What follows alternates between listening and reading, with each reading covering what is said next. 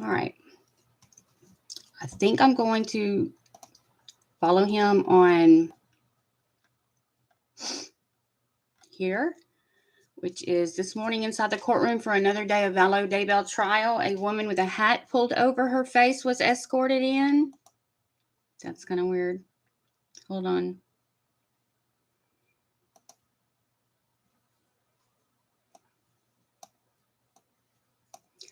Trying to see how I can have both these screens up.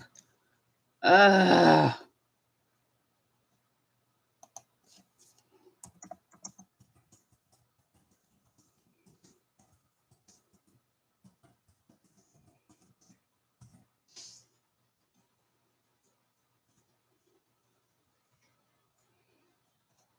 Okay.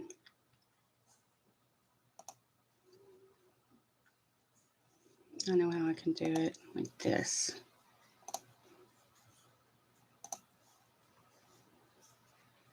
Yeah, I gotta get somebody to look at this computer. It's a mess. Okay, put that down there. Nope, can't do it that way. Let me know if y'all can at least hear me. A woman with a hat pulled over her face was escorted into the courthouse by a Rexburg police officer. It appeared to be Melanie Gibb. Lori is wearing a light gray jacket and black rimmed glasses. Her attorneys are here and all of the prosecutors are at their table. I wonder if she's laughing this morning. I'm trying to figure out the best way. I actually got Twitter pulled up on here.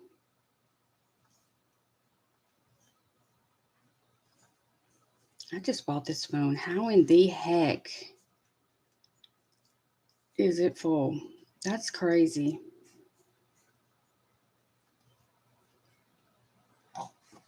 Wow. There's not a whole lot to delete, but I'm doing it anyway.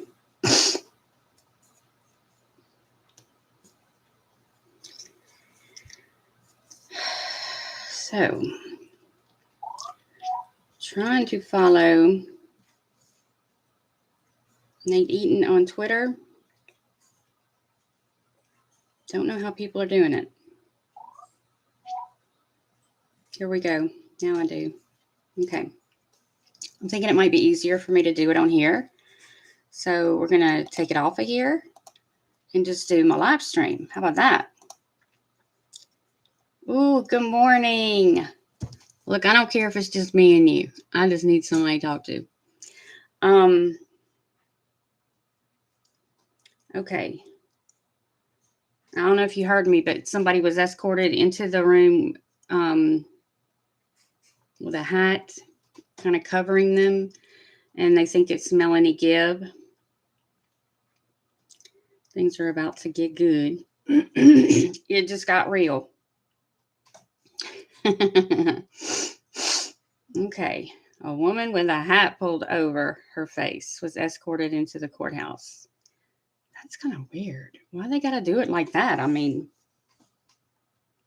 does somebody want to hurt her or something? Okay. Larry and Kay Woodcock, along with other several family members, are there. Annie Cushing and her daughter are also there.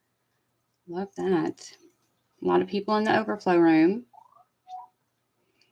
I don't know if doing Twitter from my phone is going to be easier or not. I was kind of hoping it would just update on its own. But I guess we're just waiting now.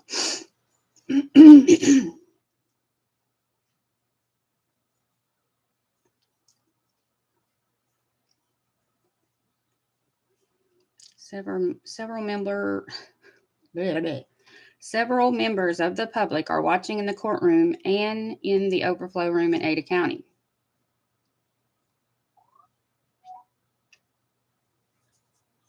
Well, while we wait, there's something I wanted to talk about. I know, like they had somebody in witness protection. She must think she's something. I don't know. Maybe she gets hate mail because, I see through her. But she's going to be a strong, good witness, so whatever. Let God handle the rest. Yesterday, what part was it? Man, I was just thinking about it. I was like, man, I gotta know. And now I can't remember what it was. I'll remember, I will. I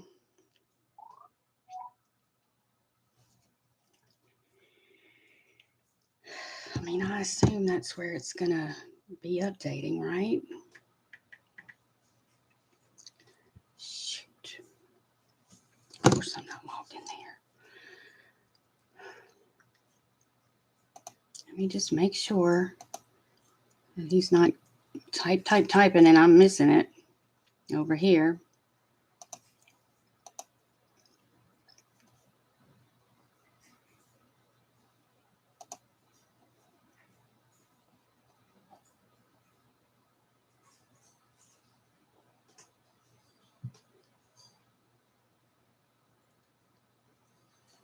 Nope, not missing nothing. He's put up a timeline that might be helpful for more people. The latest timeline of events. Love that. Gonna save that. Oh, goodness. I meant to close that door. Weather is rainy and cold here, so I will not be going to one of my appointments, but I do have to go to my other appointment, which is the gym. It's not really an appointment. It's just my body needs it bad. But I'm not going to leave till like 1:30. Jurors have been brought in the room. Attorney Lindsay Blake will now question Melanie Gibb.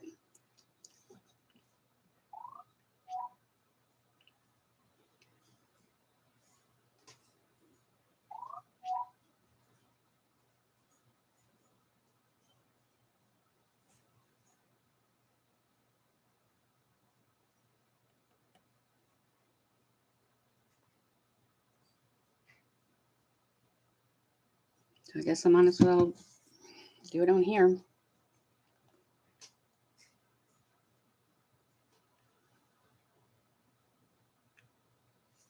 I used to know how to make all these things smaller and other ones bigger, and now I don't know what the hell I'm doing anymore. But we're just going to do it from my phone again, I guess. I'll keep that timeline up.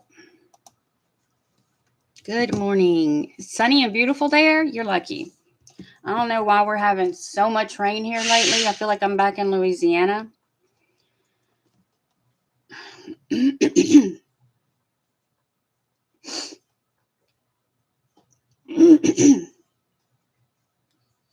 Judge Boyce has entered the courtroom. He reminds everyone in attendance to follow the courtroom conduct order. Larry and Kay Woodcock, along with several family members, are there. Annie Cushing with her daughter is there. Lori's wearing a light gray jacket and black rimmed glasses. Her attorneys are here, and all of the prosecutors are at the table. And if you didn't hear, a woman, this is ridiculous. A woman with a hat pulled over her face was escorted into the courthouse by a Rexburg police officer. It appeared to be Melanie Gibb. She must think she's something. Maybe she gets death threats. I don't know.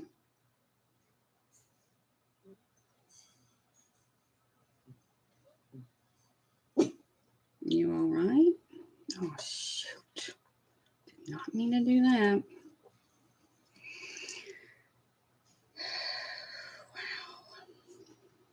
Wow.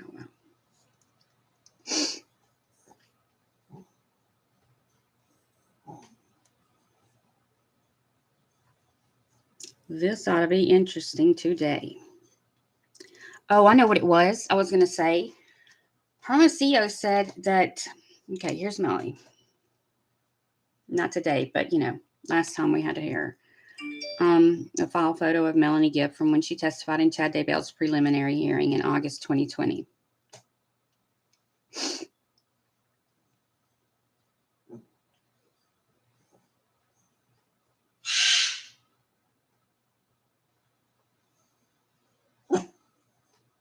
Okay. Melanie says she met Lori at a church event in 2018. She says she met Chad a year or two before she met Lori. Oh, that long ago? She says when she met Chad, it was a casual introduction to each other. They periodically saw each other, but were not close friends. But it is Melanie Gibb who invited Lori and Zulema to the Preparing a People event where Chad is going to be speaking the first time Lori met him. So Hermosillo was saying that the first time he called Melanie Gibb, that she said she didn't have JJ, and that's why they went and got not a warrant, but a whatever you got to get to bust up in somebody's house. I sure hope that shit doesn't come out in trial, because that'll put a huge hole in shit. I am pretty sure, didn't Melanie Gibb state that it took her a week or so to finally tell the police she lied, she was sorry? I mean, I remember that because I was like, she lied to the police. That's a crime. That's going to come out, y'all. It's about to come out. It's just, it's going to come out. They'll put Hermosillo back up there. They'll be like, okay, so what was the crime? Why did you go get a warrant and bust through her door? All he needs to say is, I was looking for a child. I needed to do a welfare check, and I was not getting, I wasn't finding out where he was. So we were going to bust up in the house just to even see if a child had been in here. I mean, because that's not what Melanie Gibb did. Melanie Gibb lied and said he was there. And it took her a good week or so to come clean, remember? And then Donna Serafina said something about Hermosillo straight up lied about all of the tips and stuff, because, you know, Donna Serafina actually had the police ask her to do readings for them. They questioned her and got recordings from her, and when Wood even asked about psychics, he was like, no, none of those played out. It made me try to wonder, was that why they went over there that one day? Was it her that told them to go look there? Because she had described the tree and the shallow grave and the wood and the rocks and all that like 3 months before. And she was so spot on that the police even contacted her and asked her questions and got her to go under or whatever. Melanie says she and Lori kept in touch after they met. No. So sorry. Oh, wait, that's right. Melanie says she and Lori kept in touch after they met. Melanie met Tylee within a week of meeting Lori, and Melanie did not really like Tylee too much. Melanie says Tylee seemed upset and frustrated with Lori most of the time. She was a teenager, and her mom was a whack. There was tension in the relationship, Melanie says. Melanie says she met JJ within a week or two of meeting Lori. And I think Melanie also has an autistic child. She has like 4 or 5 boys.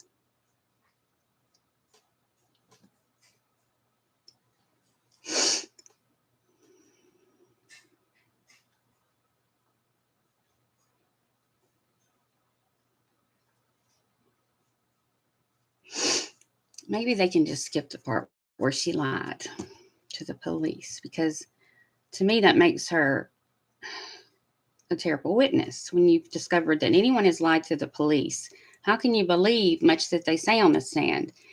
So hopefully we can leave that part out for today, because I still feel the same way I do about Melanie Gibb as I did back then. But if we need her as a witness to give us all kinds of information, then obviously I guess nobody else can, then let's do it.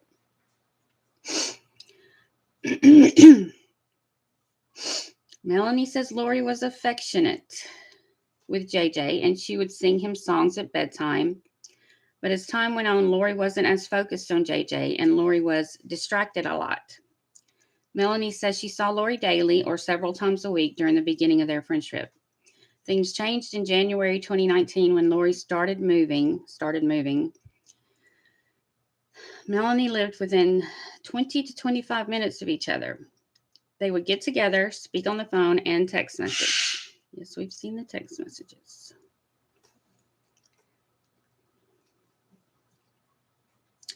Melanie. In January 2019, Lori decided to leave Arizona and stay with Alex. Then she went to Hawaii, then to Texas, and then back to Arizona by July 2019 when Charles was killed. Oh, that's the first person that has said Charles was killed. Other people have just said her husband was alive, her husband passed away, her husband wasn't there anymore, that kind of stuff. She says when Charles was killed. So we got these people on the stand going, what? We finally hear that the husband was killed. Of course, I think that's all they can say. Well, they might be able to say Alex killed him because he did. He admitted to it, but that hasn't been on trial yet. So I don't know.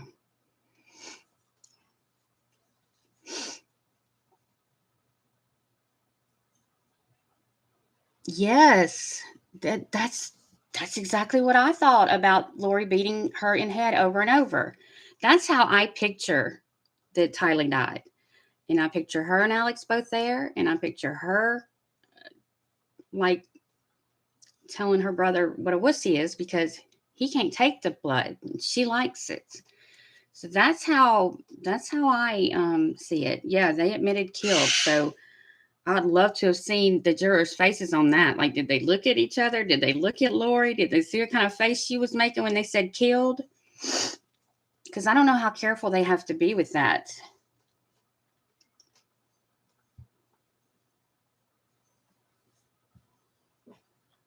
Murdered. Dude was killed. I bet they were wishing they could whisper to each other at that moment, like, what? Did they say killed? But then they go back and they look at the things that she's been accused of for trial where she is right now, and that's not on there. So that's got to get them wondering. Some of them might accidentally have to look that up. I hope not, but I mean, you know what I mean. If I was a juror and I really didn't know, I'd be like, what? I got to know what happened. But I mean, it's not like it's big ass news if they do look, because her damn brother, just one more person he killed for her.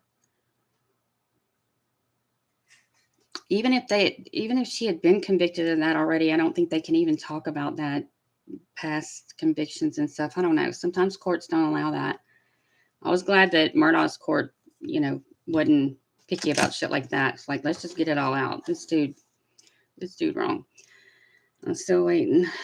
So, man, you see how unstable that is too as a mother? Anybody who's ever gone through child custody knows moving is one of the huge no-nos. I mean, I didn't get child support for the first freaking 13 years of our lives, and sometimes worked 2 and 3 jobs, and moved closer to my family with his permission and got in trouble. So it's considered very unstable. You're supposed to stay, and you're supposed to stay near the father if that's what he wants. And he's very abusive, and it took me years to prove. They're like the Cajun Mafia in Louisiana. I'm not kidding. Not kidding. It was a 16-year custody battle, and it was horrific, the things that they could do to me and my children because we weren't from there. And it was a tiny little town where I think they're all related. I'm still waiting. Okay, Melanie says Chad and Lori. Whoa.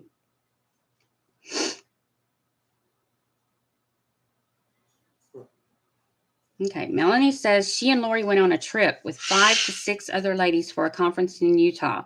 Melanie observed a meeting between Chad and Lori. I didn't know all these other people were with them. Chad and Lori had never met before. The conference was Friday, Saturday, and on Sunday, most people went home. Chad stayed Friday and Saturday. Lori and Melanie were in the area Friday and Sunday.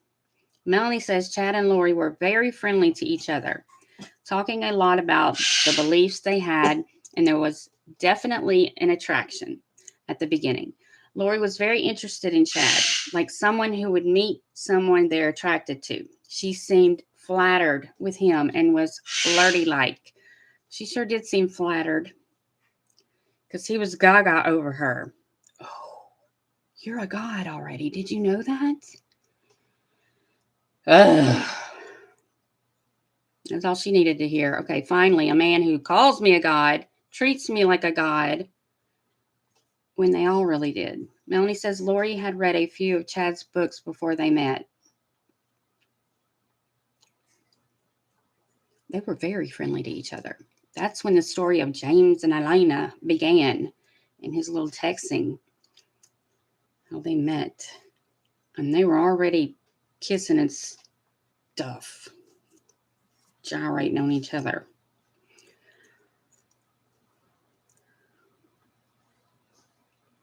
Yeah, she read a few of his books all right, and she bought a few of them, trying to give them away to friends and stuff. And April was like, I didn't, was not into this stuff. Oh, but the LDS Church put out something yesterday about how they don't believe in certain things that they sure as hell did believe in, like multiple probations and something else. I saved it. I'll look at it in a minute. But those people, none of them are damn prophets if they got to keep changing their doctrine. They call it, the word of God. It comes from God, but it keeps changing. I don't see how so many people fall for that shit. Excuse me. I'm sorry if you're LDS. I don't hate you. And I'm sure there's many, many, many real good Christians that are LDS. I just have issues with them. Melanie is asked if she ever spoke with Chad about the first time she met Lori. She says most likely, but doesn't remember. Melanie spoke with Lori after Lori meeting Chad. She shared with me that he told her that they had been married in another time, which means we can have and get it on, in another time period. She did believe that. She had already had the belief system that this multiple lives, as they would call it, she already believed that before she physically met him. I wonder if she heard about it through the books or through the church, because I'm pretty sure, like 110% sure, I read that the church believes in all that shit. I saw their little whole thing, all the processes you have to go through to get to the good place or the bad place or come back and do it again. And they're lying. They want to separate themselves from all this because these were some of their things they really did keep quiet good.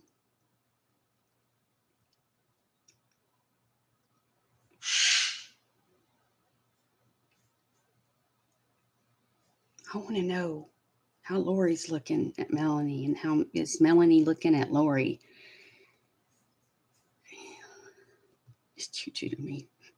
Me too. I know. I'm so glad that somebody finally slipped and said Charles was killed. People had to be wondering, because he was there. Then both spouses weren't. And then,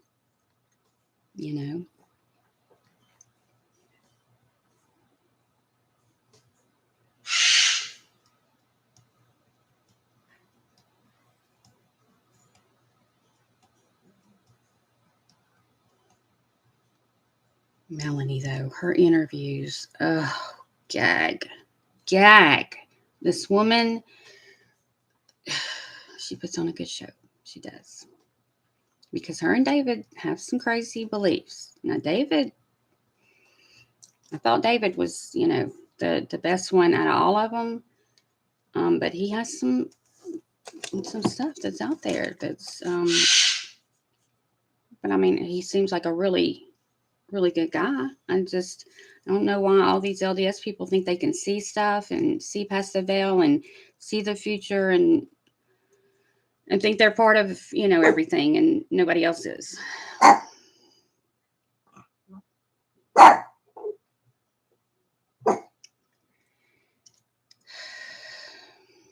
Oh, they're going to blame Alex. And that's why, if they can just prove that she conspired to do it.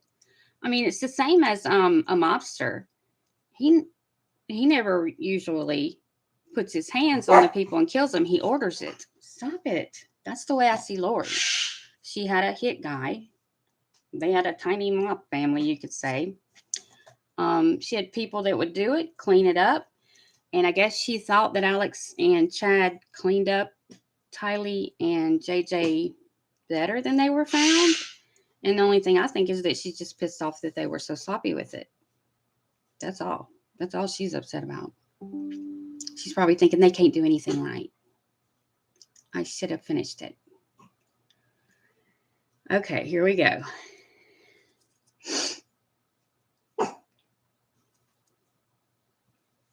Oh, God, gag. Melanie says Lori told her Lori had been married to the prophet Moroni, which is not a real prophet, okay?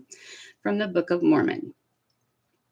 After the conference, Lori kept in touch with Chad on the phone, according to Melanie. Chad was married to Tammy at the time, and Lori was married to Charles. Both spouses were still alive. I love it.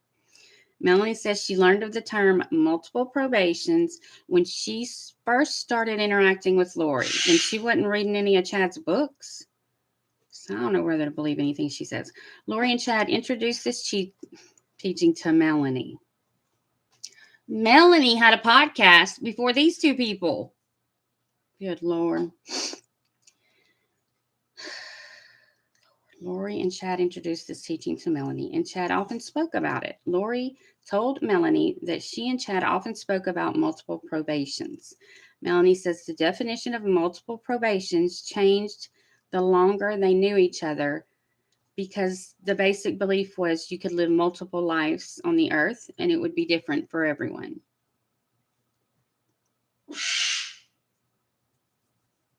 He was even the Holy Spirit at one time,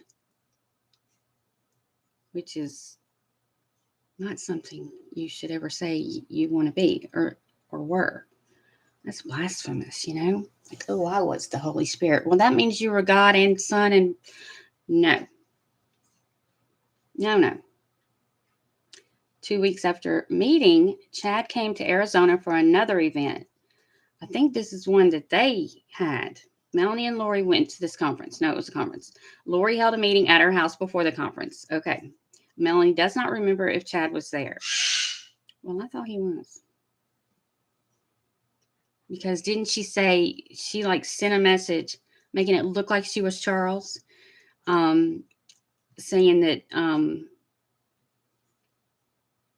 talking to him about coming, and she'd be happy to get him a room, but he was welcome to stay there, and even mentioned baseball and books. And God, that's so deceitful. I'm so glad that Charles found that. 2 weekends after the meeting, Chad came to Arizona. Okay.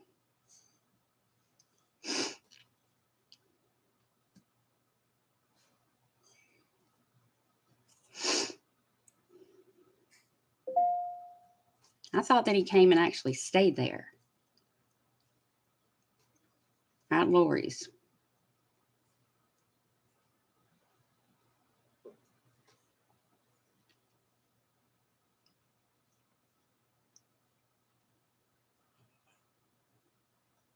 And see, to me, they can blame whoever they want to blame. And yeah, he's dead now. But everything that dummy did was for these two. And there's so much evidence to it, it's ridiculous for them to even try to just say it was Alex. Well, did Alex have all y'all's phones typing back and forth all this stuff, or no?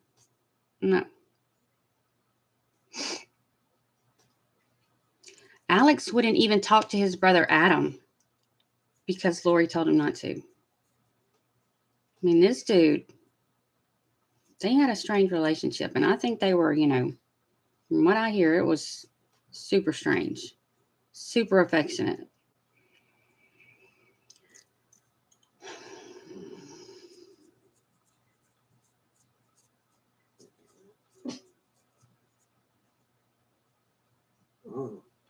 Multiple probations is definitely something the LDS Church believes. That's what makes me so mad. Let me see. I know I made a copy of it. What did I do with it? Nope. I just saved it in Chrome, I guess.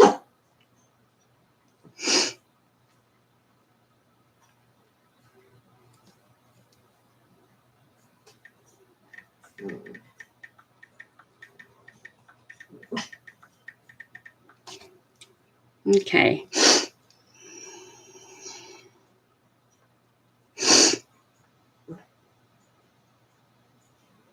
Lori Daybell's attorney says she's being manipulated and reached out to LDS. That was 2021.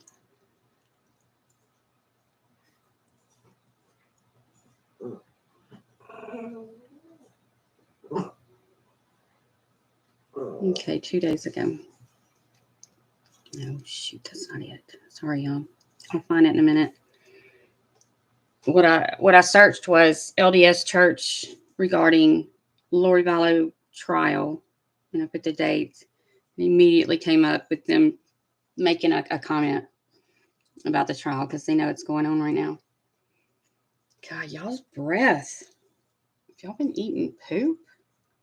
I need to brush y'all's teeth, I guess. Oh, so did y'all listen to any of the trial from yesterday? I listened to as far as I could get today, which was pretty much where we left off yesterday. So I think that was it, huh? That might have been all of it. Still waiting.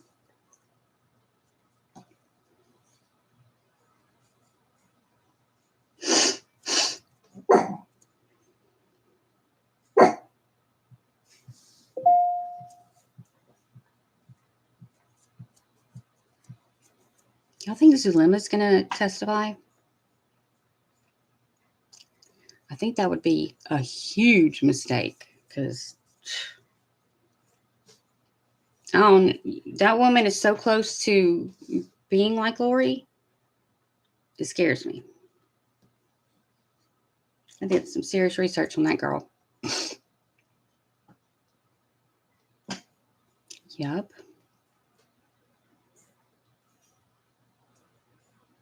Oh, yeah, the Freemason stuff. Yep. I think they're both cults, really.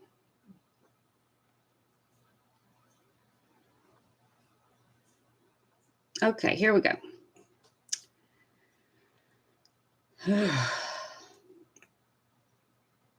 Melanie saw Lori and Chad interacting at the conference.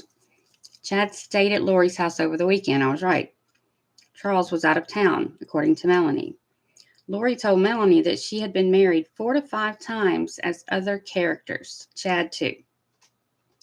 Lori told Melanie that the weekend Chad came to Arizona, they met in the LDS temple together and were sealed together.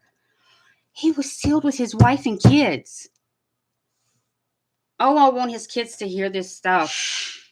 I had forgotten about some of this stuff. I thought they did it after they got married, though. They were sealed together by Moroni and Jesus Christ. Never mind. That relationship of multiple lives was reunited. All of the lives were reunited, I guess. This happened in a waiting room, not a sealing room in the temple. They must be special. Lori was open with Melanie about her feelings for Chad. Lori only told people in her small group about her and Chad. Lori told Melanie about the 144,000 people who will be here during the return of Jesus Christ to earth. Lori then said Chad and Lori would be leading the group and do a lot of missionary work ahead of the second coming.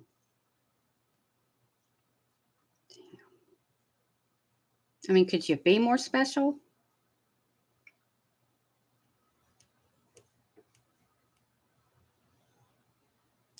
Melanie lists the names of those who were in the group and close with Lori, including Alex Cox and Melanie Pulowski. Within weeks of Melanie meeting Lori, Lori began telling her how Chad and Lori were supposed to lead the 144,000. I can't wait to hear this testimony. Melanie describes a light and dark scale that Lori told her about after she met Chad. Boy, I hope they admit this into evidence. People who were light had signed contracts with the Savior. Those who were dark signed contracts with Satan before coming to earth. This is when they were celestial babies, which we were not, okay? Satan was not my damn brother. But he was theirs.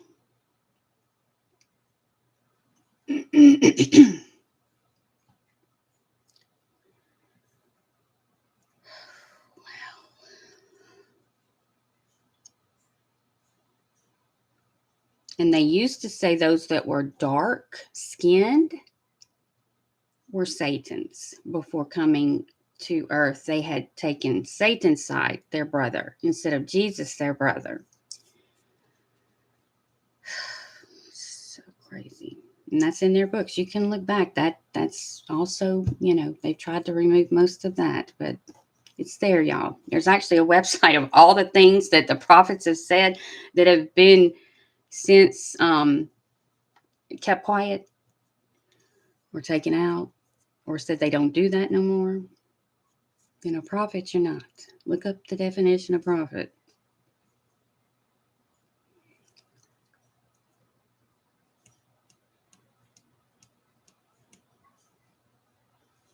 Yeah, see, Melanie Pulowski, that might be another freaking witness they don't want to use because she's whack.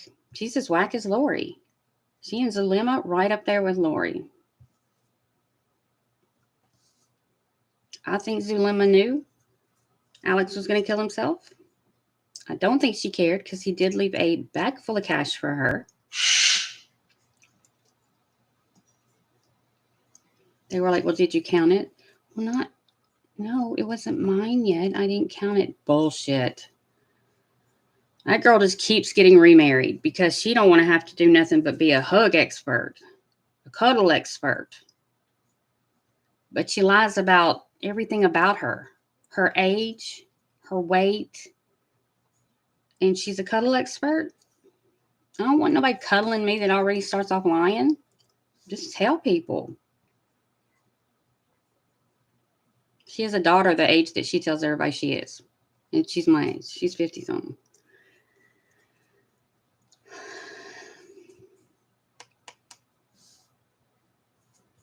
Yeah, if somebody tried to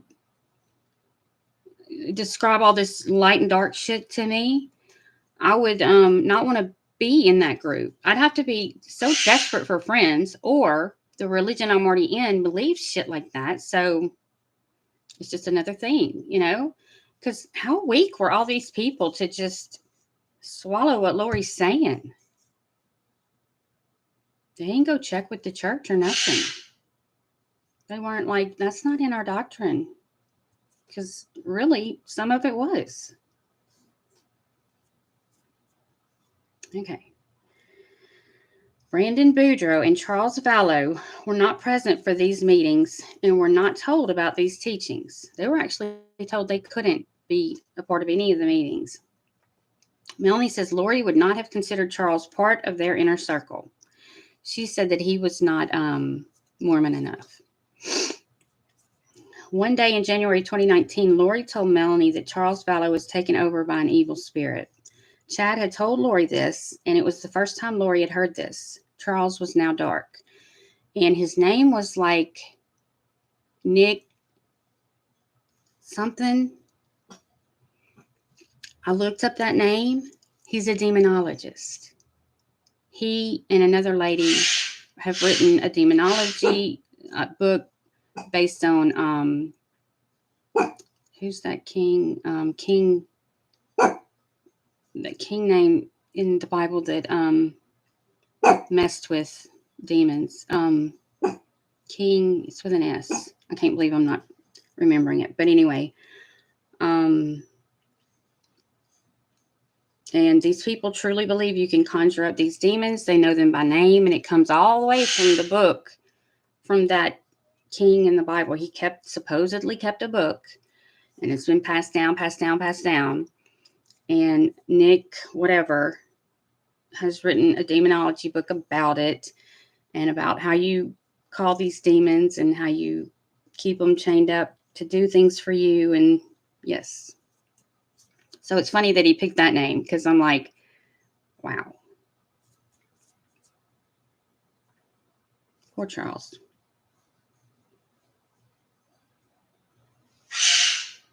Damn. Lori said she had a dream where Charles was in a car accident in Texas and would not be coming back home by January 1. JJ was with Charles at the time and would have been traveling back with Charles. I'd have been like, Charles, go check your car. Get it checked. But she's making this shit up. Charles was never in an accident. Melanie asked Lori what happened. You shared you thought he was going to die. And Lori responded, he didn't because Satan interfered with the plan. Now, this is something LDS Church believes. It's called,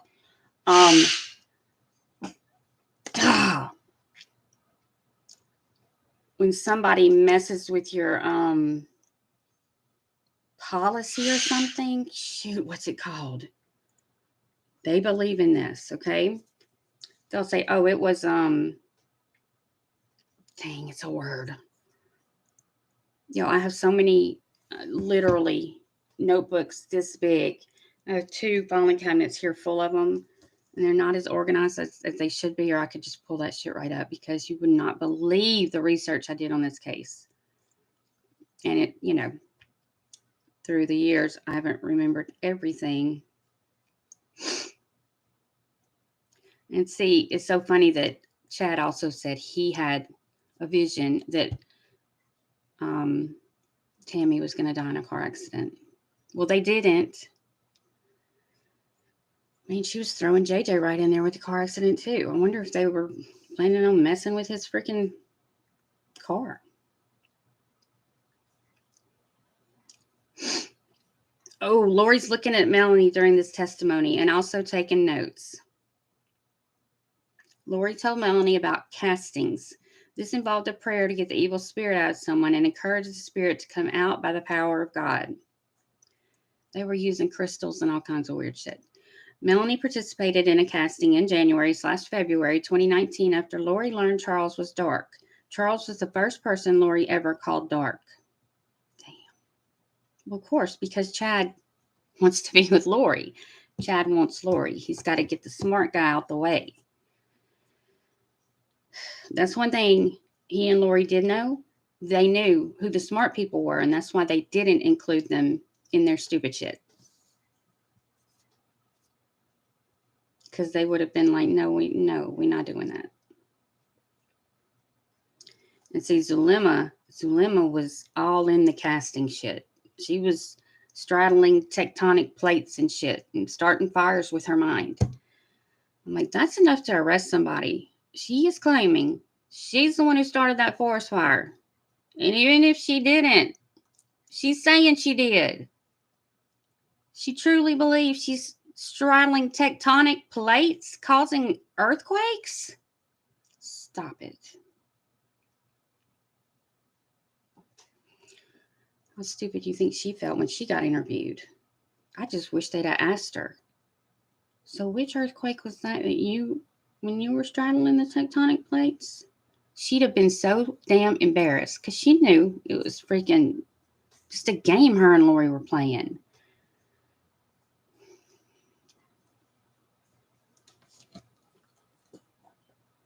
The first casting Melanie was involved in was with Lori and a group of women at Zulema Pastina's house.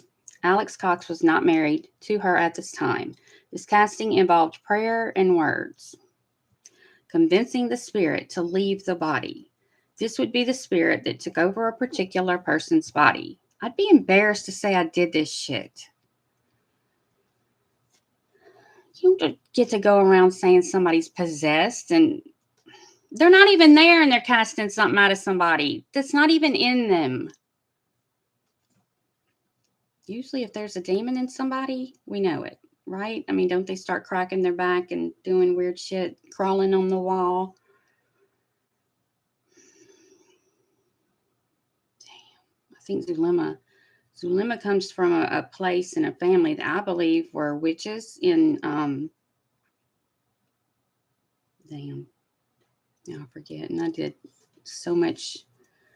I looked up so much on her. I know every one of her damn husbands, kids, where she was, when she was, what she did to them.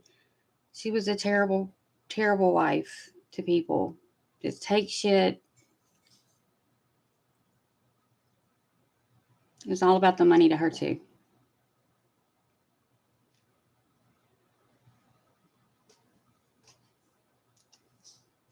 And from what I hear, they were able to get a whole damn group of women to do this on a regular basis. I'd have felt like a fool. And then what do you go home and tell your family you just did? Oh, we were just having a prayer meeting.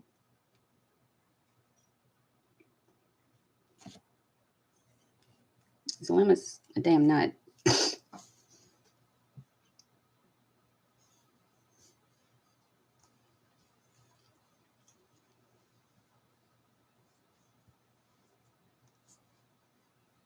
Zulema was like to the police, why can't I go in my house? Why aren't you letting me go in my house?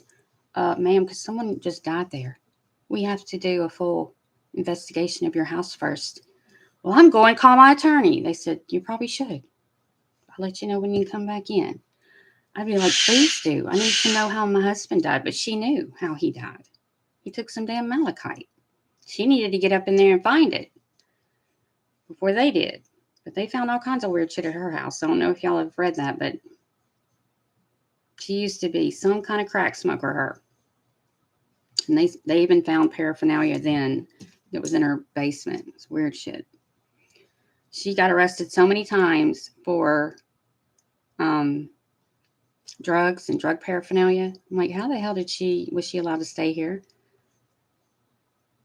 Because she was not, at the time that I know of, I don't think she was an American citizen yet, and I still don't think she is.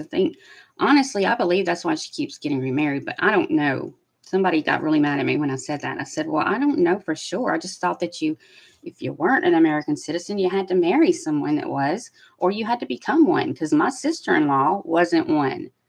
All the way, up to she married my brother, and then she became an American citizen. She always lived in America, though, so I don't know. Man, I bet this girl's saying so much that poor Nate don't even know what to type.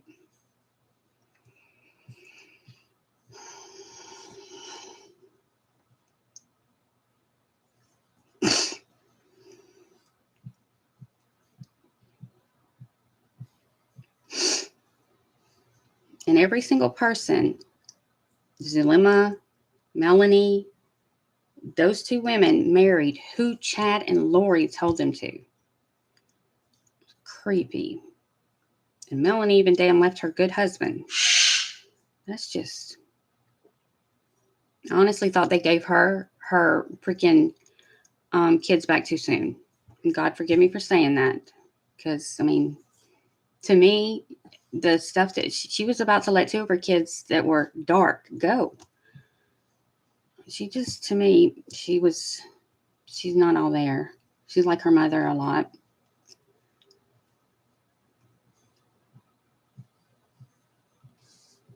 I don't know what's going on because it's taking him a while to tell me.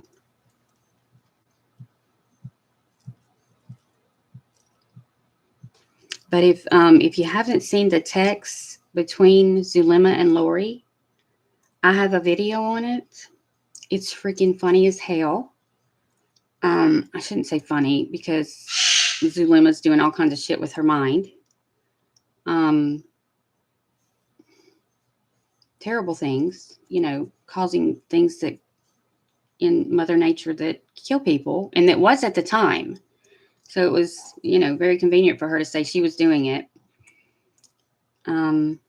It was the season and the places where usually it's dry. There's forest fires. There's, the different things that she was doing just happened to be going on at those times. And so she claimed that she was doing them. And she attached a video to one of the texts showing her as the girl on Frozen that's on the beach trying to run at the water and then freeze it so she can go over it. Zulema said, this is how I feel. I was like, girl, I would not tell people that shit. You should be embarrassed. They were just playing this make-believe game back and forth. Neither one of them really believed half the shit. I think they did believe some of it. I don't know. It scared the hell out of me.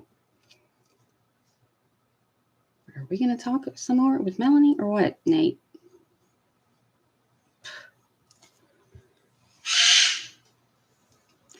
I wish we could just read the damn court reporter's notes because she's typing fast. And I love Nate. Love him. I do wonder, is he LDS? Because, hey, Carrie, For all we know, everybody in this damn case is LDS. But I did learn, I think Nate Eaton moved there from somewhere. So, people that aren't LDS over there in Utah and Idaho, they're treated badly. Because even the high school kids will treat you terribly. Like, you don't hold hands with someone that isn't. You get caught kissing them, you've ruined them. Just stupid shit. They don't want their kids to play with kids that aren't. I'm still waiting on an update.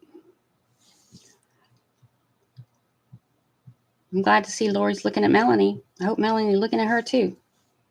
At least, I hope she looks at who's asking her the questions, but sometimes I hope she looks over at Lori like, yeah, I'm telling it all. You're not getting away with this shit.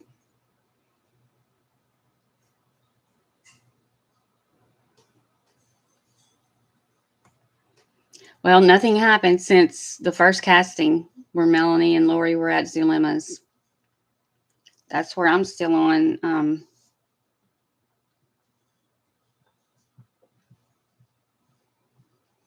But it's funny because Zulema kept pushing. Is it Alex that you think I'm supposed to be with? That you and Chad think I'm supposed to be with? And see, Alex had started getting a shitload of cash from Lori at this point. A bag full, literally, at one time.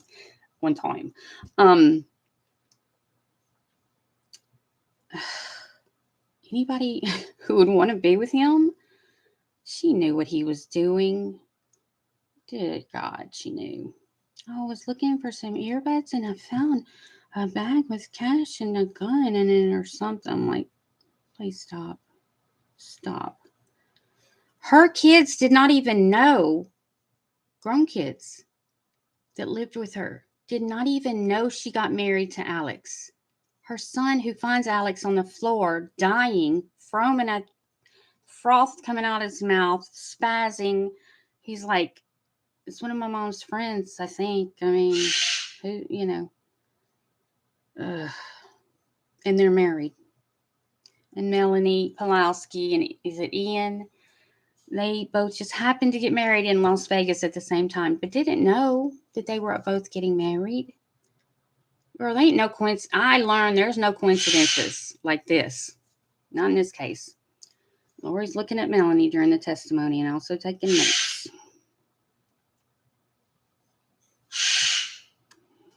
She's probably right, and she believed it too. Ask her about this. And you know what she's going to say? You know what Lori's writing a note of? Ask her about how long it took before she told the police she lied about having JJ. Oh, I want to be like Hermosillo. Why? How do you not remember that shit? How do you not remember that bitch lied to y'all? God. That's gonna throw a wrench in some stuff. It ain't big enough wrench for me to mess up nothing, but you never know the jurors. You never know how they are. Every damn one of them could be LDS.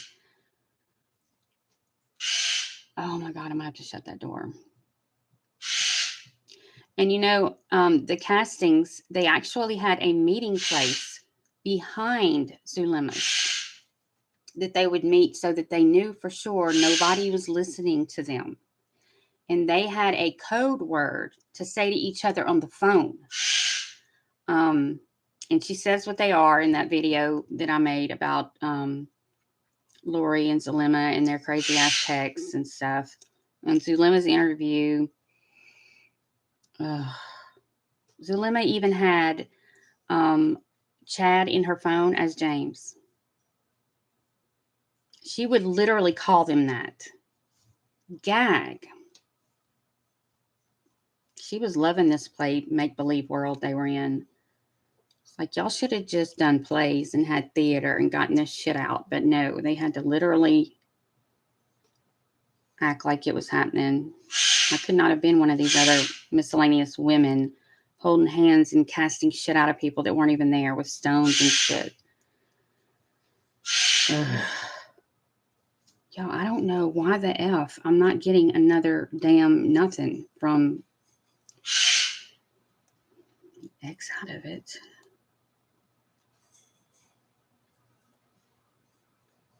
Here we go. Damn. Oh my God, there was all kinds of shit.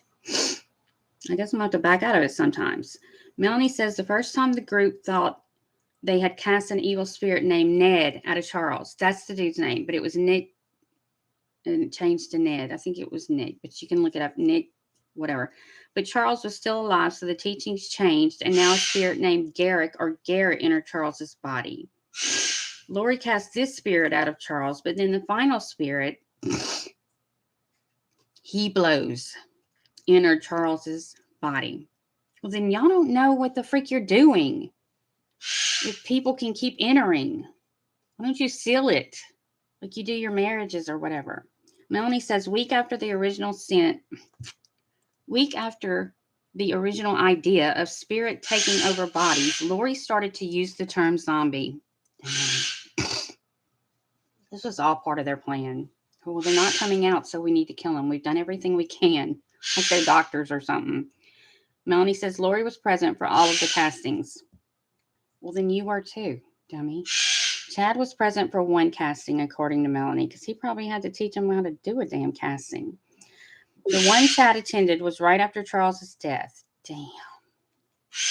Melanie recalls possibly participating, oh my God, in a casting for Brandon B. Lori told Melanie that Brandon was dark and he had an evil spirit in him because he had $1 million damn dollars. Brandon was part of Hitler's group. I forgot about that. And was considered a very high dark, Melanie says. She does not recall participating in castings for anyone else. Well, I think that covers it, Melanie. Let me go shut my door so the bird... Here you go, babe. Oh. So the bird won't make everything echo. Hold on, Jerry. I got you, babe. I got you. Sorry, Coco.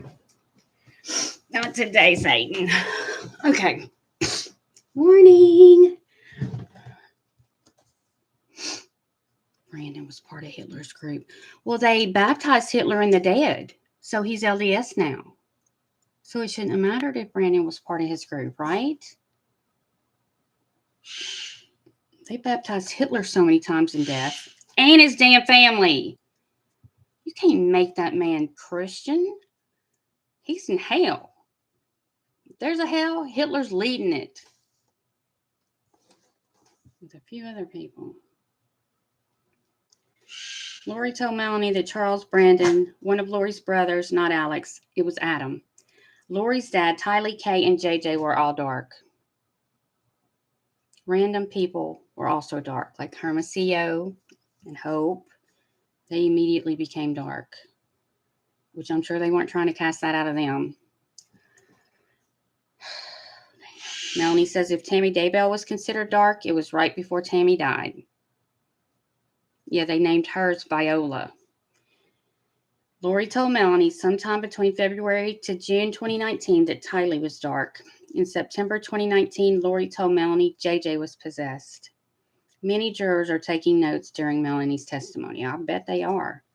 The night before Charles died, Lori told Melanie that Alex was spending the night at her house because Charles was going to kill her. Okay. And see, Alex probably really believed he was going to try to hurt her. But regardless, it was an ambush. Charles didn't do shit to him. After Charles died, Lori told Melanie that he had been argumentative with her. She took his damn phone and ran around the house. He had to run after her to get it, and that's how he got shot. He just, they planned that. The spirit told Lori to pick up Charles's phone, and he was upset she took his phone. Lori said they argued. He threatened her, and Tylee came out with a baseball bat to protect herself. From what? Shit. Alex went to get his gun to protect him, and then he shot Charles. This is all according to what Lori told Melanie. Now, I found out later because I was like, Alex ain't supposed to have a gun. Alex has been arrested twice for attempted murder in 2 different states. But supposedly he took some kind of stupid gun class and had a 60-day probation or something on the other one, and he can own guns now. Stupid, stupid, stupid. He never stopped trying to kill Joe. I think he and Lori killed Joe. I do. Oh, God. Melanie says after Charles died, Lori and Chad were happy. They sure as hell were. Prior to Charles's death, Melanie says Chad and Lori communicated multiple times a day. Melanie says Lori had 2 to 3 cell phones. She had some burner phones. One phone was just for Chad. How'd you keep up with that shit? I wouldn't even want to have that many men in my life. Or try to keep up with who all I was in my prior life. Who the hell you think you are to say you were the Holy Spirit and James the Baptist or whatever his name was? Yeah, that was Lori and Chad were biblical people, and Melanie Pulowski was their daughter. James the Baptist and something. And Melanie's like, I knew I was special. I knew you were like my mother. Ugh. Melanie asked her one time, she goes, well, it could be the devil telling him these things. And she said, then he's a real good, or something like, what if he's the devil? And she said, then he's a real good one. Somebody said that about somebody, I'd be like, well, you need to make sure. Is he or isn't he? Because it sounds like he's killing people. I don't think God would want you to do that. I don't think he'd give you and Chad, y'all can kill, you two can kill people. It's okay. Lori told Melanie that she and Chad would meet at hotels. Ew. I thought it was always done with Moroni and Jesus in the temple. Lori shared they were intimate while Charles and Tammy were still alive. Damn, I'm glad somebody said that out loud in the courtroom. Lori said this was according to God's will because they had been married in multiple lives and had a mission together. So it was okay that they're having sex while they're married, even though Chad and his wife and his 5 kids are sealed together in the temple, which I don't believe in that shit, but they did. You can't be sealed with 2 people, 2 families. You're not even supposed to get damn divorced, and this woman did it 4 or 5 times. And all these men converted for her. I don't know how she got that done. Ugh. During this testimony, Lori is frantically taking notes in the courtroom. She does not like all this shit because this was her best damn friend. And I bet you anything somebody said that. Maybe Melanie. I hope Melanie was like, I was her best friend. But that makes her look stupid too. Because she was right there with her, preparing a podcast. Feel the fire bullshit. They had, you got to watch that video too. They had Chad on as a guest. You would not believe the shit he claims in that. Oh my gosh. He tells you about his 2 near-death experiences, which are bullshit. I think he did hit his head real hard, and I think that was one of the things that's wrong with him.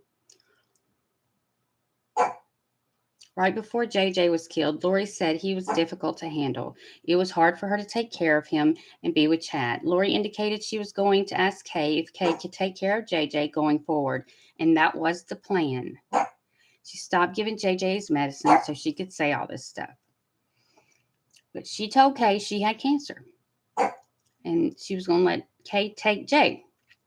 And that's what they wanted. They were like, just give him to us. That's good. Then when she found out after Charles died that she didn't get the $1 million, I think that's why she went ahead and made him a zombie and killed him. That's how evil that bitch is. It was all about money. Melanie says the last time she saw Tylee in July to August 2019 before Lori and Alex moved with the kids to Idaho. Shit, why'd she have to say? She said, but July/August. So I guess she's saying approximately. Tylee was last seen in September, I think. So I guess that's just July, maybe before she moved. That's when Melanie saw her last. Melanie didn't like her. didn't like Tylee. After Lori moved to Idaho, Melanie recalls talking with her on the phone, and Melanie heard Tylee in the background. This is probably when Lori called her a zombie because she was acting like a teenager and didn't want to babysit her brother all the time. And her mom just called her a zombie out loud, and Tylee goes, "Mom, not me." Is that not sad? You're even telling your damn child she's a zombie? And if you're smart, you're keeping up with the zombies that are dying at this point. And see, I think Tylee also knew too much, because Tylee knew what really freaking happened to Charles. And that was too much. But Tylee had money too coming in. So Lori wanted that.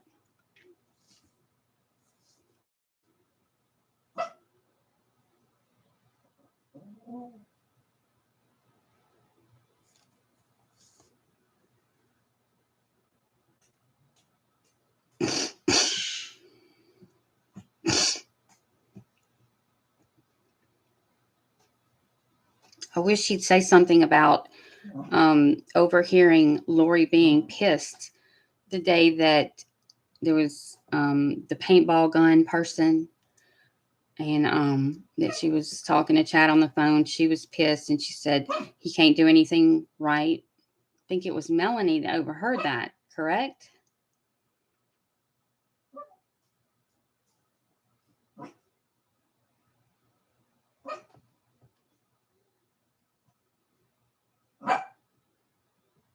Would you hush? Now, see, this is so Chad. Chad was supposed to move to Arizona. And Tammy died, and he didn't.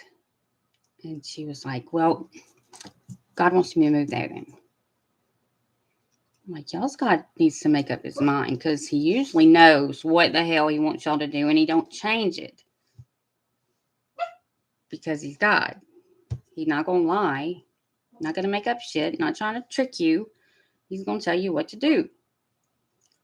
But if they're talking to Moroni, or whoever the hell all those freaking made up people were, it's just all in their head, and I think they knew it.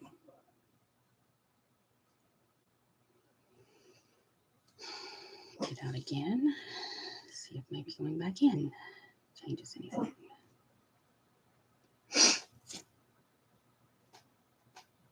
Man. But if Lori's frantically taking notes, she's obviously probably very obviously angry that Melanie's up there telling everything, all their deepest, darkest secrets that really weren't kept that secret. And the jury sees that. I'd be like, she's pissed. She don't like this. I mean, this girl's naked in front of us. She's exposed. She don't like it. She should be humble pie at this point and just freaking take her damn medicine.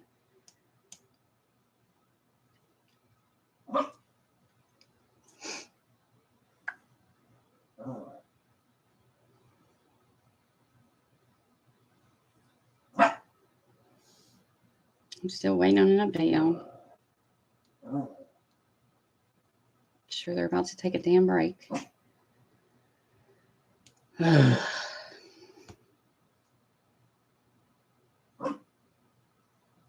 They were even doing podcasts at this time while Lori's living in Idaho. Melanie even traveled there with David to do it. So a lot of the shit Melanie's talking about, they talked about in their podcasts, especially when Chad was on. The stuff Chad says, holy cow. A wave knocked him out of himself on the second, I think, near-death experience. And dear God, it's just stupid shit. Like Julie Rowe, the stuff they say. Julie Rowe said not too long ago that she was about to have her eighth or ninth near-death experience. Like she knew it was coming. Damn. Just die already. Damn.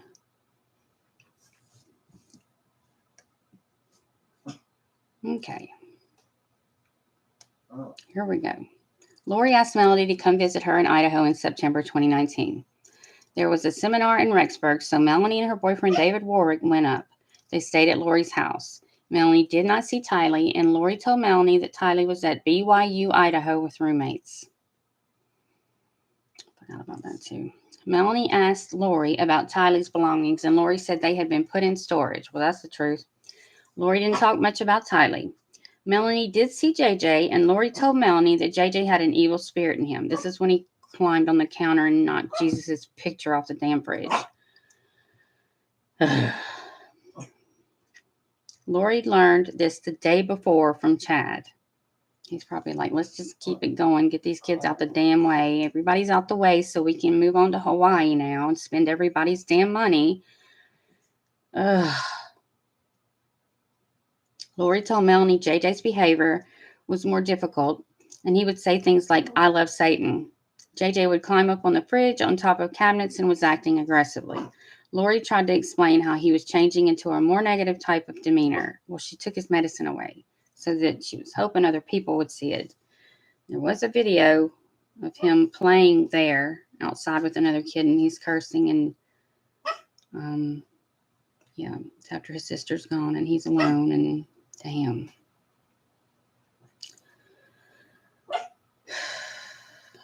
Melanie says she did not notice any changes in JJ, and he appeared to be a typical 7-year-old autistic kid. Melanie has experience with autistic children and says his behavior was normal. She never observed him climbing on counters, but one day he was upset and Chad took him upstairs. I'm surprised he did anything with Chad. You would think he would not like Chad.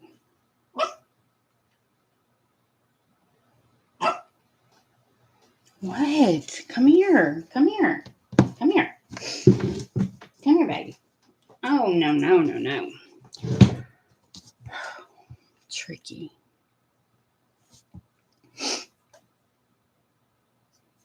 Yeah. I think she had the fat transfer surgery because I had it a long time ago, and she was describing exactly the time and everything. I think that's what she did. I really do. I did a video on that. I was like, I guarantee you that's what she's doing.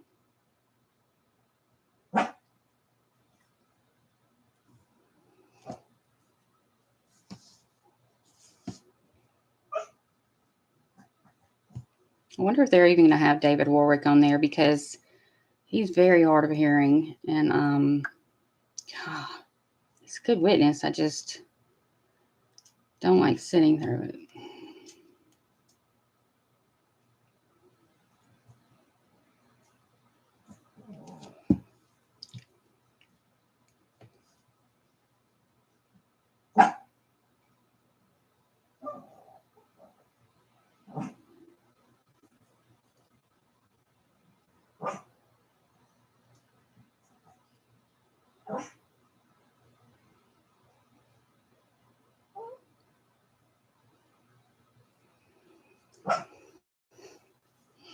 When Melanie asked about Tylee's belongings and stuff, I bet she was already starting to think, I wonder if they killed her. But she's still hanging out with her.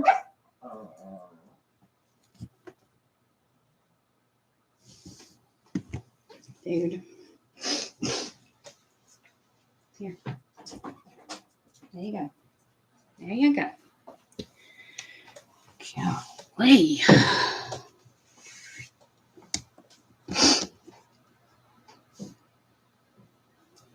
See, it was so strange for me that Melanie, all the things that Melanie said, all the different times that they interviewed her, because I'm like, girl, you were up there with her to the very end when she got caught.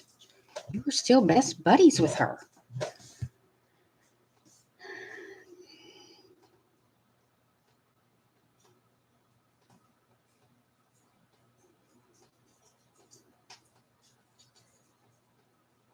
Still waiting on an update.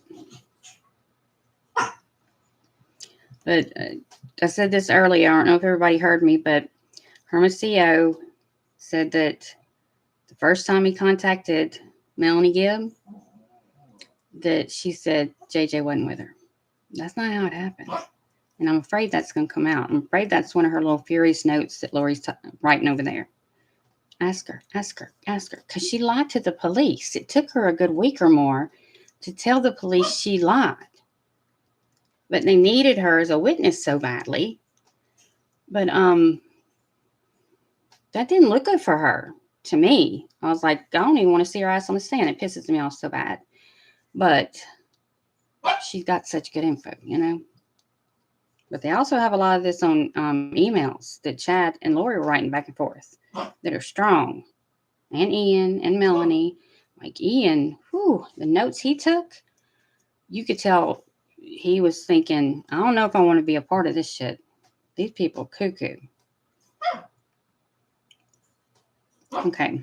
After Chad took JJ upstairs, he came downstairs and Melanie asked Chad why his neck was so red. Chad responded that JJ had scratched his neck. Damn, I wonder what Chad did to him. I never heard that before. That makes me mad. Melanie says Chad and Lori were very affectionate that weekend. She went with him to walk around the track at BYU, Idaho, and they explored the campus. They walked that track almost every damn day. Gross. And they'd hold hands. As they were leaving, Chad gave Lori a hug and a kiss. Chad asked David Warwick not to share about his relationship with Lori with anyone. Lori and Melanie told Moroni. Lori told Melanie that Moroni appeared to her in a temple on September 22nd. Melanie says the last time she saw JJ was on September 22nd. Damn.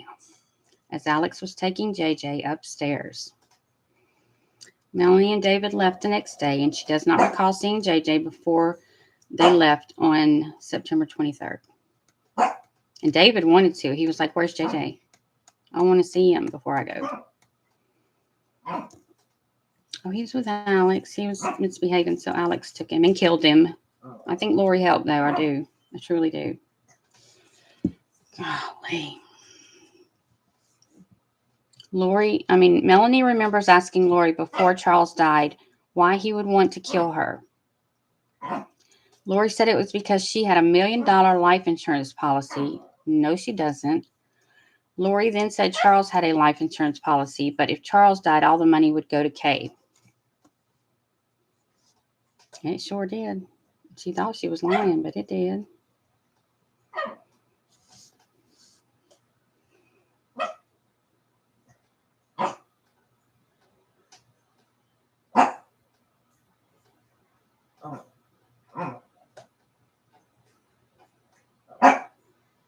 What is your deal? Stop. Or come here. Come get in my lap. I'm going to chase your little ass and put you in my lap. Come here. Come here. Come here, babe. Come here. Come here. Oh, come here. Just get in my lap and take a nap, okay? You've had your food. You've had your treat. You've gone outside. I know you're okay.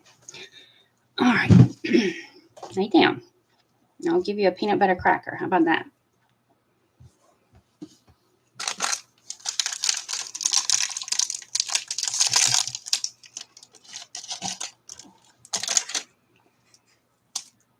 There you go.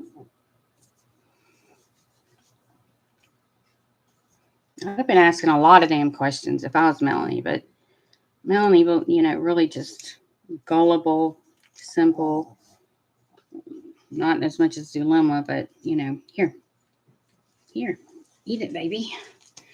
Here, there you go.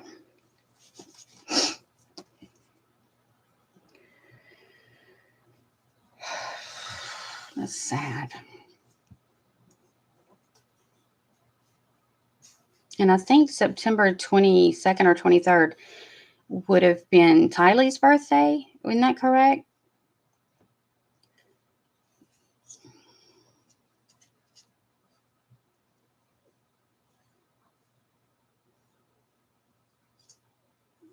Yep, it was around a week, wasn't it? That's going to come up. It's going to come up. You think Hermosia would have studied before he got on the stand?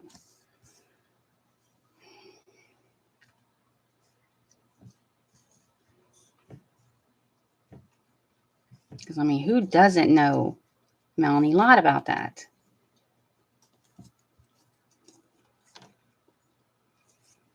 Because that was a big damn deal.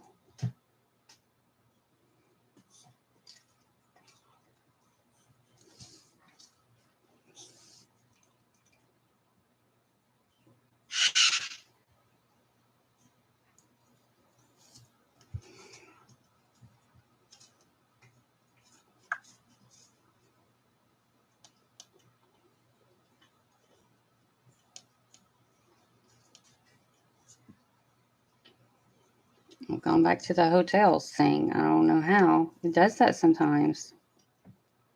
Lori shared they were intimate. Lori shared a lot about their intimacy with Melanie.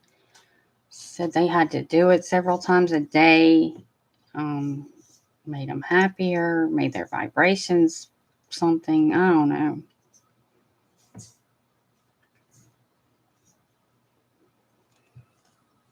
It's just kind of immature. I'm like, Lori might not have never matured past the age of 16 or something. I'm not sure. Because she never had to. Okay.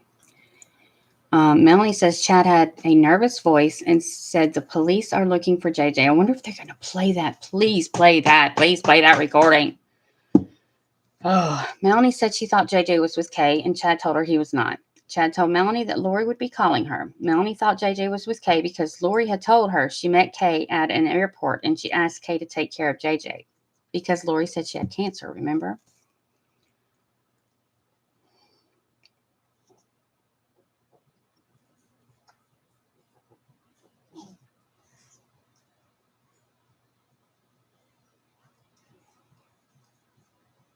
Man, and anytime anybody asked Chad about Tammy, oh, he would get so pissed.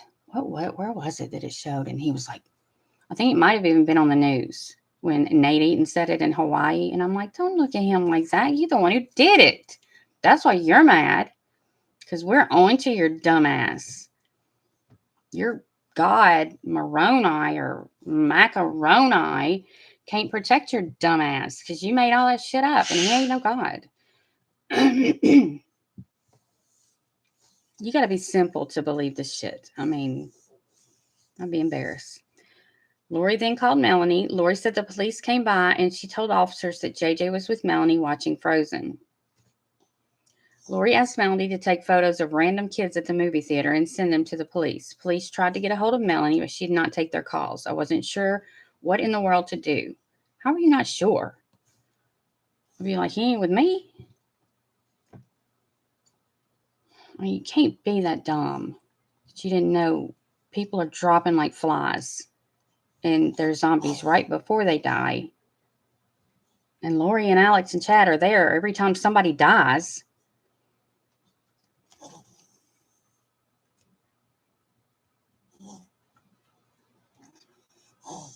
Was that yummy? You probably need some milk now.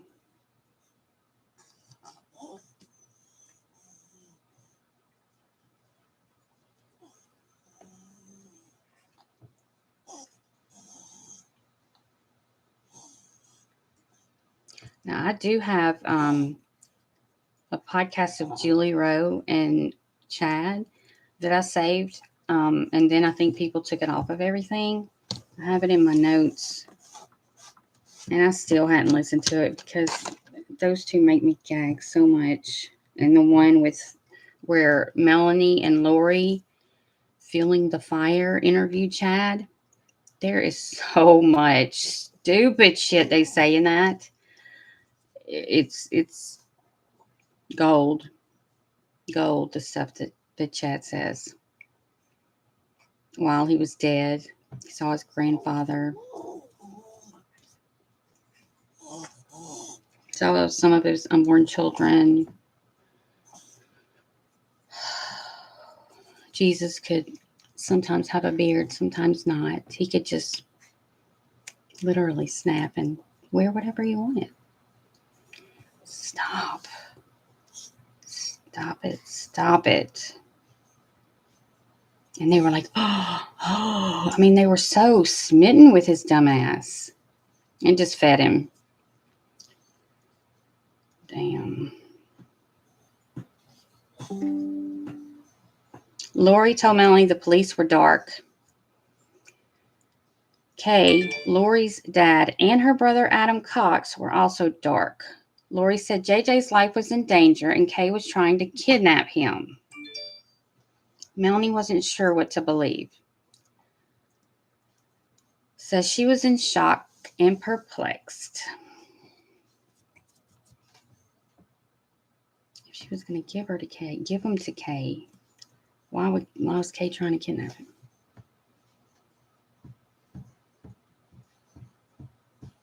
Yes, he said Jesus has blue eyes. I was like, I didn't know that. That's something nobody knew. He tried to change the damn color of his hair, and then he switched it back. He tried to make him blonde hair, blue eyes, like Hitler likes. And all the Mormons were the only ones that Hitler allowed to practice during the war because they had the same beliefs at that time. Very racist, very racist.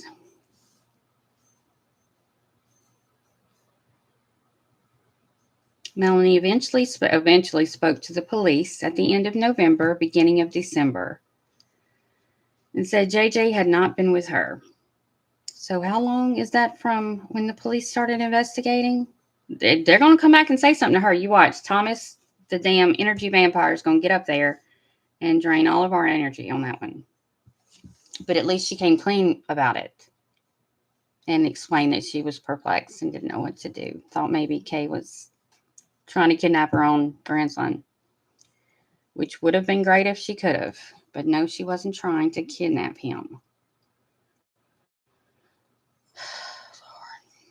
I'd be like, why'd you make up this story about giving him to Kay? And now you're telling me this. You tell me all your other stupid shit I don't want to know that you and Chad do, but you lie to me about that? Why'd you even make all that shit up? Why didn't you just tell me? If I was Melanie, I'd be asking so many more questions. I'd be like, none of this making sense, Lori. You and Chad aren't acting very Christian-y. But y'all think y'all are forgiven because you're translated beings. Ugh.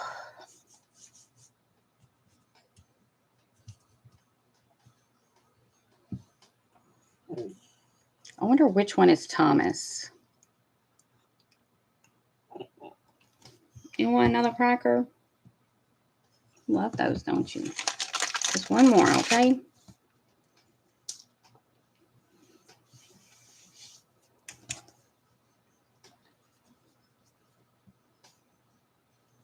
Because this attorney, for some reason, makes me think he's that Garrett attorney. Oh, no. Yeah, the Hitler shit. I did a video on all the baptisms of the dead. They even did it to the Pope, who wouldn't have wanted it done to him. And some Jews. They got in trouble for that shit.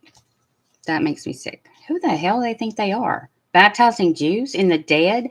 And they say they can't baptize the dead without the permission of the dead first. And that they had to do several on Hitler and his family. Why? Why can't it just take? Because he's so damn evil. And you're not even doing it. You're not doing that.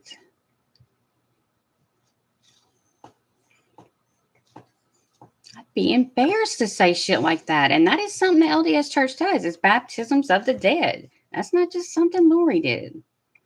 Lori said she was in the shower and that angels would type the names of the people she was to baptize in the dead on her computer. She said, I didn't know how to use a computer. I come out of the shower and the angels said, type the names. This is in her video, I think, the same video where she was talking about how she could kill Joe because the Bible said so. No, it doesn't. She reread that. She read that all wrong. I know which scripture she's talking about. And no, it said that you could go to 3 different people before you ended your relationship with that person. You could go to your bishop, you could go to your whatever in the Bible it says. You got to go to 2 people to talk to them first if they're not going to listen to you. And then you can leave that relationship. Not you can kill them. I'm still waiting on an update. I don't know what the frick's going on.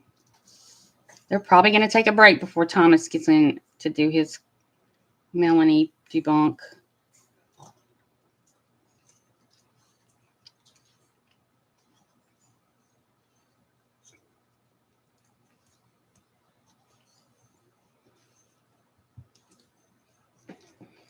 Damn, I'm trying to remember when it was. It was September when the police went looking for JJ and then realized Tylee was also one of her kids missing.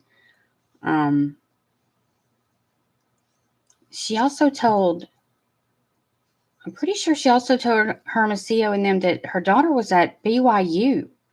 And they actually went and looked for her name in BYU, and she was nowhere, never been there. Nothing. I mean, of course not, but I'm saying, damn. They left a little bit out.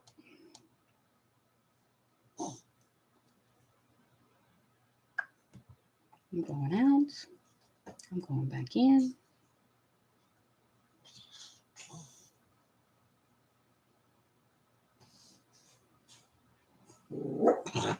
It's just a bird.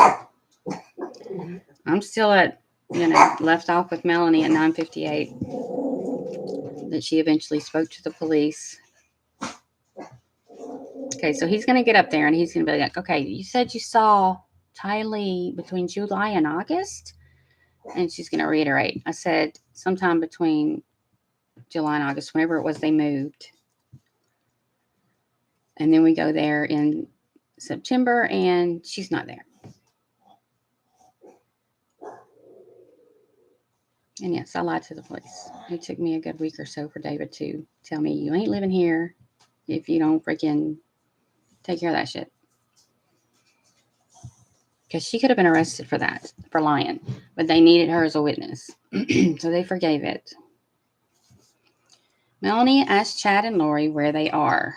Okay, wait. They're playing the call. Hell no. I wish we could hear it. Blake about to admit a 20-minute video phone call into evidence where she confronted Chad and Lori. This is the recording. 20 minutes. That wasn't no 20-minute call, was it? This is a recording on December 8th at 3:43. Is that too loud or is that okay? We've all heard this. And but I am calling Chad Daybell's phone number. Blake is now playing the call. Hopefully I will be talking to both of them, Chad and Lori. So here goes the phone call. Do y'all want to hear it or y'all want me to just read it to you?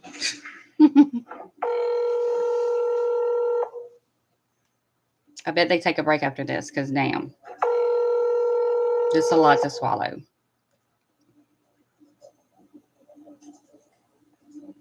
Hello, sweet Melanie. Hi, Chad. Hey, Lori. Hey, let me put on speaker. Oh, okay. Sweet Melanie. He's already trying to get her in the palm of his hands again. How are you guys? Okay, how are you doing, babe? I'm doing pretty good, thanks. I was wondering, where are you guys? Corey whore time. We're just hanging out. That's funny. Are you in Idaho?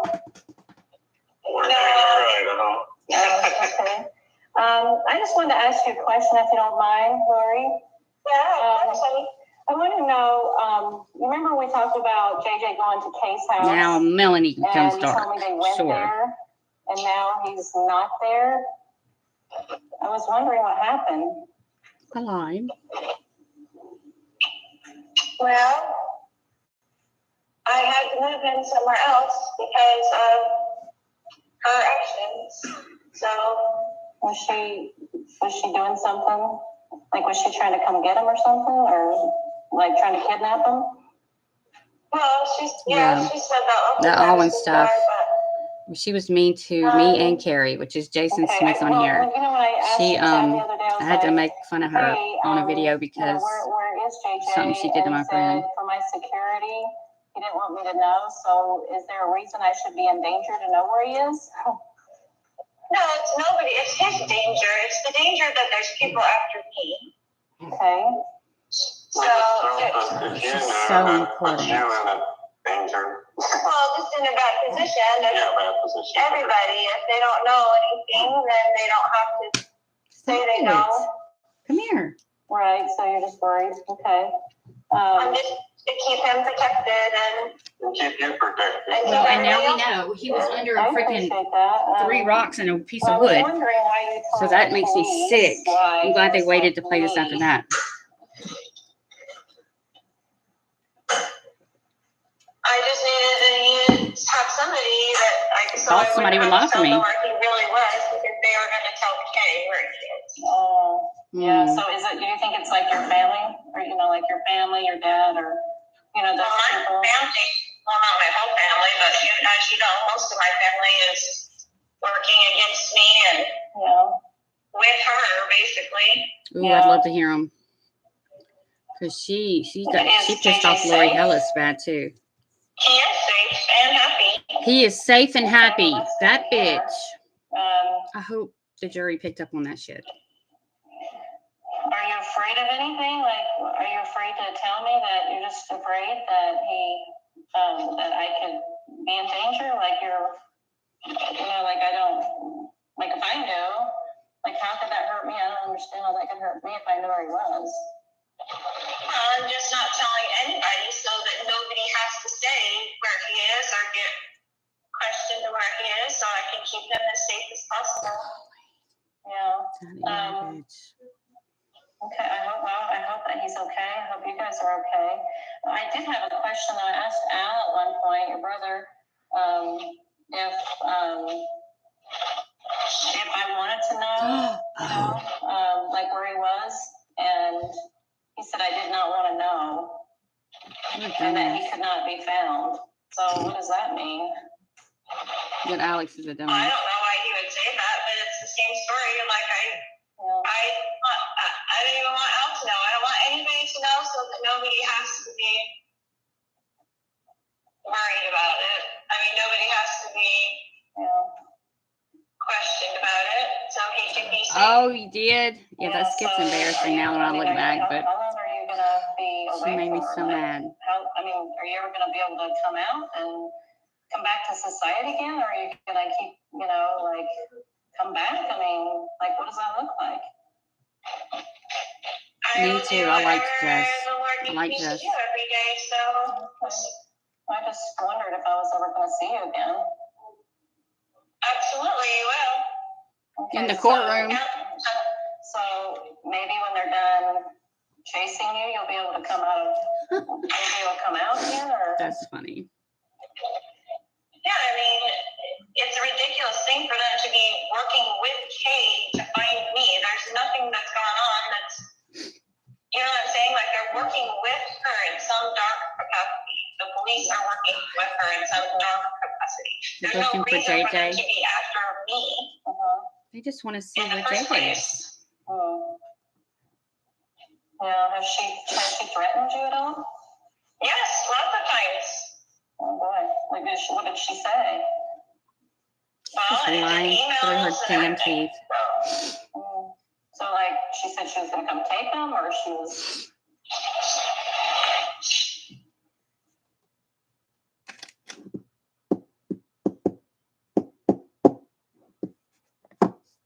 Oh well. Anyway. I don't know what the hell just happened to that.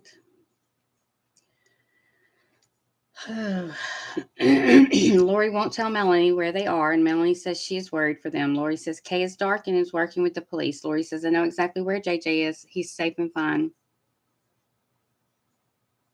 Melanie says she asked Alex Cox where JJ was. He said he was somewhere he couldn't be found, and Melanie didn't want to know where JJ was. Melanie asks Lori if JJ's safe. She responds, he is safe and happy. That bitch. Damn.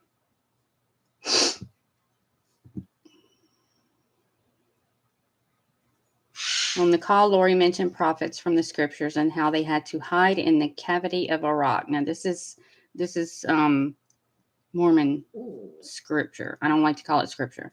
And how they had to hide in a cavity of a rock. Melanie reads a scripture to Lori about not fearing men more than God and being faithful. Melanie says, if the door is open to Satan, he comes in and attacks. God doesn't work in darkness, Melanie says. Lori responds, I agree 100%, and that is what the Lord is doing with me. That's blasphemous. How dare her say God had anything to do with this shit?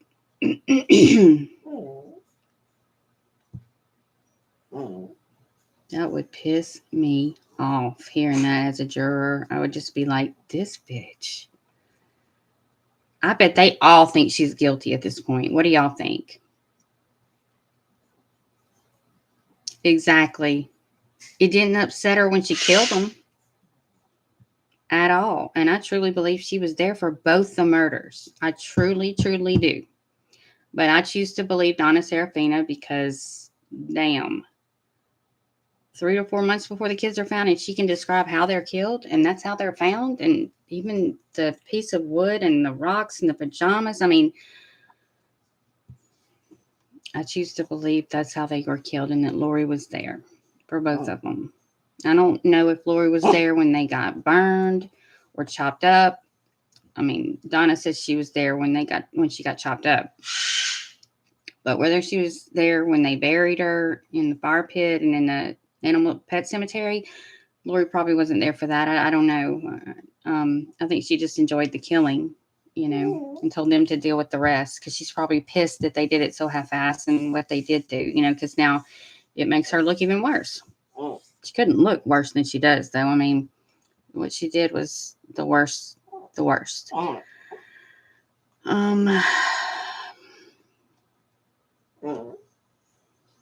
For some reason, it just went way back. So let me just back all the way out of this and give it a minute.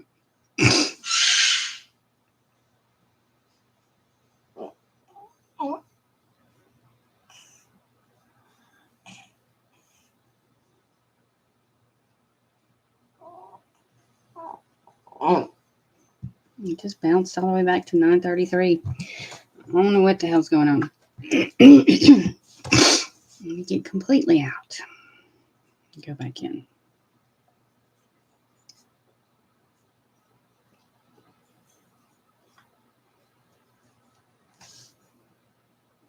That's funny.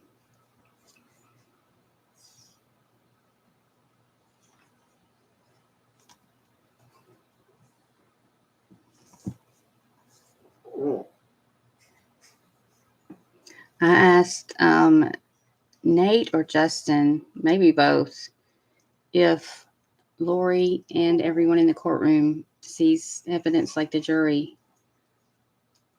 And I want to say it was Justin that responded and said yes. I don't know what's going on here. So it's 10:18 there.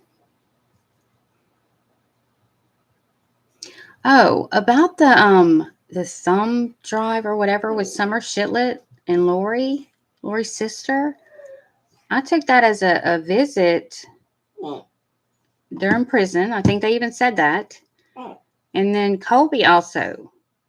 So they didn't play that, though, after it was admitted as evidence. Did they play it later? Does anybody know? Because I really, really want to hear that shit. I don't know why they wouldn't. Why would they admit that as evidence? I don't think it'd just be pictures. Do y'all? I don't know why we bounced all the way back to 9:33. This is aggravating as shit. I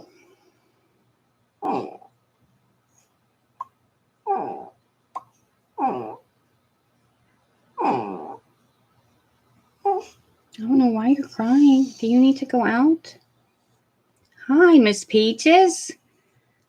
I think you're my biggest fan on TikTok for sure. I love you.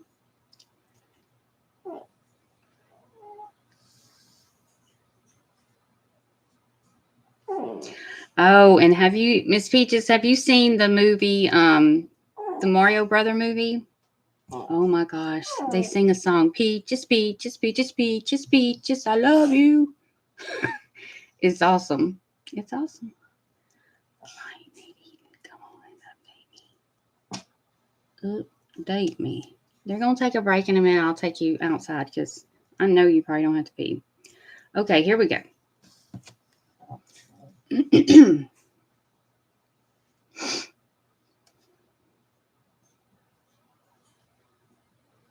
Okay. Lori says she is hiding in the cavity of a rock and the cave is dark because she changed the life insurance policy with Charles. Lori says she doesn't know why Melanie is being controversial with her and says she loves Melanie. Melanie says, if you really love me, you would not have told the police I had JJ with me. Lori tells Melanie she did what the Lord told her to do. Well, that's the problem. Whoever her Lord is, she keeps doing what that person says to do, and none of it's good. Tammy died. Charles died. Melanie says she has never had peace about all this, and she has felt weird in her stomach. Lori responds, you know me, Mel. This sounds like you have been influenced by somebody dark and obey dark things. Jesus.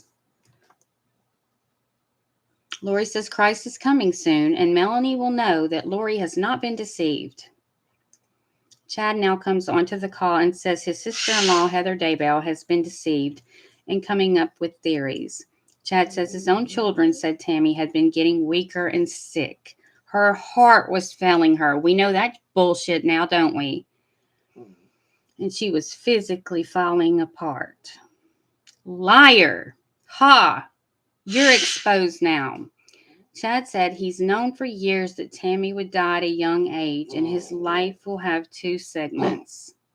Then why'd you get sealed with her? You can't be sealed to 2 people in your lifetimes. I don't believe that shit, but that's what they say. Chad says you have to have faith in the master plan. But y'all didn't. Melanie says, you can understand my concern, can't you? Chad says from an outsider's perspective, he can, but her boyfriend seems to be putting doubts in her mind. Melanie says she was not listening to her gut feeling and feels uncomfortable with many things. He's talking about David there. He's trying to say David is putting things in her mind. I bet David didn't like that shit.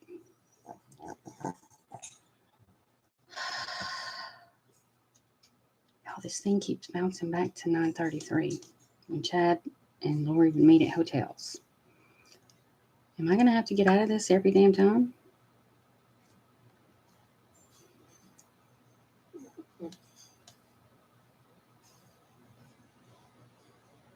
Peaches, peaches, peaches, peaches. My son and I were laughing at that this morning on TikTok. We love listening to it. It's Jack Black that plays Bowser in the movie, and he's playing the piano and singing to Miss Peaches. Princess Peach. Come on.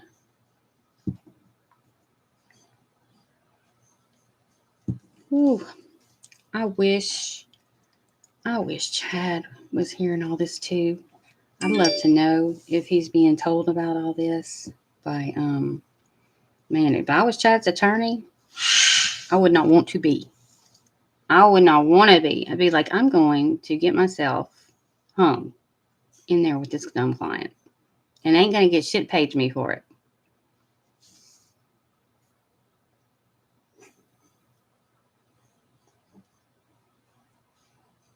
Oh, God. Now it's saying something's going on with my damn internet.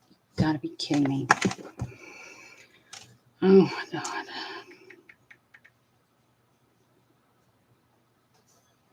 There it is.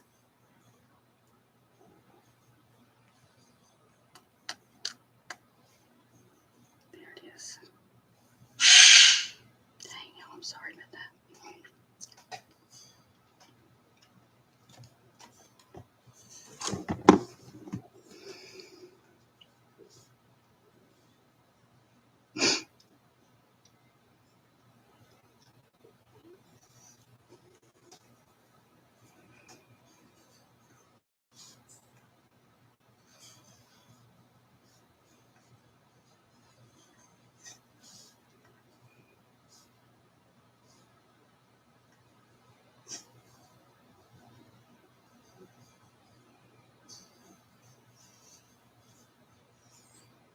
I'm trying to make sure my internet's okay.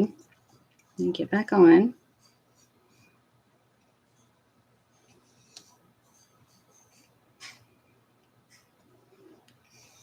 I don't know what's going on.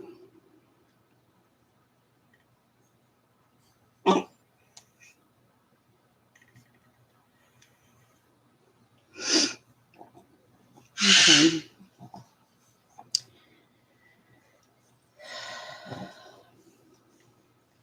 Chad said he's known for years that Tammy would die at a young age. Melanie says she was reading the story of Corey Whore.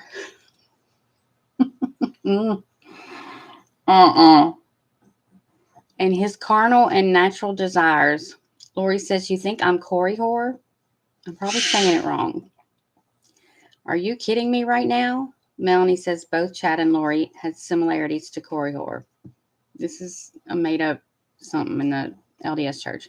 Lori says she lives by the scriptures. And Melanie says she feels Lori has wrested the scriptures. Lori is upset Melanie would say this. Who cares? If you haven't heard this call, you should take a listen. Both Lori and Melanie are talking very fast, so it's hard to get it all in. The call begins to wind up with Lori saying, I'm sorry you are friends with all these people who are against me. Melanie says she isn't friends with any of them. She doesn't know Kay. She doesn't know Chad's sister-in-law. Here's the call. Melanie says Lori's behavior is not one of someone who believes in Christ. Lori says Melanie sounds pissed off. Melanie responds, I am troubled. These things, like you being with Chad before he's even divorced, Lori says, I was never with him and he was never divorced. Melanie says, honey, I've seen you guys together. Chad's probably pissed that she told her.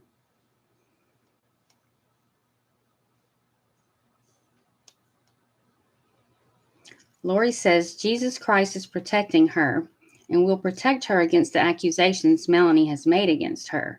Lori then ends the call. Judge calls a morning recess back in 20 minutes. All right.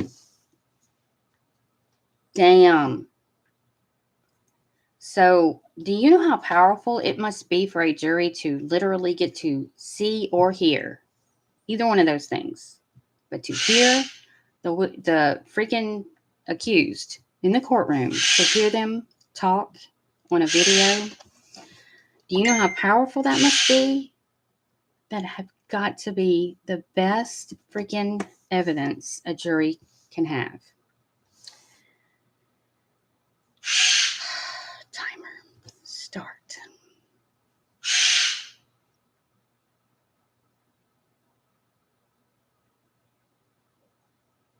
No.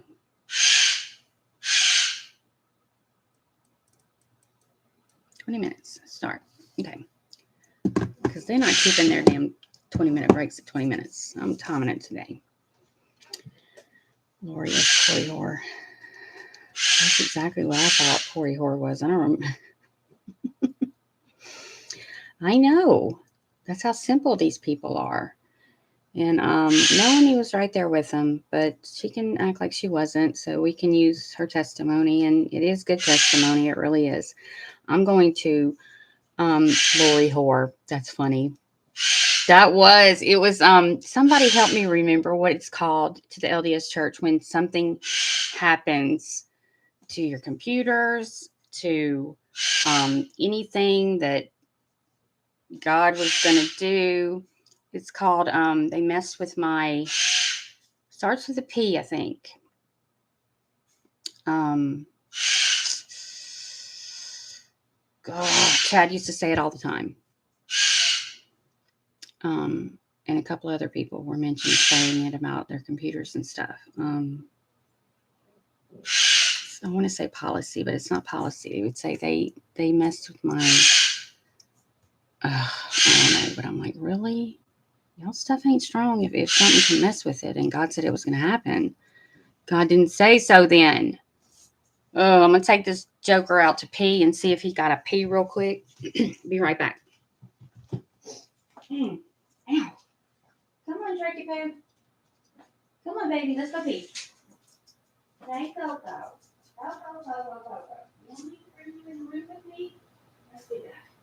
I'm going to bring you in there with me, okay? Go. come in here with me, okay? Okay. Come on. Come on. You don't like it's rain, do you? Come on.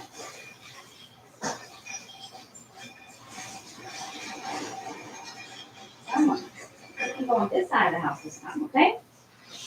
Come on. Come on. Come here.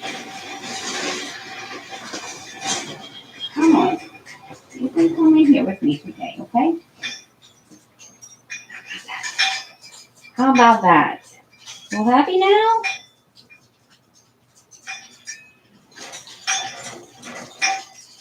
Whoa.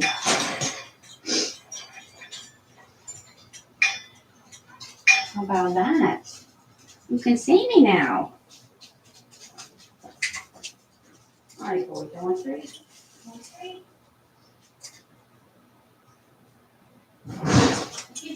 Come on. Come on.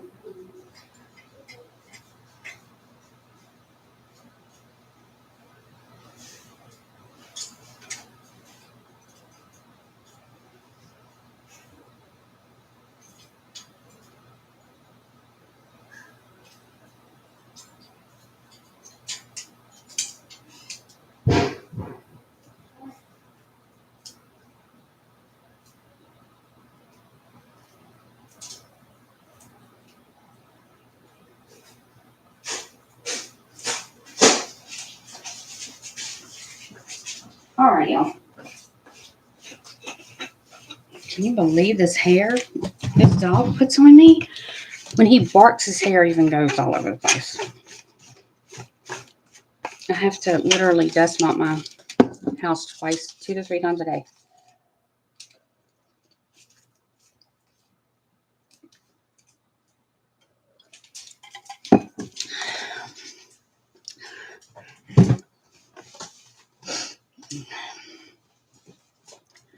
All right, so,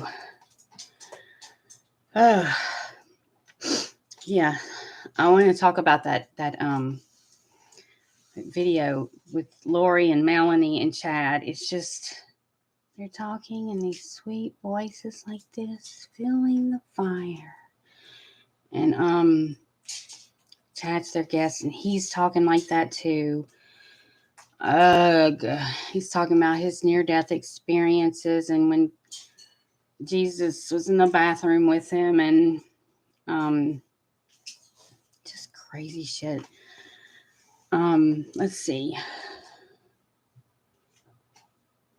I don't even know. I don't think he had children yet at that time.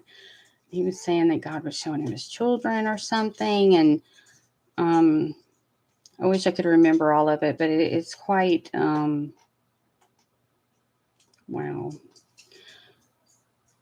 They have to be embarrassed that this stuff's being played in court because they know it's not true. And now people that don't even believe in that kind of stuff are hearing it, and they're like, say what? I mean, it's pretty simple to see that they were just, there were all these deaths and they were excusing themselves from making them happen. It was okay. That everybody was going to see later on that God was protecting them. And one of the things that really got me is that they would say that the zombie that took over, like if they couldn't cast the evil spirit out, then it would become a zombie and you would have to kill the body. Or else the real person's spirit would be stuck in limbo forever. Wow. And the spirits that were in these people even had names. I want to say it was like Ned Snyder or something that was the demonologist that Chad came up with.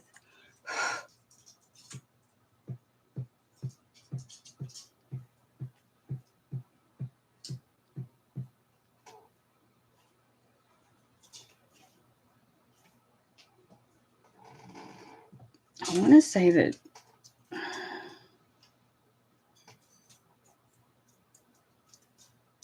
Nate just popped something up about doing something in settings. I don't know if that means it would make it easier.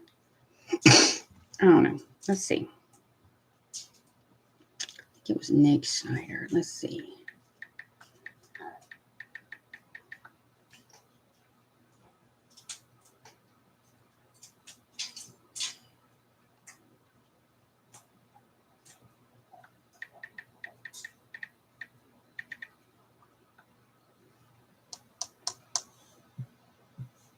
Actual person, Nick Schneider. She had to get that for me, unless she looked it up too. But I kind of keep up with Annie Cushing's stuff, and I bet she got that for me. A Dramalek is a demon, and there is a demonologist named Nick Snyder. I looked that up 3 years ago, y'all. I did.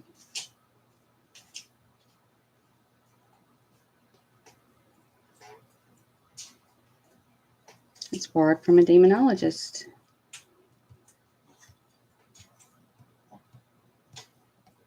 I don't know why, but Annie Cushing kind of gets on my nerves. Come here. I'm not getting you any more treats. That's enough. God.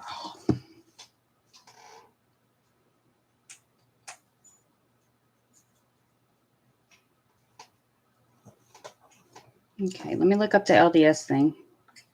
What they're saying now.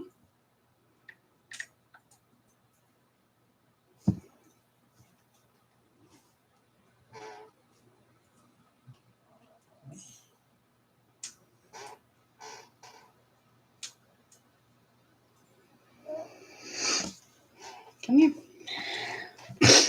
Come here.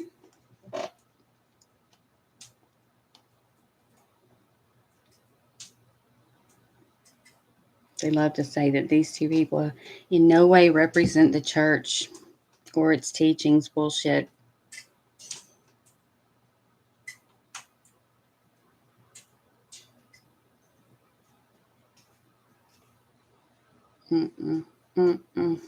But that's not what I was looking for. I saw something yesterday that was actually very new. Come here. Oh, sorry. Come here. Oh, come here, come here,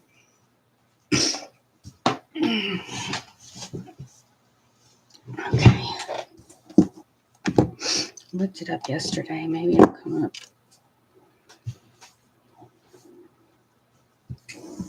I saved it, but I must have deleted it.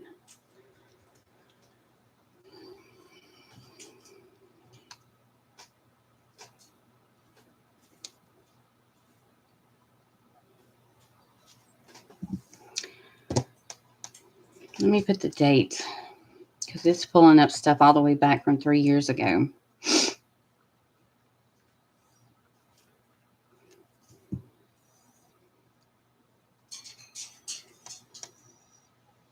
One day ago.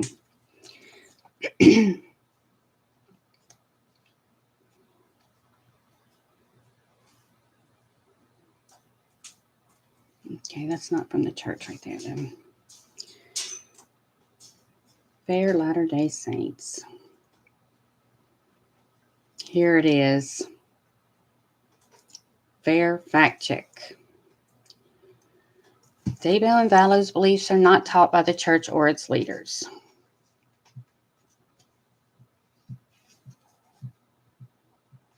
Chad Daybell and Lori Vallow Daybell will soon be tried for the murder of Daybell's first wife and 2 of Vallow's children. The deaths are a senseless tragedy. We cannot imagine a church leader or faithful church member who would not utterly condemn the murders. Our scripture teaches gentleness and meekness. Blah, blah, blah, blah, blah. The DNC. Oh, God, oh, God, oh, God. No basis in church doctrine or teachings. It's just not true. Some of it is very well, unless they've changed it since Lori and Chad used it.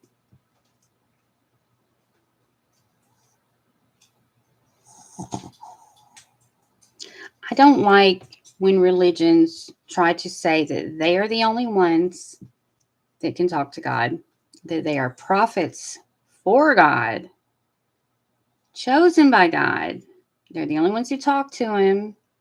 They can change things. They can tell you what to do. But yet the things that they say don't come to pass. And we're supposed to believe them. I don't like that shit. Don't do that. Don't try to be a God. Don't try to say people are going to go to hell if there's a hell if they're not your religion. It just burns my ass.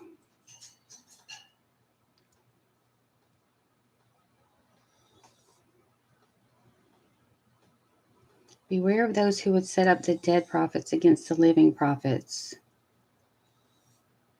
Beware of them saying that. Because the prophets that are dead, that were prophets in the Bible, everything they said came to pass. Not these people, not these prophets that call themselves the 12 apostles. Damn, that's some nerve. You only know 12 apostles chosen by God. Oh, they say they don't believe in multiple mortal probations, a version of reincarnation. The early church history can, is what it says. See? It's changed it. It's changed it.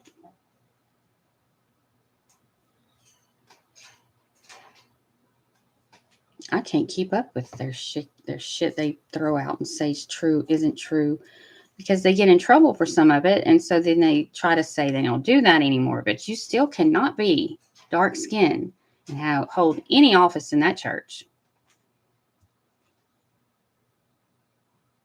And dark skin used to be considered dark. Satan. Satan, you and Satan before you were even born. So evil.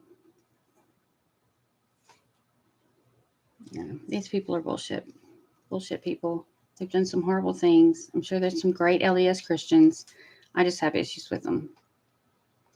Anyway, they're just a big business, money-making business. Some of them are Christians, and they probably don't even know about half the shit that they should know. Yeah, but Lori was having intercourse with Moroni in the church. Gross. I don't know. I just, some of this stuff. I think Melanie believed in castings or she wouldn't have freaking been there. I hope they all felt stupid though, because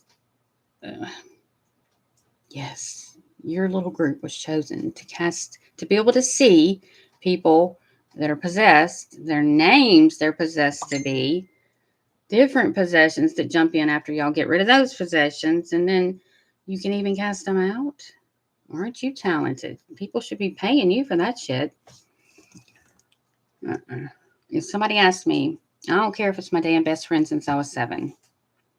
She could not even convince me to go to something that stupid. But if she ever asked me to do something that stupid, I would think that she had definitely been possessed, because she wouldn't.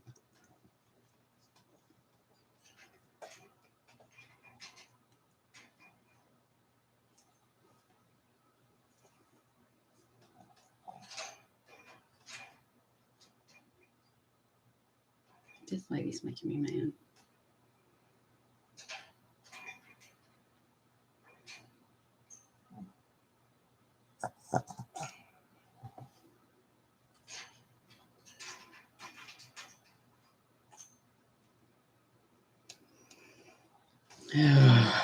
I hate PayPal.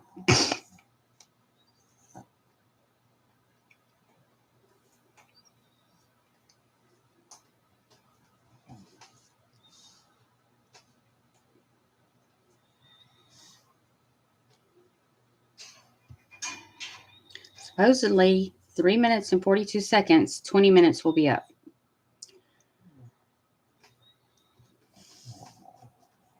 Yeah, I wonder what she was doing. Like, if she's not supposed to be having intercourse with nobody in the church, but to say their main prophet was Joseph Smith, I guess their main prophet. I don't know. He was using a seer stone and a damn pendulum. Just don't think that's very Christian-y. Chad used a pendulum too in some of these meetings. I'd be like, you can pull your cards out next, Chad? Because, I mean, most religions are against that. I'm not. I'm just saying. It just seems like they're saying they're so Christian and Christ and God and blah, blah, blah, but they're doing all these other things that their religion says isn't.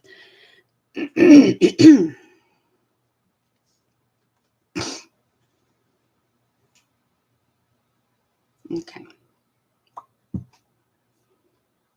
After that, I'm deleting PayPal because they suck. Oop. I hope I didn't just accidentally do something.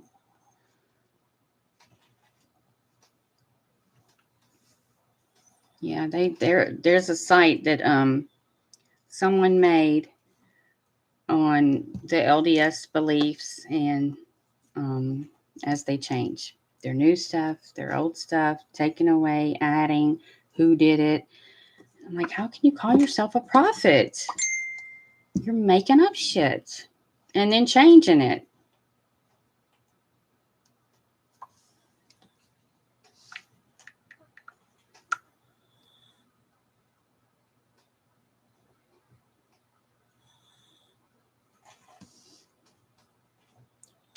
You're so sweet.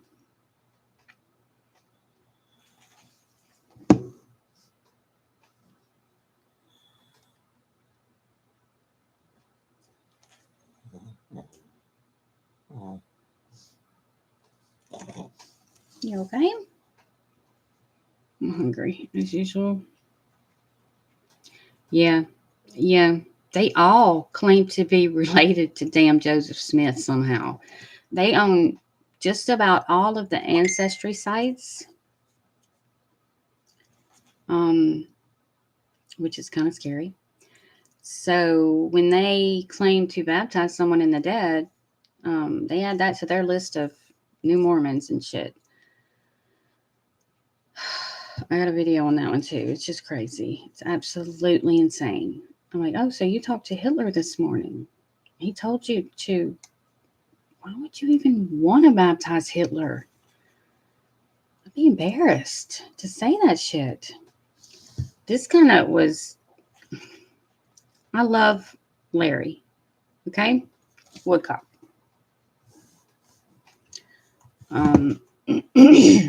Had a tiny falling out with Kresha, I guess. I don't know if I'd call it a falling out. It was just not right. Anyway. Yesterday, Larry had this picture of Kay. It's been 20 minutes. This picture of Kay. Of course, it doesn't look like her. But the sketch artist is doing the best they can, and they're just trying to show us, things we can't see. Nobody looks like they're supposed to look. But they were going off on this sketch artist. Get rid of her. Oh my God, it looks nothing like Kay. Well, I don't think the lady was trying to be mean. She's just trying to show us what we can't see. You know what I mean? Like, just that Lori was doing this. I mean, just so we can picture in our head what she's doing. She don't have to look like her.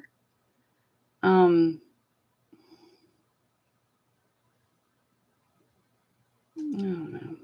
I didn't like that. I just thought that was rude. And I said something on there. I was like, look, I don't think she's trying to. We all know Kay's pretty. We all know what Kay looks like. Don't go off on the poor sketch artist. Oh, get a new one. Get her out of there. Blah, blah. I don't think that they're lining up to do this for courts. I mean, it's not like. I don't know. I just was kind of put off by that. I was like, damn, she's trying to just show us, I mean, everybody knows what Kay looks like. We don't have to go off on the sketch artist. Damn. I thought that was a bit much.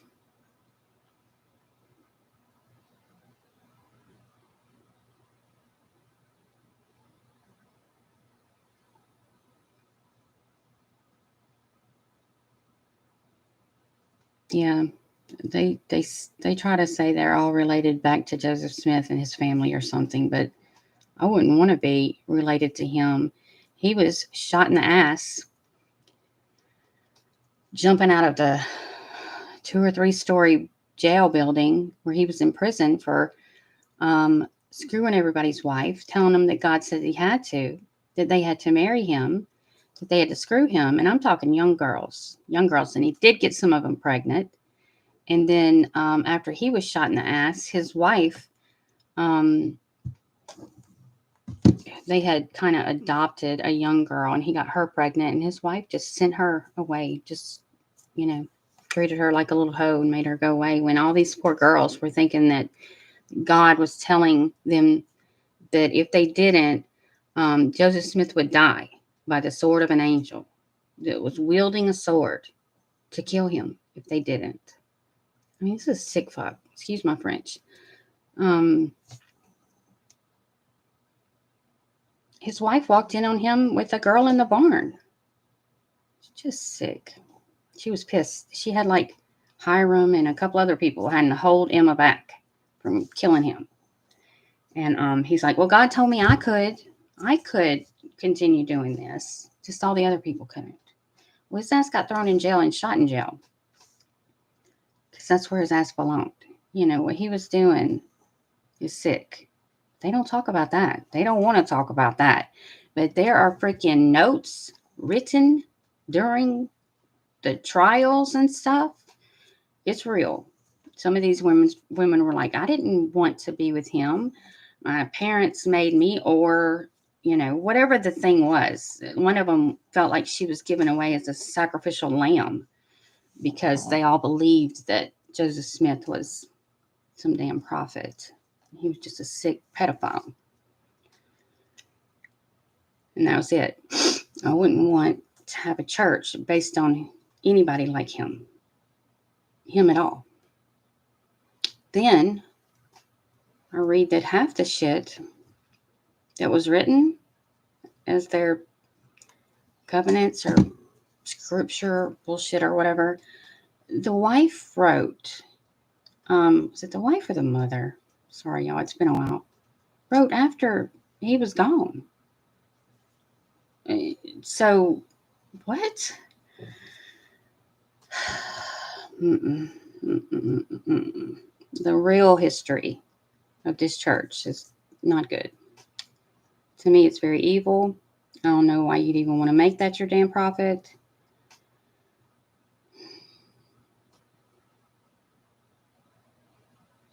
Man, these pictures of Lori after being arrested throughout the last 3 years, smiling, grinning for the cameras and shit. Like, what? At least pretend like you aren't happy. I bet she ain't smiling now. I bet in court she's not smiling now.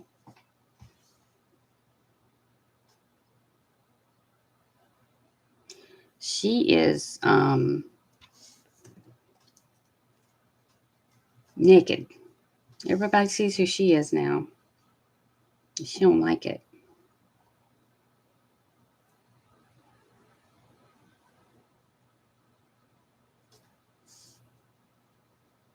Let's see if they're back.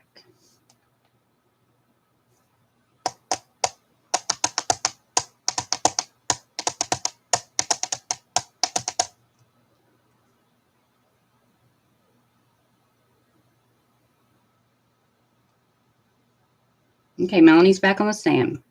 Good. John Pryor was not in the courtroom this morning for the first part of Melanie Gibb's testimony, but he has just walked in. During the break, Lori walked out the side door with her leg shackles and then sat in a chair with wheels. Deputies then wheeled her away. This was likely so deputies didn't have to remove the shackles to take her to the restroom, etc. She is now back in the courtroom chatting with her attorneys. And I'd just shut the hell up if I were her. I wouldn't want to risk laughing or nothing. Melanie Gibb is back on the stand testifying against the woman who used to be her best friend. Melanie said she recorded the call with Chad and Lori because she wanted to know where JJ was, and she hoped to learn where Chad and Lori were. She was doing that for the police. They asked her to do that.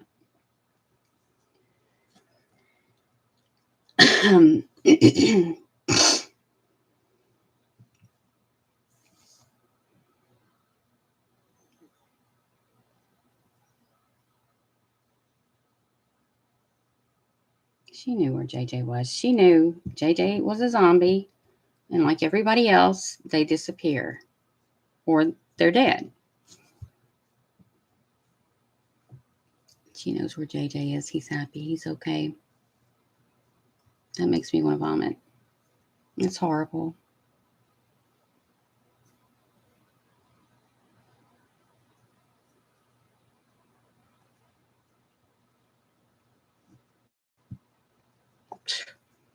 She cuckoo. She thinks she's going to be found not guilty. She ought to hang that up. Hang it up. I think her attorneys know too. I think they're all going to keep trying to wheel and deal and get it acquitted or something. Try to slip up something and make it where it's a retrial or whatever. They were probably trying to do that when she wanted to be excused. They're up to no good then because they have no defense. I mean, what can you say against all this evidence? I mean, it's video evidence, you know?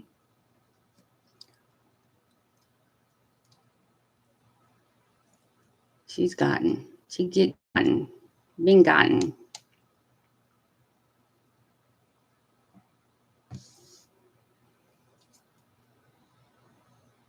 Melanie gives explosive testimony on the stand. You're not kidding. You're not kidding.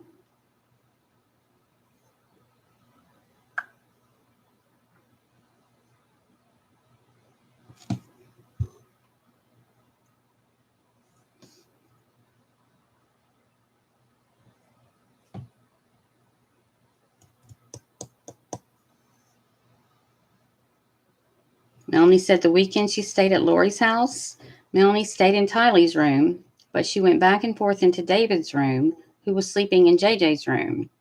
David woke up very troubled from a dream. He has a lot of dreams, visions, and they're written down. Melanie went to Lori's room and texted her and Chad to ask if David could get a blessing.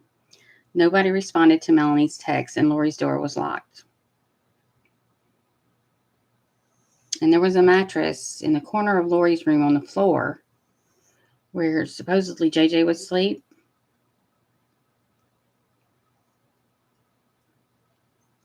I truly believe, though, that Lori went over to wherever Alex had JJ, which Donna Serafina says it was on some bunk beds, possibly at Melanie's. I don't know. And I think Lori held him, and Alex had the head, and Lori had the feet, and I think that's how he died. I truly do. I think she wanted to be there for the murders. The next morning, Melanie never saw JJ, and Lori never told Melanie where JJ was from that point forward.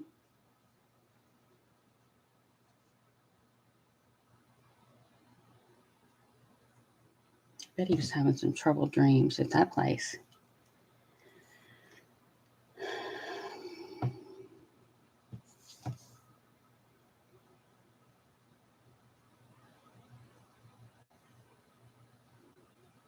But it's almost like David Warwick knew something wasn't right because he was asking a lot of questions about JJ, and he wanted to see JJ before he left. And I think Lori said something like, he's with Alex or something. Alex came and got him because he was acting bad. Oh, no. Poor thing. I mean, his dad had just died.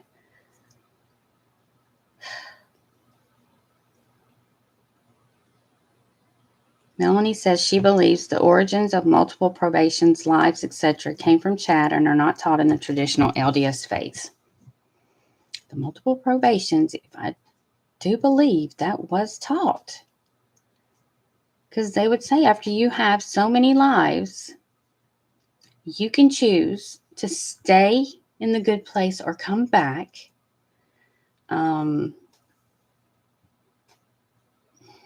Sometimes you're sent to the bad place to relearn and then go back again. I mean, it's just a crazy, like I did a video and there was a literal picture they had drawn of all the different things you have to go through in life to get to the good place. It's absolutely insane. And how many times you do it, and that's a lie. The church probably told her to be sure and say that. I can't with them. I think you have to be way too simple to fall into that belief.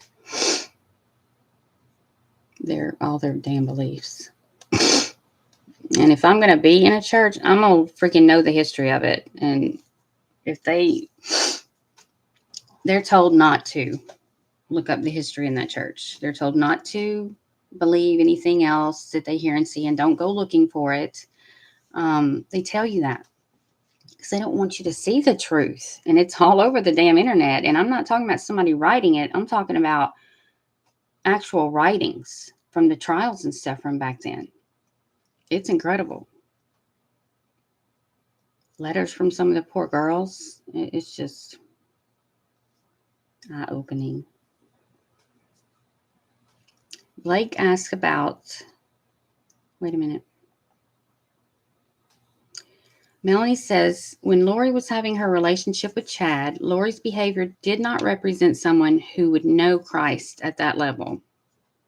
Lori had told Melanie that she had seen Jesus in the temple and that he appeared to her. Good God. She's the only person in the whole damn world since the Bible, supposedly, that Christ has appeared to. She's special. Blake asked about revelations and if people in the LDS church get revelations. Melanie says yes. At least she was honest about that shit. They think they do. They say they do, but they say only they can. Only the prophet and the 12 apostles can. You can't. That's why when Alex told their bishop in their stake that Lori was God, Lori went off. I mean, they literally were fighting in the street because she was pissed that he told the bishop that. But he really believed her. That's how dumb he was. Or maybe he just wanted somebody to know. I don't know.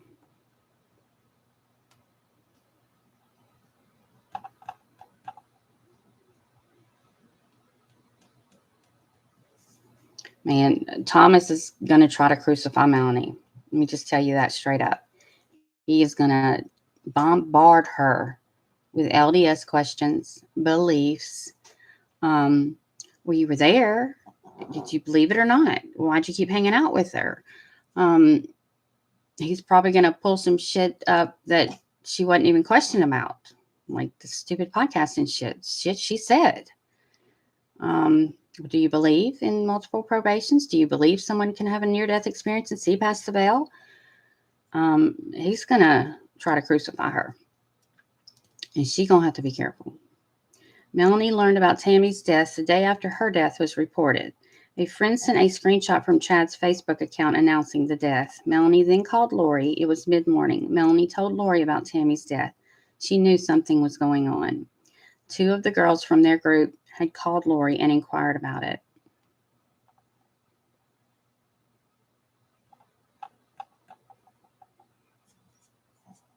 I'd have been like, Chad's been saying she's going to die. Chad was with her when she died. Chad's having an affair when she died. Tammy had a large insurance policy. You don't gotta be dumb to put this shit together of what's going on. You know, people's spouses Both their spouses are dying, not just one, like on Snapped. Both of them are. This is worse than Snapped. Usually it's just one person dies in Snapped. And it's always because they're having an affair with somebody and they want the insurance money or they want to keep the kids from them. I'm like, you're so dumb. Now you don't get the money or the kids, and the kids don't have a parent at all. I'm like, just get a damn divorce. Forget about the money. You want to be with this person? Be with them. Make your own damn money. Because what happens is you end up not being able to be with that person. The good person's dead, the good parent, and then you don't get to be with your kids either. Or the person you killed them for. And you don't get the money because they're onto you.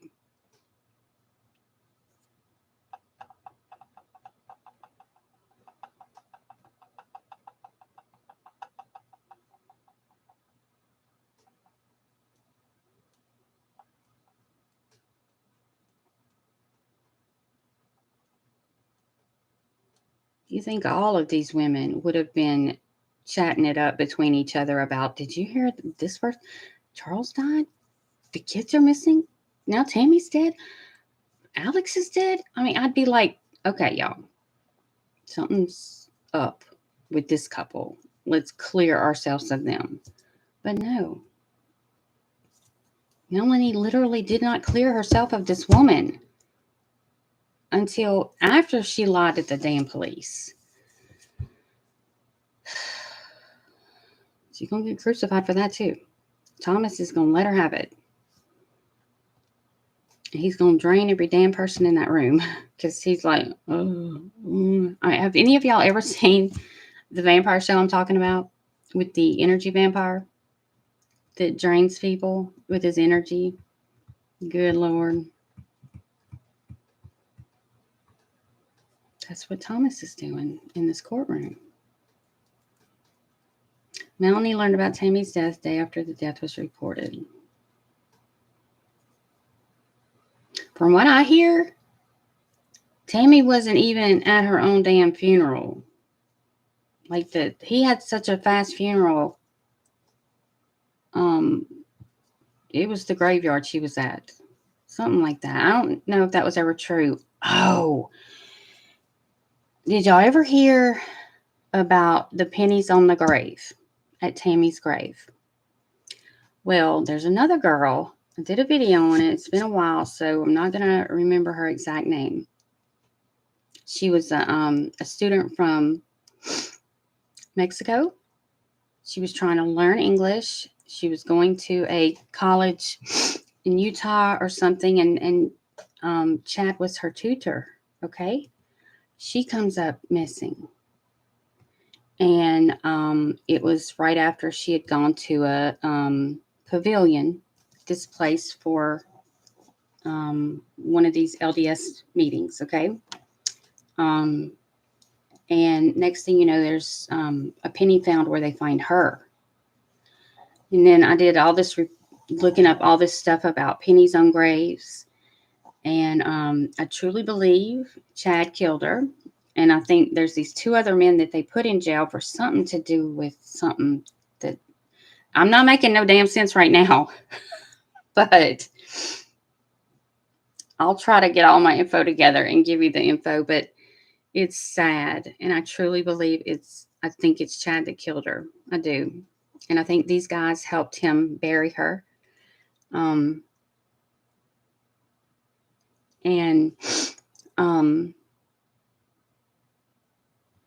What was it? Not bury her, but they had something to do with moving a grave or something. See, it's been so long. I feel like I'm just sitting here saying stuff that y'all are like, what? But yeah, let me look up the thing. Anyway, money's given when you cross the fiery water between heaven and hell or something. And there's a mythological creature that, puts you in the boat and takes you across it or something. And you have to pay him to make sure they get to heaven. And I think he was doing that because he did believe in a lot of mythology and weird shit.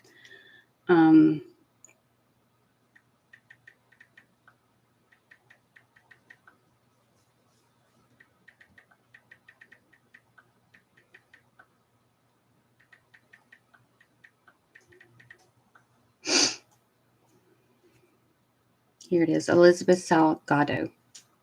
Elizabeth Salgado, missing since 2015. They finally found her remains in Utah Canyon, not far from where she was going to that religious pavilion meeting or whatever. Look up Elizabeth Delgado, and I'll talk more about it later. But I really think Chad had something to do with that. Oh, here's the vibration shit.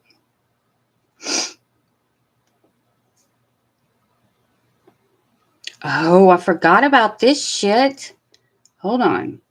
Melanie asked Lori what happened to Tammy. Lori responded, she had a dark entity in her and they had to do what they could to get the spirit out of her. That was a dumb response. In other words, they killed her. Damn. They referred to Lori and Chad. They referred to Lori and Chad when she's saying they had to do what they had to do. Lori said Tammy was starting to get suspicious that Chad was having an affair.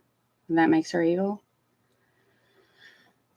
Melanie says Tammy had been suspicious about the affair for less than 2 weeks. Tammy had also turned dark within the 2 weeks before her death.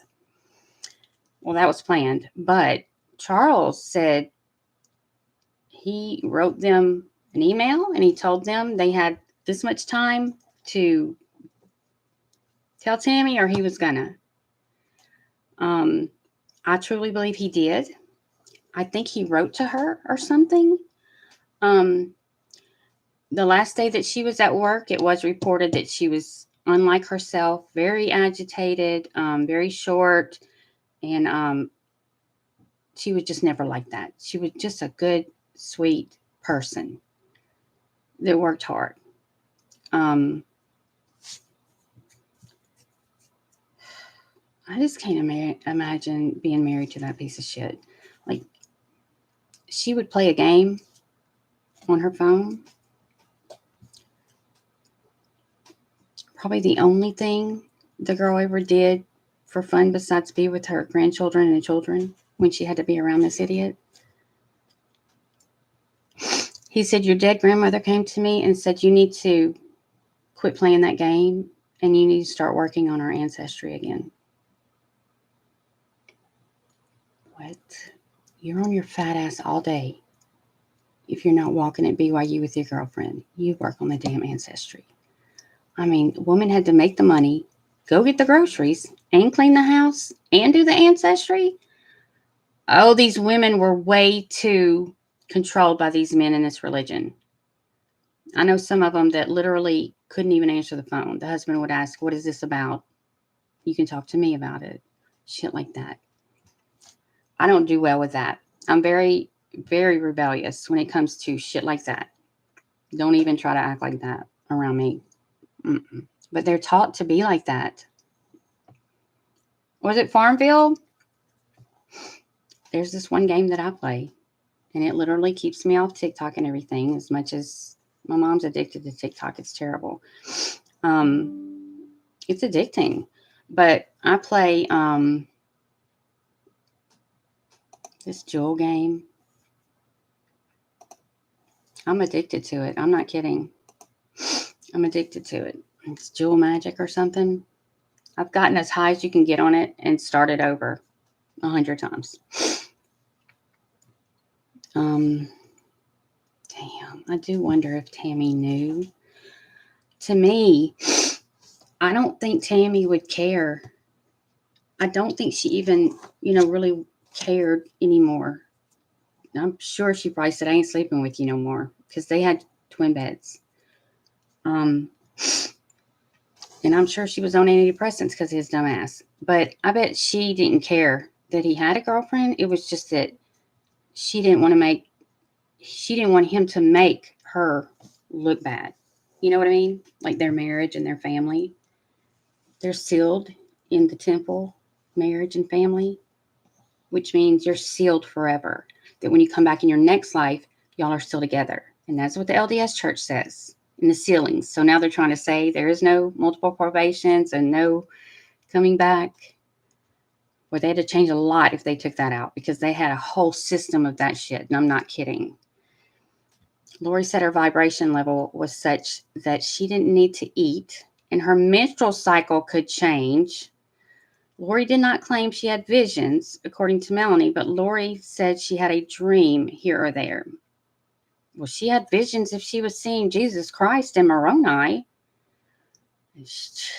Melanie says Lori told her about vibrations that were equal to your level of spirituality. If you were at 1,000, you were at the terrestrial level. Oh, I forgot about the terrestrial.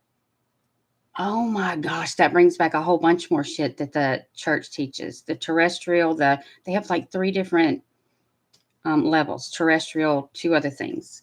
The more your vibrations increased, the closer your body was to being translated. After Tammy passed away, Melanie said Lori was very happy to get married to Chad.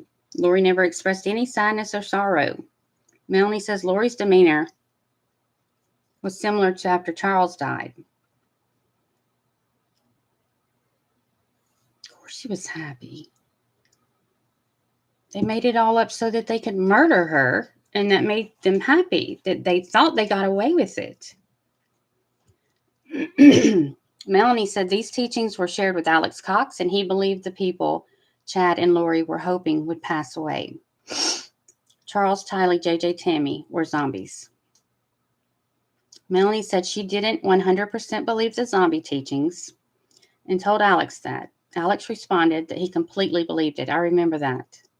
When Melanie asked Alex what happened to JJ, Alex said, "You don't want to know." I remember that too.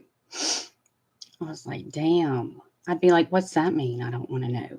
I mean, Alex was, I think Alex was more than mental. I think some things were missing. I think he was simple. I think something was wrong with him. I wouldn't doubt it if the dude was a truck driver because he murdered people on a regular basis. But I think that Lori actually enjoyed the murders. Just from listening to Donna and the things that she said, it's hard not to believe her. I hope she tells about, being able to be shot and not dying. Melanie said these teachings were shared with Alex. Melanie said she didn't, 100% believe them. But, God, Blake has no further questions. John Thomas will conduct cross-examination for the defense. Get ready to fall asleep. Although I don't think we could through this because he's going to attempt to crucify her. Thomas asked Melanie when she last met with prosecutors. She says, "I don't remember, a few years ago." Melanie says she did not meet face-to-face with prosecutors for the trial, but they met on Zoom. Melanie says she went over her testimony with prosecutors at the beginning of this month or end of last month. Thomas asked if Melanie was as forgetful with prosecutors when they met earlier as she was today. Melanie says yes. Good answer, because they're about to bring that shit up. Damn, here we go. Shit.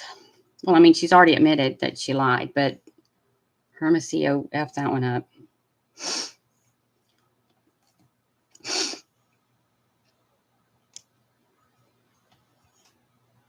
Damn. Thomas asked about a 7-page document she created with her testimony. She said she completed in 2020. Thomas asked the court to strike the witness. Blake interjects and asks for a sidebar conversation. White noise is played in the courtroom. Okay, what the? Strike the witness? Can you strike a witness? What do you say? Perjury? Or, I mean, what is it called? She lied on stand, or what the F? Well, they can't unhear anything they just heard, so they can strike her all they freaking want to, but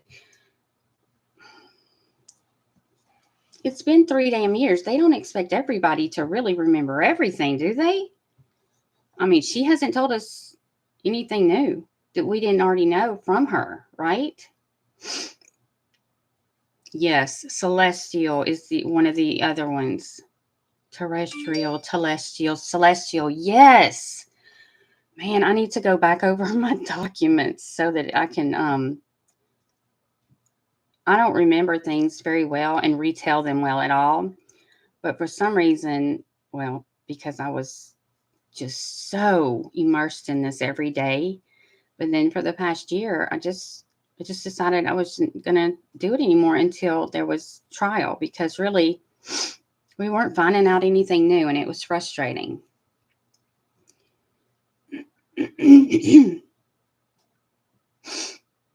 7-page document she created with her testimony.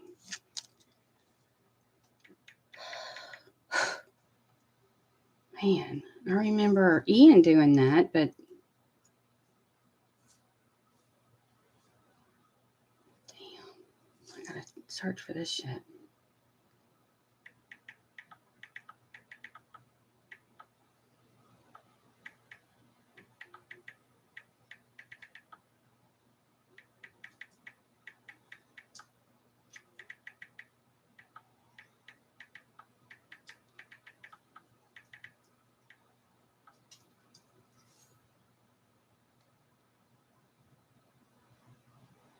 Good Lord, come here.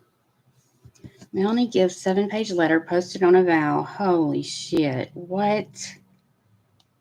Oh, God. Wait. This is Melanie Gibb, who was a good friend with Chad and Lori. I wanted to share some thoughts I have had with all of you on a vow. I've been on a vow in the past, but it's been a while. I first wanted to address Christopher Parrott. Brother, I feel for your journey. I too know what it's like to be deceived by Chad. Daybell wanted to believe him too. He's so soft-spoken. Hold on. What is it? Let's wait and see what these idiots do. This is on East Idaho News. Lori, Melanie Gibb's 7-page letter posted on a vow. That must be what he's talking about. Before he even tells why, he's like, strike the witness. You're getting too excited now, buddy. Hold up. Voice back on the bench and says an objection will be taken up outside of the presence of the jury. Why don't they leave the freaking room and go to the judge's quarters instead of filing all the jury out? Ugh, makes me mad. I guess because they're not supposed to leave the courtroom where everyone can see them. I don't know. Voice is allowing way too much bullshit. Thomas wants Melanie Gibb's testimony struck from the record because he says the prosecutor did not furnish statements from Gibb to the defense. We had a pretrial conference, you dumbass. You got shit then, right? No. No way, Jose. They lost it then, because there is no way in hell you couldn't have fucking got that from the first pretrial conference. That's when it was given to you, right? No. Well, everybody else has it. Why don't you? And you know what? Before, like when he heard she's going to be a witness, he should have contacted the attorneys and said, I still don't have anything on her. You need to send it to me. But no, this is bullshit. If Boyce allows this, I'm going to send him a nasty letter. You can say strike it, but it's already been heard. You can't unhear that. You can't unring a bell. That's a big bell.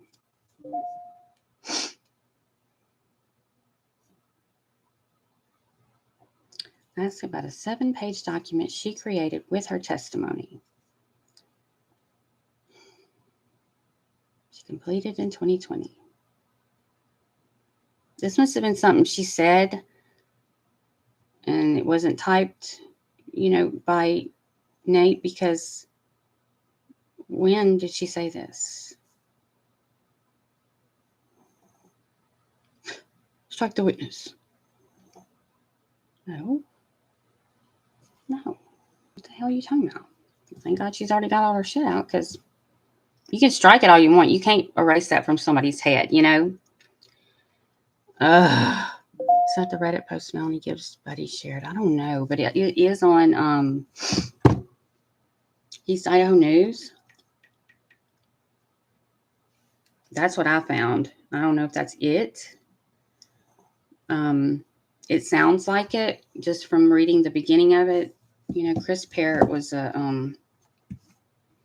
he was like, oh no.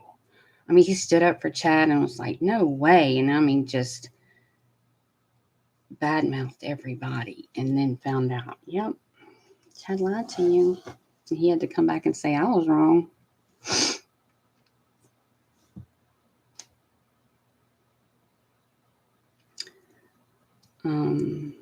Thomas wants Melanie Gibb's testimony struck from the record because he says the prosecutor did not furnish statements from Gibb to the defense.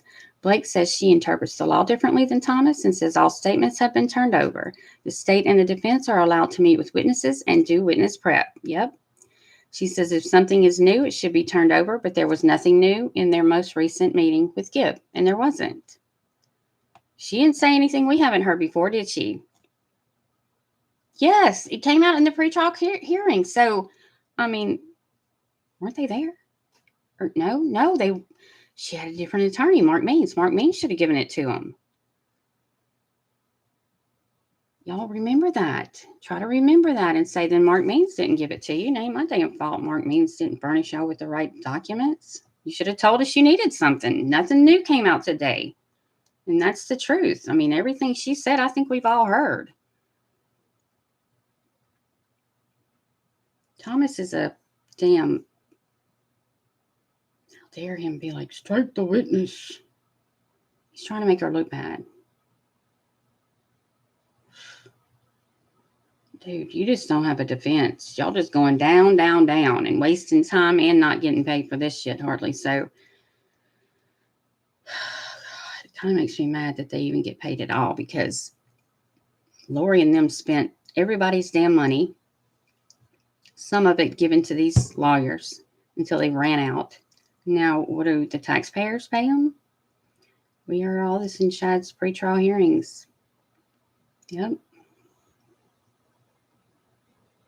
Boyce said, you're asking me to tell the jury to disregard everything they've heard today. Thomas says, he made this objection 2 days ago when the court struck me down. So he thought it would be appropriate to do it when it was his turn to speak. What? What?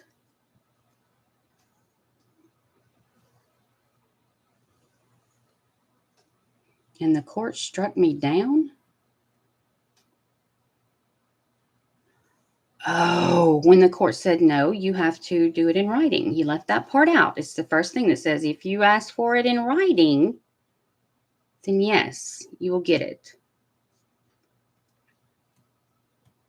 This court struck him down. The court corrected his ass because he was deceitful in leaving that part out and saying, no, you have to. And he said, no, you have to request it in writing first.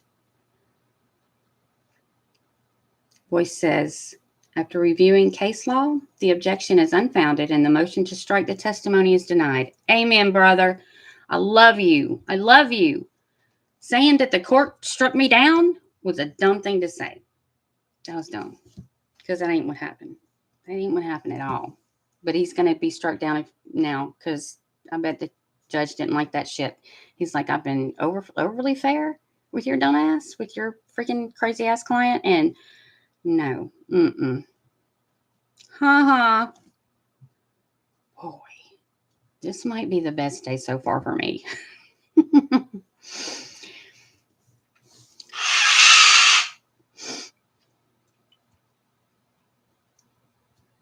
Boyce says, you're asking me to tell the jury to disregard everything they've heard today. Court struck me down. Dude. They don't like that shit. Judges don't like that shit.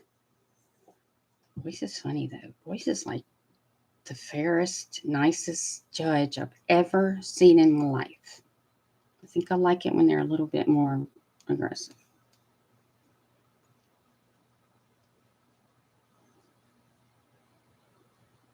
Boyce says, after reviewing case law, the objection is unfounded and the motion to strike the testimony is denied.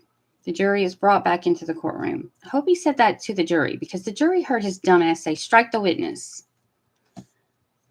He did that on purpose, and you should not do that until you sidebar first. You can't just strike the witness while the jury's still out there. So then the jury's like, what the fuck? Excuse my French, y'all. I'm so sorry. I don't mean to keep saying that word. It's just, once I just start going off on this stuff, they make me so mad. This is probably the first time I've really gotten angry during this. Like, real angry. Poor jury, they're like, these people are nuts. How can you even try to defend her? It'd probably be best if you just sat down and shut up, really. Because you can get up and act like you're following up on asking each witness a couple of questions, but they don't mean nothing. You're just re-asking them a couple of questions, they're re-answering, and then you just sit down. I think you're just trying to look like you're trying to act like you're representing her, but this evidence is too overwhelming.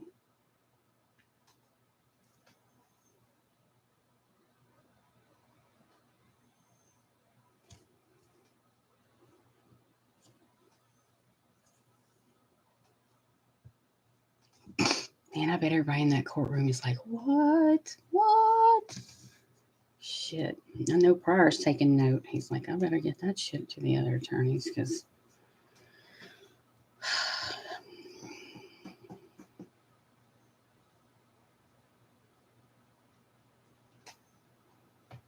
now I bet it's making Pryor sick to even be in there because Chad has talked about so much. Almost more than Lori, really. You know what I mean? Like he's being, they're not even blaming Alex really yet. It's all about Chad. They're putting it all on Chad. Both sides.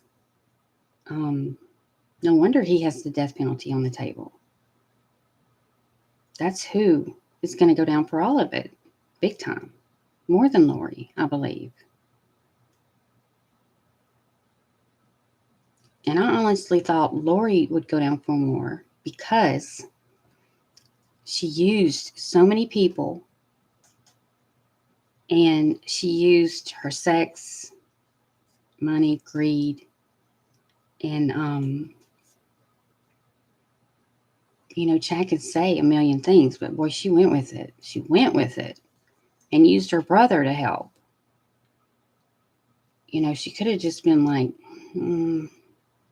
let me really ask God if I should be talking to this fool. Because if she really talked to God, he'd answer that prayer. He'd be like, I don't think this is a good person for you to hang out with. When really she's the damn demon too. Jury brought back in the courtroom. Man. I have to wonder at this point, you think the jury is like really, like this is like a real murder.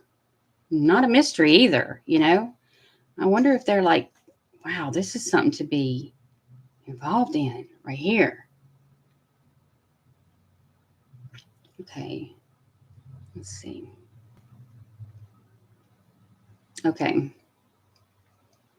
Thomas asking for clarification on a few points. Thomas is pissed. I can't wait to hear this. Melanie explains, dang, in an hour I gotta go. She met Lori at an LDS church building during an evening class. They were not in the same group. Lori showed up with her niece, Melanie P.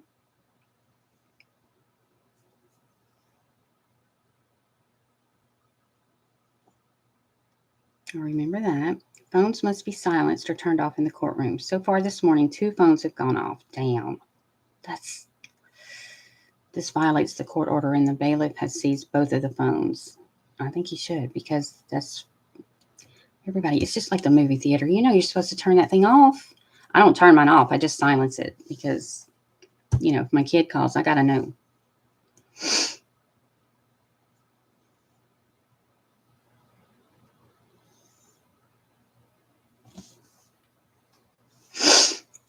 Damn. Is he asking for clarification? Is he asking Melanie for clarification or the damn judge? Because she didn't even say anything about, she just said about meeting Lori. She didn't go into the details of what we do know. It was at a church thing. I didn't know Melanie was there. But she didn't even talk about that today, did she? So how's he even know that if she didn't say, well, she could have said it today. We're not hearing every single thing. I forget. At first, in my head, I'm thinking Nate's typing everything, but then I remember we're not hearing every single word yet. Okay. I don't know if it was an evening class either. I just remember it was in passing at some kind of classes.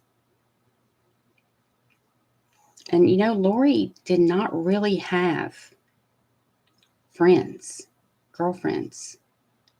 She has not one single one old friend. Do you know what I mean? And I mean, I'm not saying that's a bad thing. It's just, to me, it says a lot if you have at least one good friendship, that's strong, it has a bond. Maybe it's old. Like, I don't have a lot of friends. I have very few, but they're all very old. But they don't live near me anymore. And so for us to still be close says a whole lot, because my best friend I've had since I was 7. That's 40-something years we've been together. And we still, every few years, go see each other. It's a bond. I'm closer to her than I am my own sister. And that says a lot. But we were in a sorority together in high school. Our high school had sororities. And then I have a couple of other very strong bonds. And then I've made a couple of very strong bonds off of YouTube. I've never met them, but I feel like I've known them forever. I don't feel like it's how many friends you have. I think it's the type of friends you have. So Lori didn't have any. She had her sisters, I guess, but she danced in the mirror and, loved herself, and from what I hear, acted like she was more Colby's girlfriend than his mother. Melanie says she and Lori would often meet for lunch or go to the temple. Thomas asked Melanie how familiar she is with autism and people who are autistic. She says she was quite familiar, but wasn't aware if he had a strict routine. She knows JJ went to a private school that had a section for autistic children.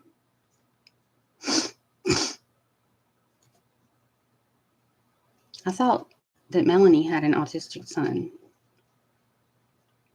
Melanie is asked if she ever went with Lori to take JJ to school. She says it's possible, but doesn't recall. I think she went one time, because remember, the purse got taken or something.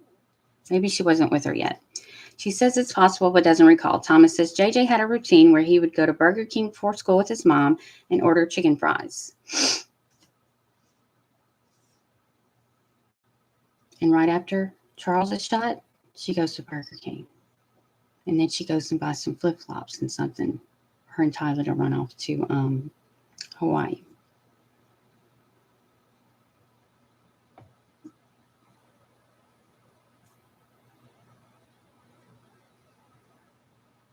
And then she goes to do an interview in the road. Hi, neighbors. And she doesn't look upset at all.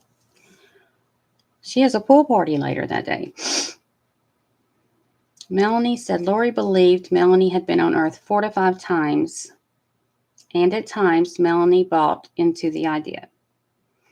She says she wasn't sure, but Lori was very convincing and tried to encourage her to believe it.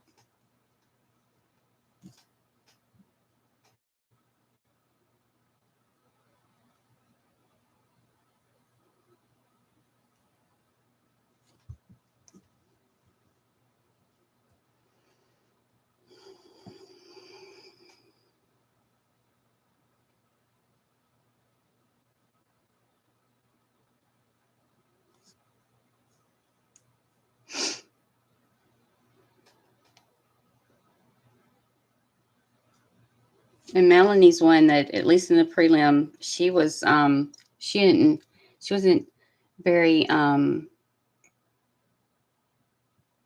outwardly nice to the other side when they came to question her. Like she really liked and enjoyed, you could tell, being questioned by the state, but then the other ones she had attitude with, because they try to trip her up. She knows the most stuff.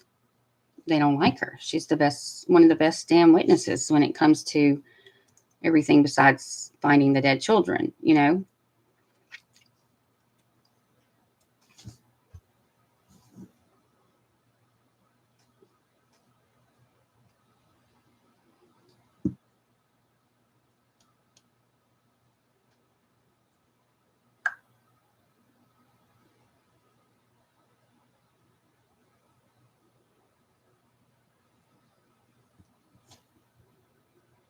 Man, I may be a very bad girl and not go to the gym at 1:30. But I still have to leave at 2:30.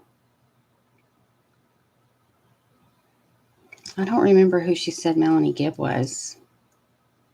Or Zulema.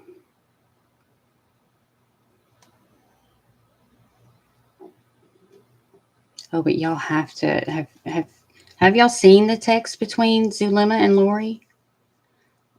Or seen the last the most updated interviews, which I guess was like the second interviews that the police had with Zulema and Melanie the beginning of last year. Wow, Zulema's is a bomb. Girl takes off a wedding ring and hides it, like in her boot or something, you know, because that woman damn been married more than Lori.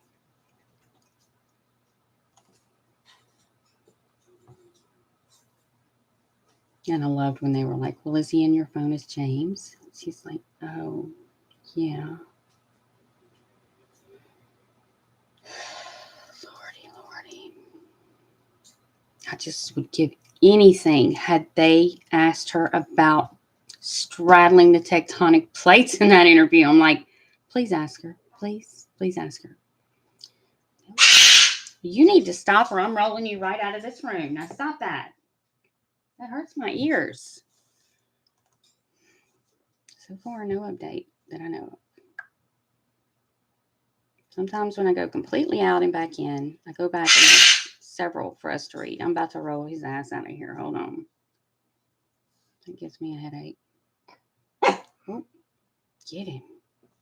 You know you're scared of that bird, so be quiet.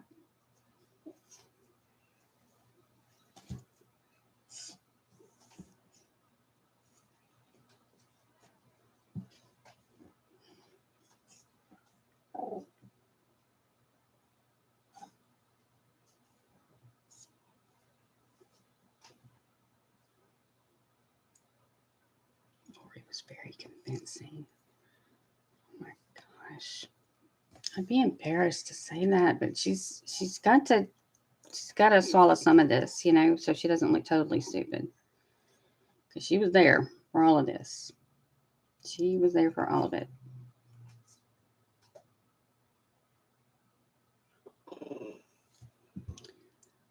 Okay. Here we go. Thomas asks for clarification on how many people stayed at Lori's house the weekend Chad stayed in Arizona for the conference. Melanie says it was a few.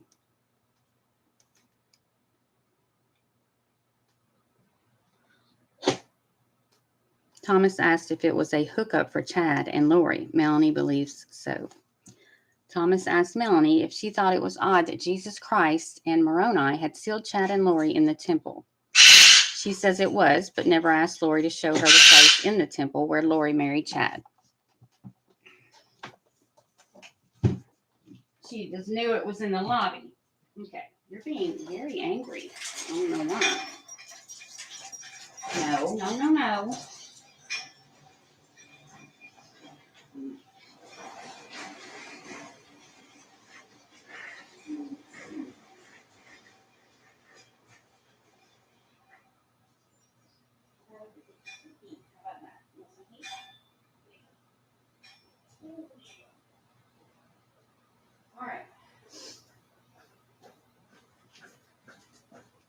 Oh, Lordy. All right.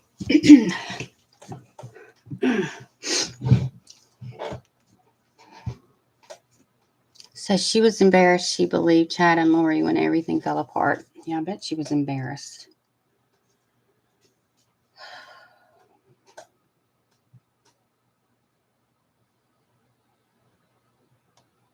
Of course it was a hookup. I think we all just knew that. Shit.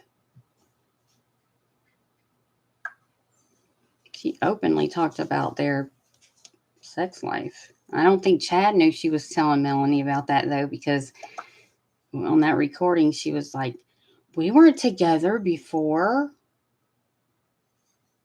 and they haven't been divorced.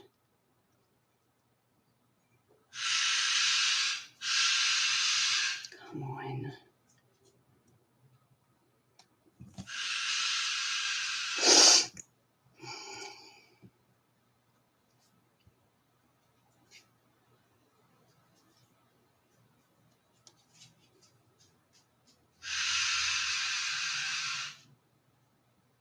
He's unhappy. I may have to just go work out tonight.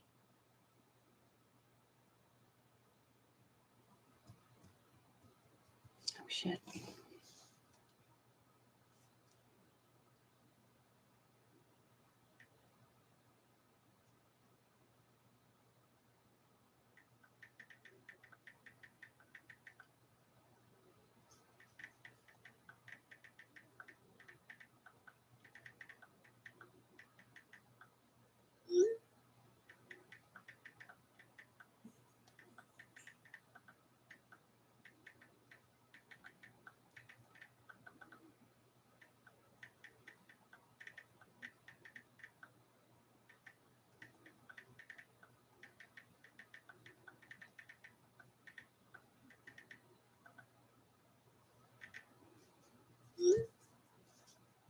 I forgot to cancel my tennis, but I mean, I assume he knew that because it's about to rain. I mean, it's been raining all day. Oh, come on.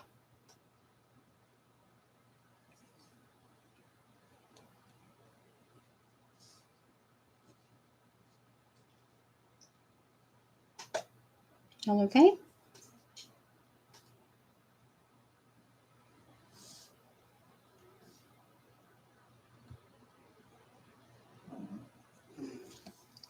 My phone is slowly updating.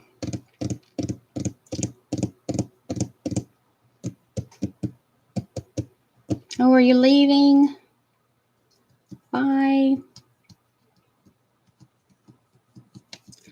Oh, casting is like witchcraft. It is. That's what I said earlier. It is witchy stuff. It sure is. They had some stones too. That Zulema like to use stones and stuff, and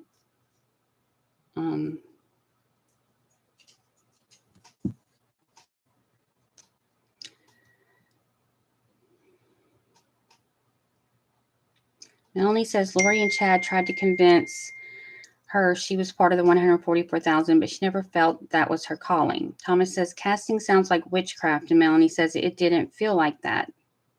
Melanie says the casting was more like casting spirits out, similar to what Jesus did. Melanie says it felt very unusual and very innocent to her because it was just like prayer. Thomas asked for clarification on the light and dark scale. Melanie says she believed it somewhat, but not completely. I'd stop believing it as soon as somebody dropped dead. Yeah, the pendulum for Chad. He sure did use that at meetings.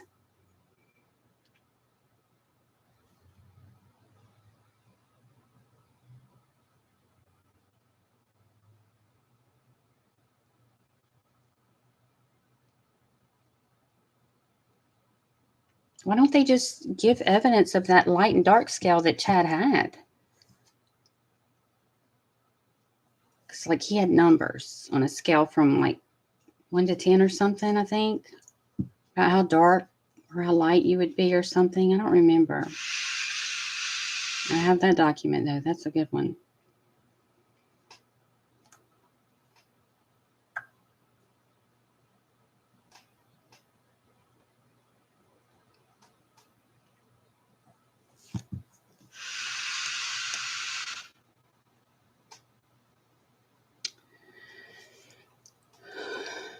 They were playing Dungeons and Dragons next. I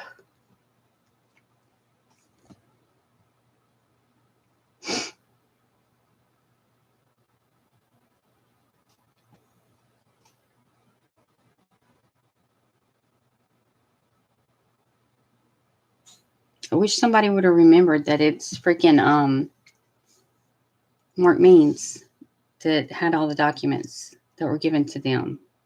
The case was handed over to these other people. So I know Mark Means had all that shit because they had it in the pre-trial conference.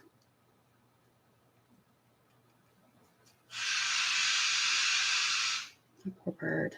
I don't know why he's all of a sudden very upset. I mean, he could see me in here. Come on.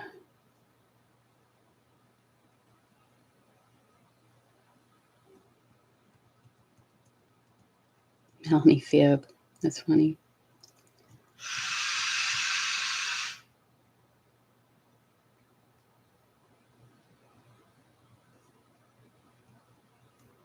Could they actually have Chad as a witness? I don't think spouses can testify against each other. I don't know.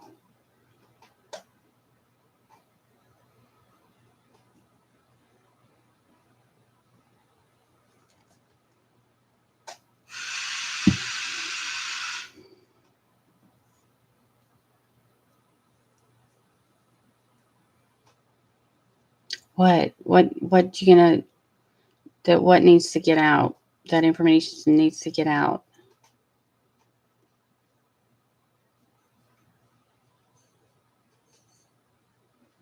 Oh, they can?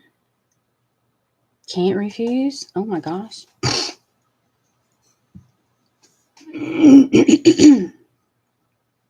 It'd be a freaking circus if Chad was a witness. Oh my gosh. I think that would be crazy. I don't know if it'd be a good idea or a bad idea. I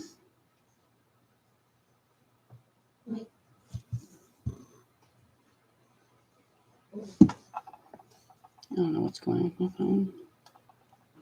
Here we go. Melanie says the casting was done in homes, not in the temple. It was just people standing in a circle together, and then Lori would express words. Her friends would say something similar to energy work. Thomas asked about Melanie's experience with energy work. Oh, shit. I don't think Melanie did energy work, did she? Thomas trying to get Melanie to clarify exactly what casting is and how similar it is to prayer.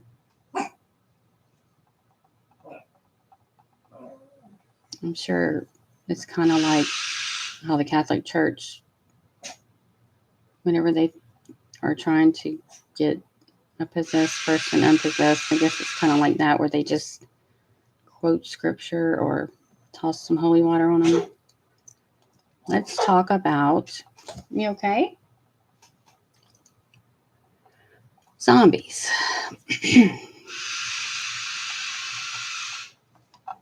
I would love to see Lori's face right now. Lori's not going to be a witness, is she? I mean, testify for herself, huh? That would probably be the end of her. Are you okay? Sometimes I wonder if he does that for attention. Thomas, when Lori talked about zombies, did you immediately think that they were going to die? Melanie, no. It was a bizarre teaching, and Lori thought it was bizarre too, in the context to how it was explained to her by Chad. She didn't think it was too bizarre, obviously.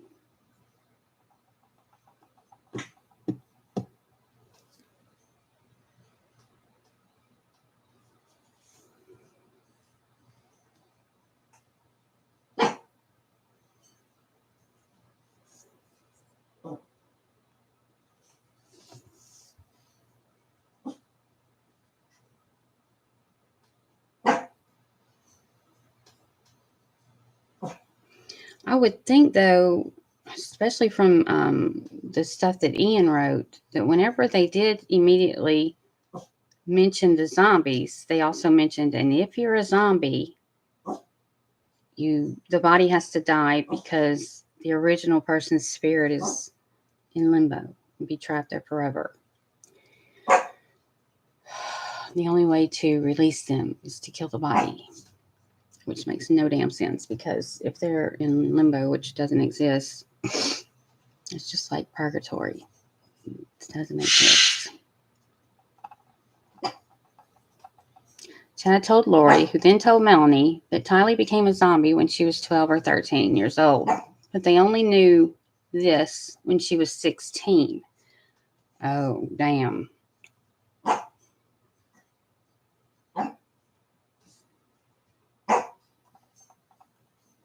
So as soon as she became a teenager, and difficult for Lori, she's a zombie 4 years back.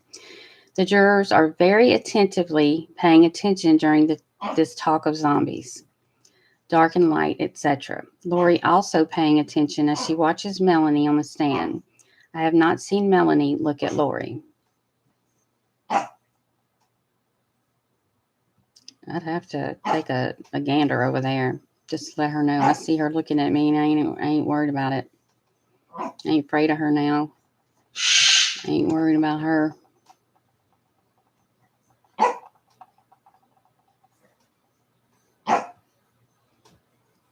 You come here to me. You come here to me. Come here.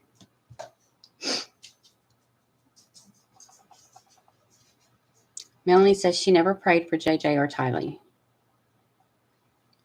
Does she mean when they were possessed? Like castings? I wonder if they ever did castings for JJ or Tylee. Huh. Come here. Come here. Come see me. Come here. Come see me. Hey, come here. All these ads on my phone, I can't stand that.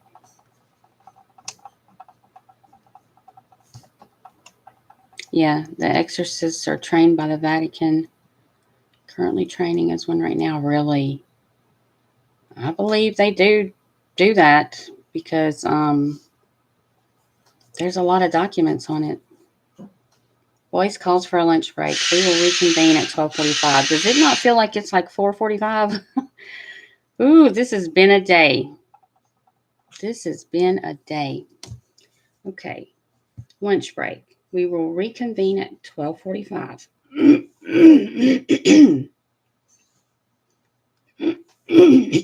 Excuse me. Okay. I'm setting the alarm for 12:45.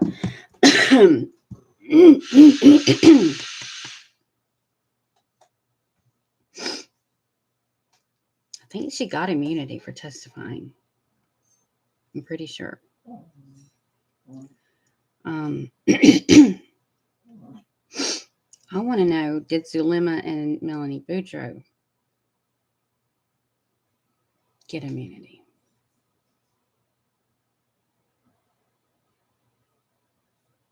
I just don't know how Zulema's getting away with anything. I just don't. Blows my mind.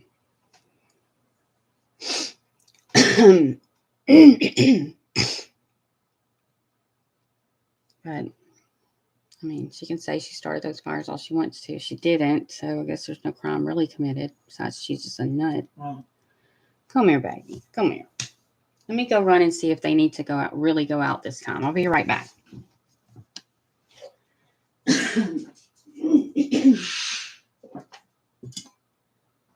on. Go see if I need to go out. Come on.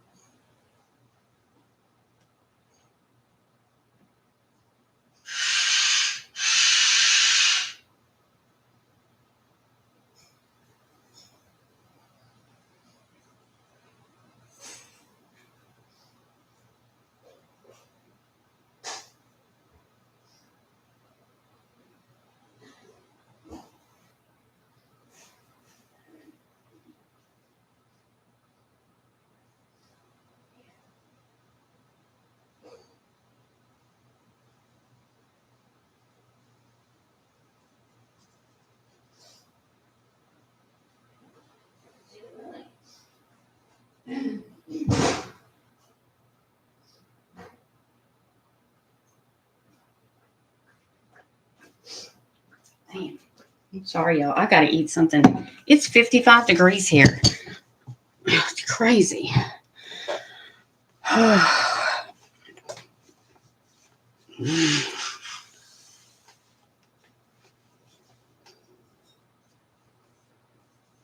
Oh, that's true. She believes that death would send her back to the waiting room.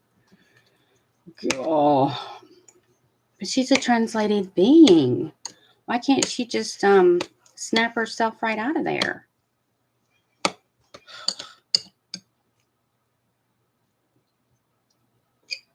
That's crazy. Mm-mm-mm.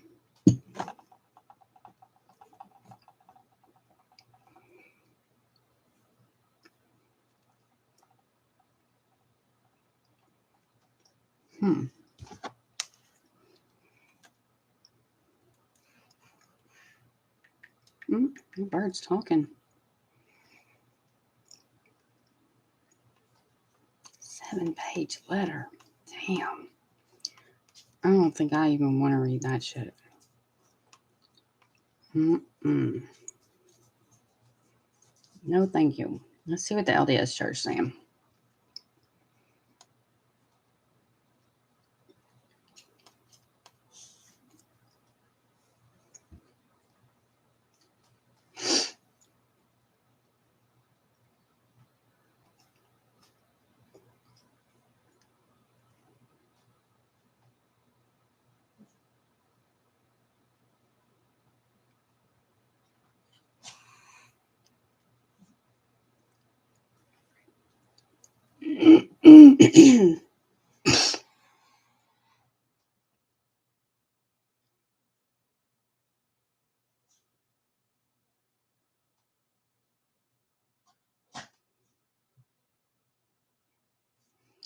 God, it's so confusing with them trying to explain how it's older teachings and we don't use them anymore. Well, your prophet's the one who taught it was real. So are they not a prophet anymore? Oh no, they're still prophets. They actually, even one of their things that they changed was that from the Bible is that they say prophets can be wrong. Okay. The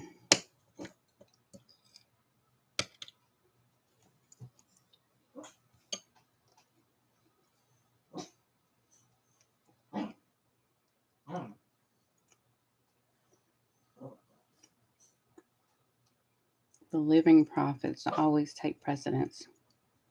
Damn.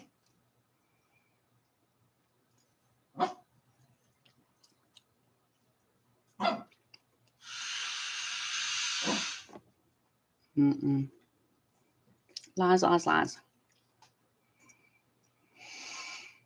Mm-mm-mm. It makes me so mad.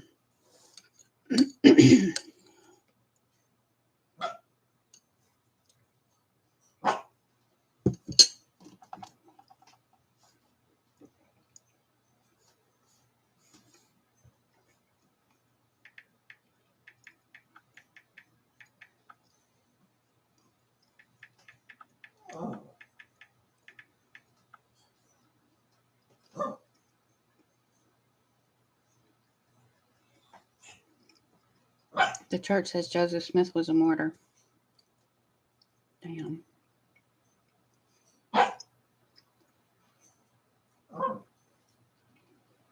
Killed by a mob in Carthage while awaiting trial in a jail town. We even have a picture of him jumping out the window being shot in the ass. I love it.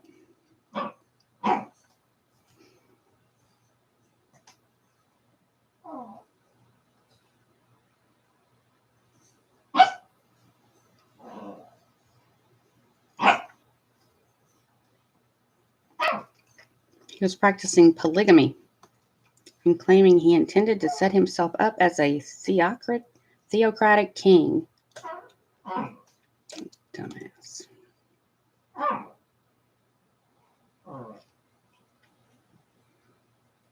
Mm-mm. He thought he was something.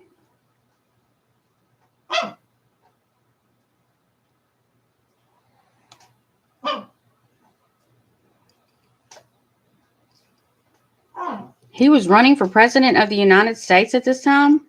You gotta be kidding me. Mm-mm. Mm-mm. Mm-mm. Mm-mm. Murdered in cold blood. Damn. Damn.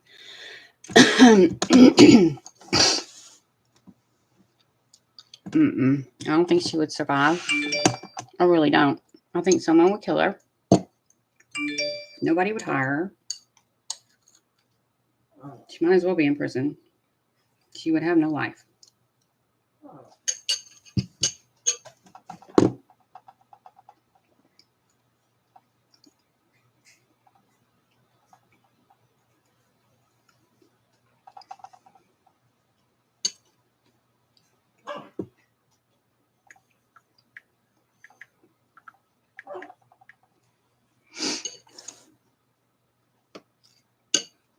Oh, bye.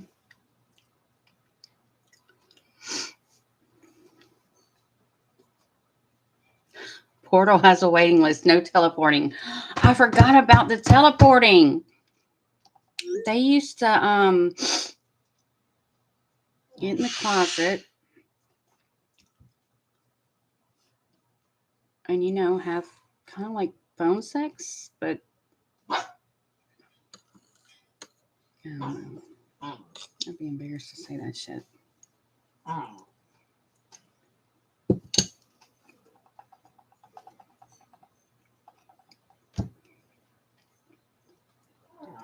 kind of glad she didn't mention that one because that was too much to swallow.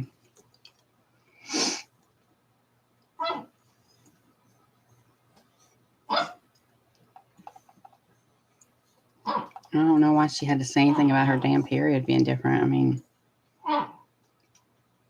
that's just weird. Hey, come here. Come here.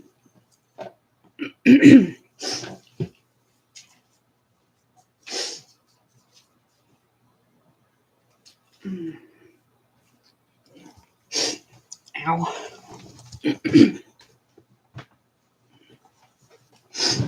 Man, I know I should get my lazy butt up and go to the gym. Dadgummit.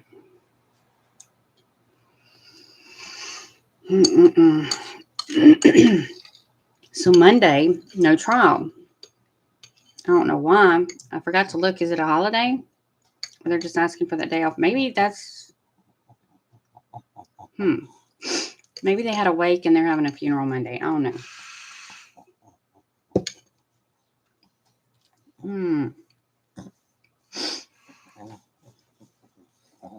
Who made a portal in her wardrobe?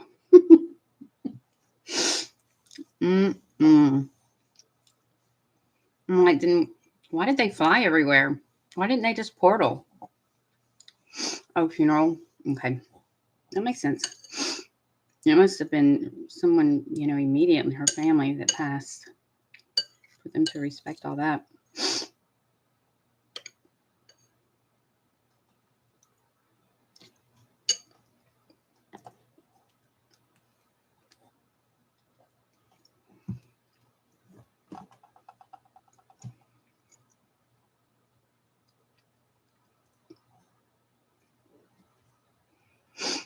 Okay, so actually 1:45 my time is when they'll be back.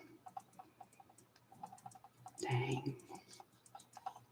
I might as well take my butt to the gym. I'm going to be so mad at myself if I don't. This day is too much, though. I don't think I can leave. Not with this testimony. Tomorrow, I'll make myself double workout. And maybe I'll go Saturday. But, yeah, I can't miss today. Today's too much. I was saying that I do still think that Hermosillo was a star witness in a way for, finding the children's remains. But when it comes to all this, what Lori really was saying and doing and thinking and acting on, I don't think anybody else knows as much as her besides Chad. Ian and Melanie And Zulema maybe. But I don't even know if she shared all of this much with Zulema.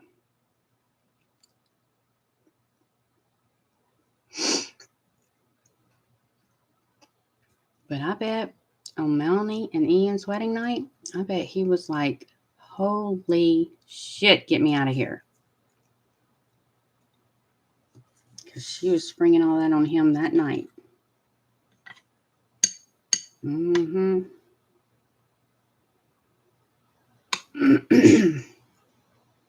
I looked up a ton of stuff on him and his ex-wife too. He got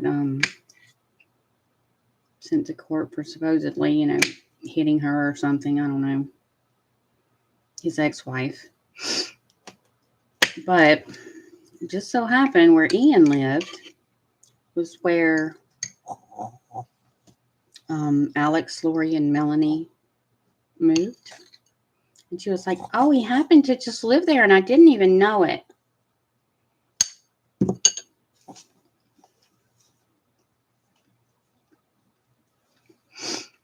Mm-hmm.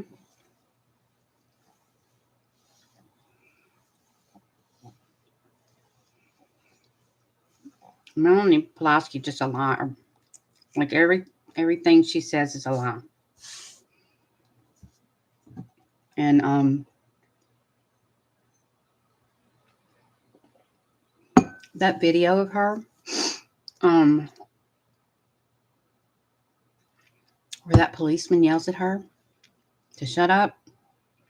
You're not supposed to be here. You're trespassing. We've already warned you. Have y'all seen that video? Priceless. Priceless. She's at her in-laws in the yard. The police have already come the first time she did it. This time it was at night. Guess who she got in the car with her? Alex. I truly believe he was going to attempt to shoot at him again. And that's why they were there. And the police called the people there, the family, they called the police on her. But she is another one that would do anything, Lori said. I mean, she left her damn husband because Lori said he was gay. If your husband's gay, you're going to be the first one to know it. Because I think my ex-husband. God forgive me. Hope my kids aren't watching this.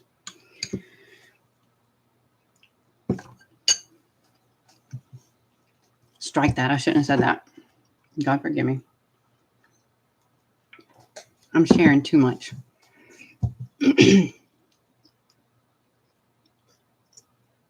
Yeah. Lori probably thinks she did that.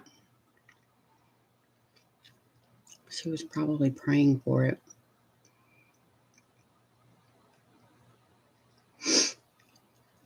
I mean, I do wonder sometimes if she's schizophrenic like her dad, and did she imagine some of the shit like seeing Christ and all that stuff? Because to me,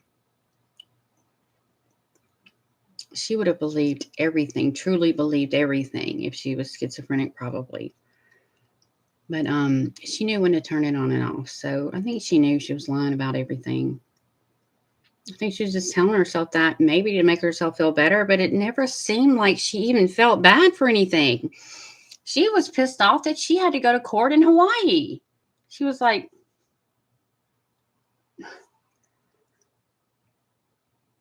I'm on my 5th or 6th honeymoon. Leave me alone. Just ridiculous. Yeah, she brought sobering facts. She is. She's looking like she was crazy right up there with her. So I'm glad she's kind of admitting to some of it, that she was taken by Lori and Chad, and she did a 360 real quick when the police asked her to make that phone call and record it.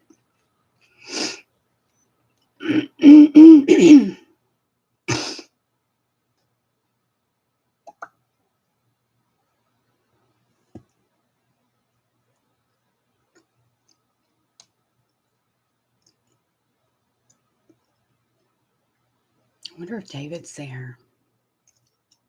I was shocked to hear they were still married, to be honest with you.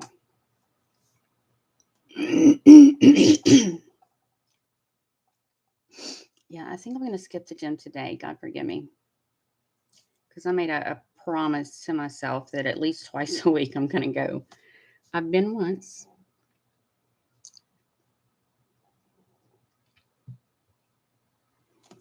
I'm lucky I made it that one time because I want to sit through this all day long like a loser. Just sit and do this when I have a damn house to clean and clothes to fold. That's what I've been doing at night. I'm sure my husband comes home. He's like, why are there piles of clothes in here? Because I'm doing it at night right now. Daytime is for trial and talking to my friends. Hey, baby, look at my shirt. Look what you did to my shirt. Y'all look at this hair. This dog. This ain't my dog. And since he's been here, my son's in freaking Pennsylvania going to college, and I'm keeping his dog until he can have him. And I have to dust mop my house 3 times a day. He barks and hair just flies off. I do want to know what she was treated for, because I know her dad had schizophrenia. So it would make sense that she did too. But how are you competent, not competent, competent, not competent when you're being treated in a hospital with medication? If you're taking your medication, how can you become incompetent? I don't know. I think it's bullshit. I think they're still married. I actually wondered if they stayed married on purpose because of Idaho's laws of, there's some kind of law about a husband and a wife.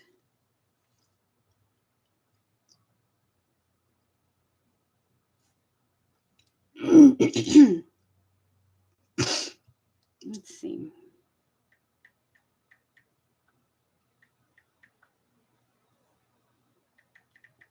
Regarding spouses testifying.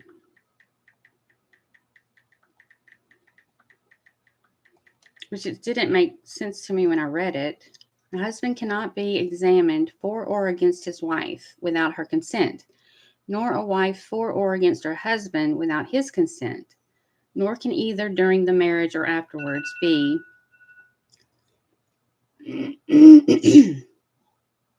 without the consent of the other, examined as to any communication made by one to the other during the marriage. This is Idaho state legislator. But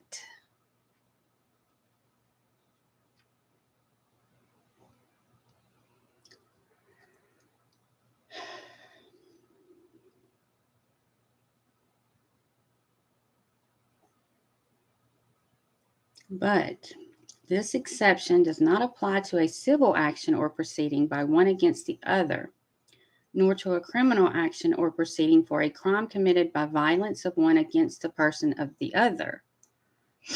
Nor does this exception apply to any case of physical injury to a child, where the injury has been caused as a result of physical abuse or neglect by one or both of the parents. Nor does this exception apply to any case of lewd and lascivious conduct or attempted lewd and lascivious conduct where either party would otherwise be protected by this privilege. Huh.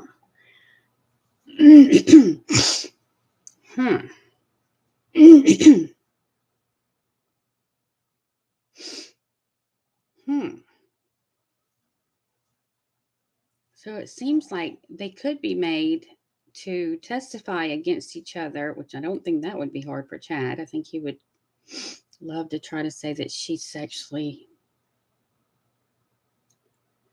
deceived him. I mean, he started that shit when he first met her. Within the first 5 minutes, we've been married for, and you're our favorite. Damn. I mean, can you scream louder that it's okay that we have sex because we've had it before? We've been married. Good Lord. What a... Ugh. You know that's why he's doing it. It's the only reason he's doing it. Then you're a god. Oh, you didn't know that? Yes, you're a god. Goddess. Mm-mm.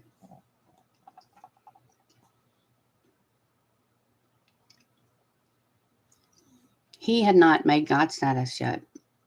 So she loved that shit.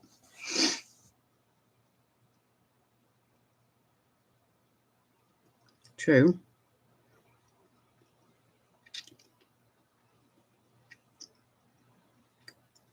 Oh, wait. Are you talking about, oh,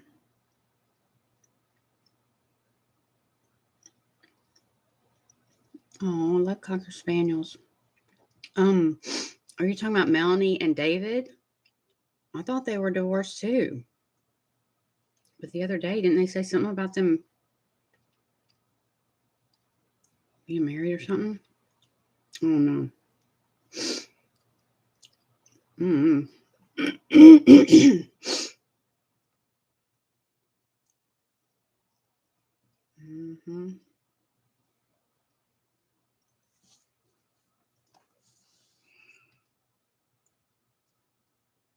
So they're taking more of, I thought they were only going to have like 30-minute lunch breaks. But I could see them needing some damn breaks.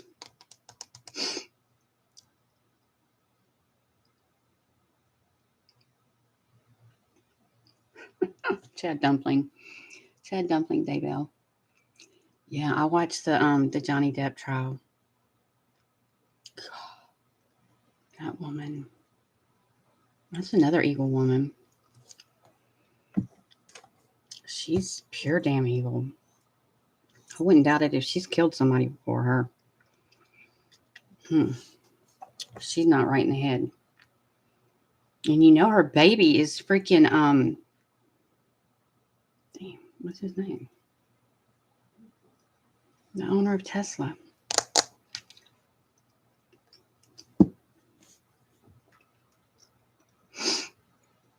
What's his face?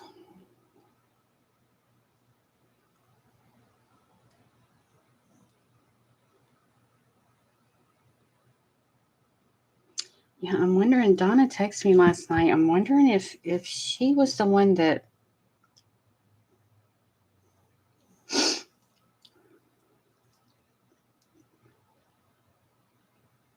She said Rob Wood in his last statements today, one of his last questions he wanted everyone to remember is he says, "Did you find anything? Is there anything about this case that was helped by any tips from the public?" Like obviously they're talking about me. So on my YouTube channel, I uploaded proof that they knew, and I have a ton more that was just something that happened to flash up on my screen. And she sent me a couple of videos, and I tried to start them, and then I had to finish dinner. But the police did have recordings with her, and she has them where the police are literally, you can hear them asking her questions. And I think she's under in her thing where she goes under. And I'm wondering if that's what led them over there that day. I may have used to have known and don't remember. I'm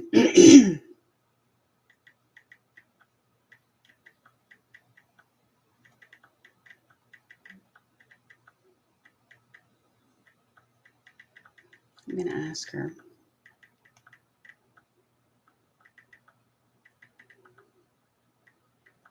She probably was, because I mean, damn, I mean, she described so much. She described the number on the road, all kinds of stuff. Man, but when she was talking about boats and airplanes, she had me finding them. I'm not saying she had me finding them. Because she said that, I was looking for them everywhere. I found that Chad has one that he wrongfully put in his brother-in-law's name. He had a plane. Was it a plane or a boat? Anyway, you wouldn't believe the people in this case that have planes, and there's two boats. Charles had a boat.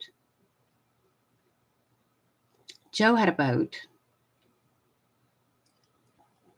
Shad had a plane, but had put it in his brother-in-law's name, Tammy's brother. Two more people had a plane. Joe, Ryan had a plane.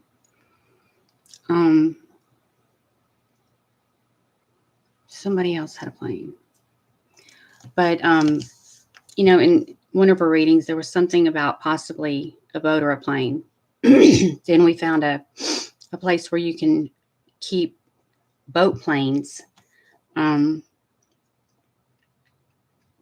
an area where they have cabins and stuff. Because she was thinking that maybe they killed Tylee at a cabin, when really it could be the red barn that was in his backyard. Because if you go back and listen to her describe it, it could be that. Sorry. I don't believe in coincidences after this case. Elon Musk. He froze some sperm for her. And after they broke up, she sure used it. I don't know if she can get money from that. But he has like 10 kids. And one of his little kids passed away. And it caused a lot of trauma for him, of course. But I like Elon. I don't like Amber Turd. God, I can't believe her attorneys told her to look at the jury like she always did. I'm like, she's creeping me out.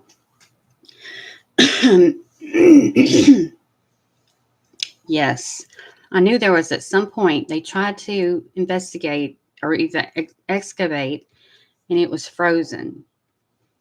But I do wonder, I'm waiting on Donna to respond to me if that was her. I'm gonna have to go back and listen to her stuff. But on Gabby Petito, Donna described exactly how, where, what, all the way from him killing her to where he placed her sitting up with leaves tossed on her under a tree, not far from the water. I mean, this woman, her daughter was murdered. And after her daughter was murdered, she took every kind of class, book, you name it, to get closer to the spirit world and medium. And she's even got a some type of something from her church. But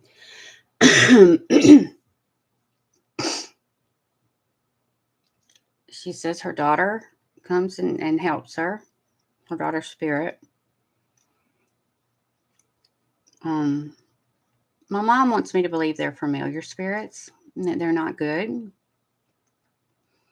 But why would evil spirits give you hope in things like, that lady that's like the Rhode Island medium or whatever? God, I love her. I mean, she always encourages whoever comes to see her from the spirit that comes, and it always helps people a little bit to move on. You know what I mean? It's always helpful. Why would an evil spirit do that? I don't know. I don't know what to believe. But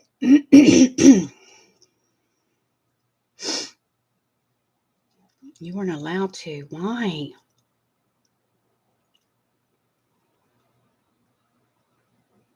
Would you break free from the church? Oh, I think she was trying to kill Johnny too.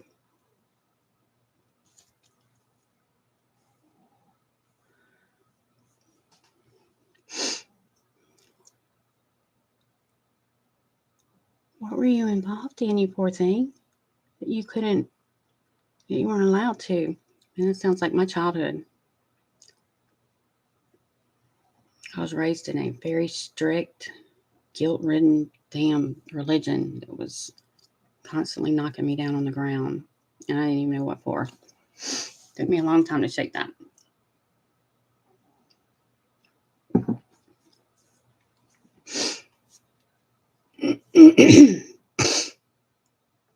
Yeah, Donna, she's interesting. And when people found out that it was actually Crescia, just Kay's daughter, just JJ's blood aunt, it was Crescia that, asked Donna to do the readings originally. And then Kay crucified Donna, and Crescia didn't help, but Crescia never denied, I don't think, because it's recorded. We can hear it. It was, months before the kids were found.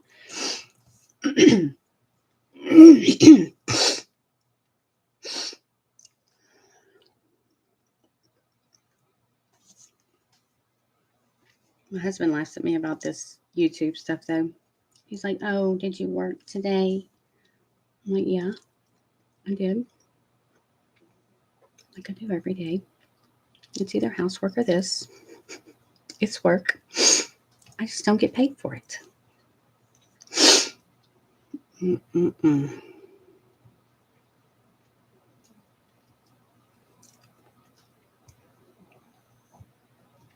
I want to know if you were like in a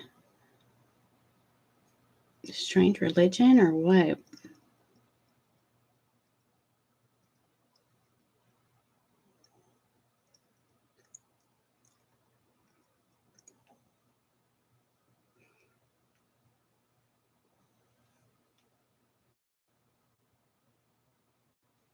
Really? I'm a huge fan of her. Who? I'm trying to think of who I'm a huge fan of. I don't have anybody. I'm a huge fan of Donna's, but it's not Donna, is it? Really? No way. It's not what's her face that I don't like, is it? The one that I made a video on? What was her name? Gwen or something? What was her name? Owen? Owen? It's not Owen, is it?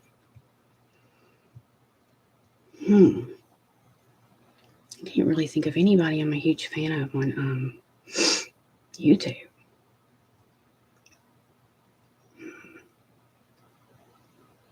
And there's somebody on YouTube named Linda that stole some stuff from me. And I know she did.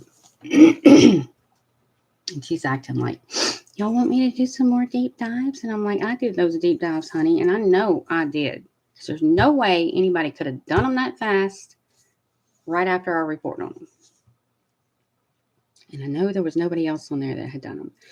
And I'm not the only one she did that with. Man, who am I? Owen. Oh, you meant that sarcastically. Haha. Yeah. That woman. She was way too full of herself. But when she did that with Mark Means, I was like, that's... And I just knew it. Crescia had told me something. I was like, I bet you anything.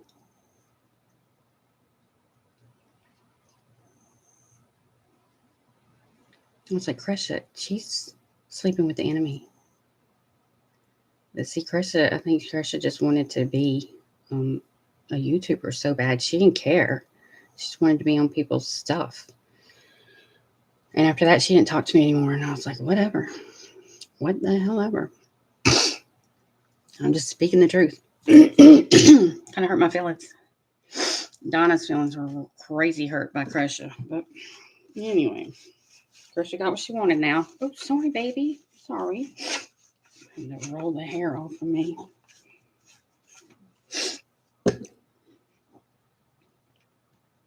Hey, sweetie. You're so sweet.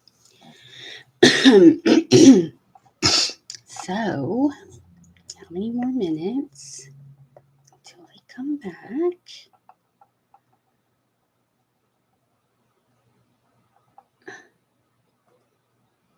45. Okay. Let's just see if Nate's saying anything yet.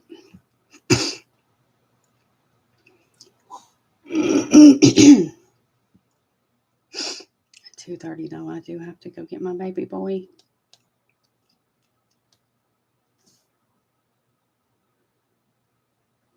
The beginning of the trial though, he was like, "We're gonna take short breaks."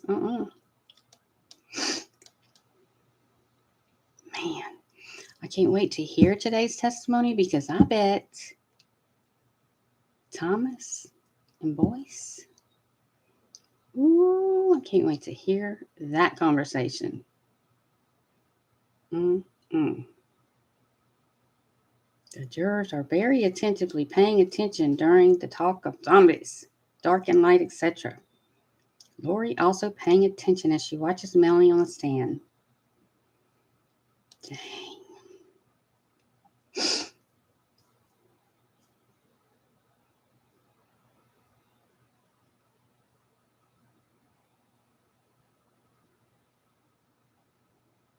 I kind of wish she hadn't said Lori thought it was bizarre too, in the context to how it was explained to her by Chad. Because she obviously didn't think it was bizarre.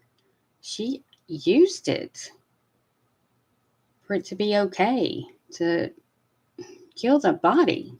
Know what I mean? Let's look up casting. Because I've never heard of anything. I guess casting out is what they mean.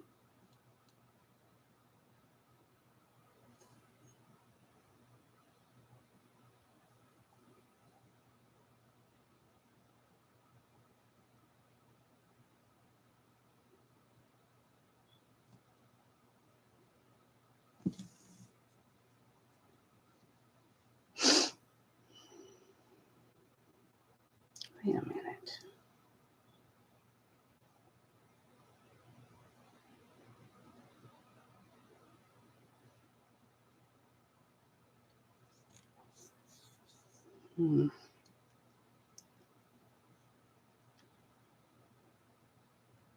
Money, power, and sex.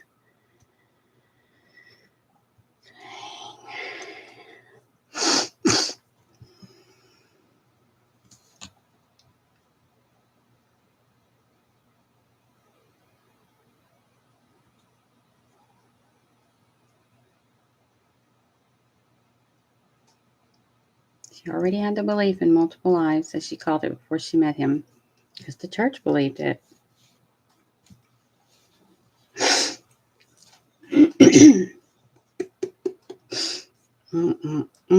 Have y'all read the James and Elena stuff? God, it's good. It's so good.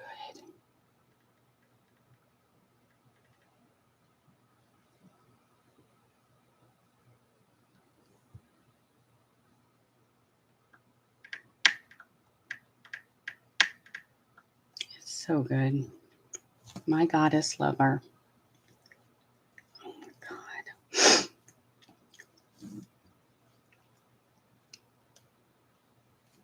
Text messages between Chad and Lori Daybell paint a picture of a romantic relationship long before Tammy Daybell died 2 years ago. The messages were included in a large file released from the Chandler, Arizona police regarding Charles Vallow's death.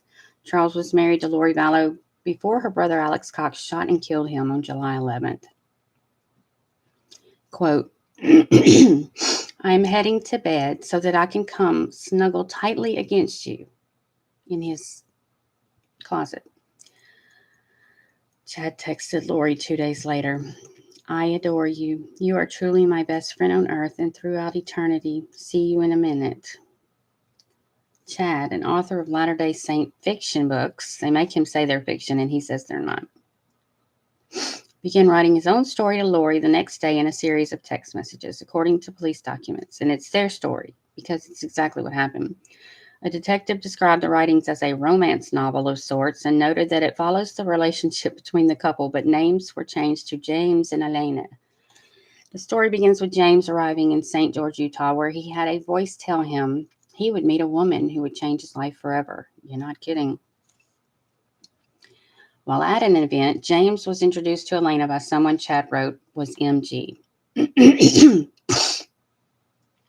When their hands touched, he felt a shock pass through him, and his heart started beating fast. The text read, Elena was gorgeous and vivacious, and James was a little intimidated, yet honored that she would talk to him. Gag. Hey, baby, I don't think you'll like this, but you can try it. You want to try it? I don't think you're going to like it. I didn't even like it very much. There we go. It took an R-rated turn. So gross. So gross. How embarrassing. God, I bet he was embarrassed. I bet he hates himself. I just want to know what his kids think. I've written Garth a few times on Facebook. He ignored me. He changed his name, and I found him by something that was said. I forget, and I was like, oh my gosh. And I found him because he made up this crazy, almost like pig Latin name. It was very weird. I forget how I found him, but did you know that their youngest, Mark, I think, wants to go to Africa to study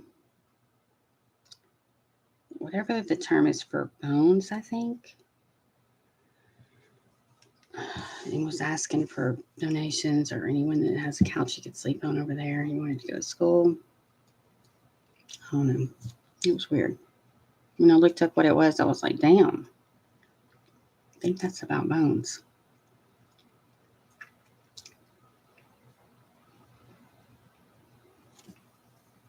It took an R-rated turn with him describing in detail a sexual relationship between James and Elena. James is obsessed with the clothes Elena wore and her physical features, calling her an exalted goddess who had come to Earth to perform a special mission. The mission included Elena being with James. Ooh.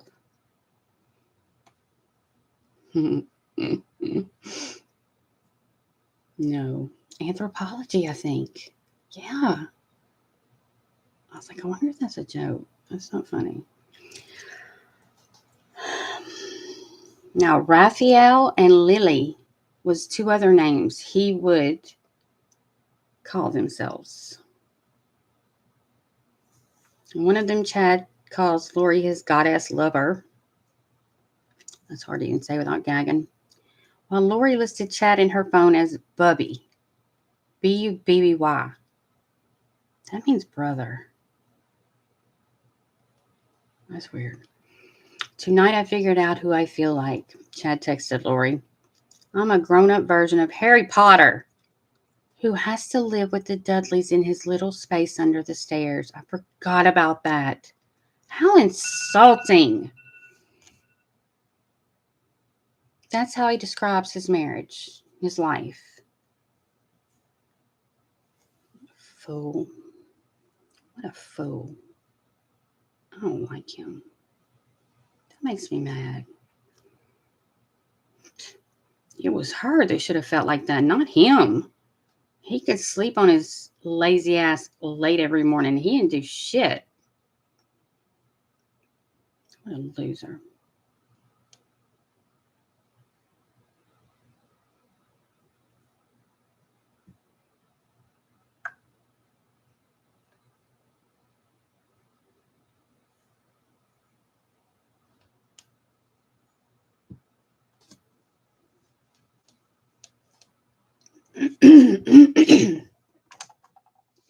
They should be coming back from lunch. And I have to leave at 2:30. Can the jurors talk amongst each other about this? Or do they have to wait until it's time for them to make a decision? Because they're probably not supposed to talk about it at all until the end, huh?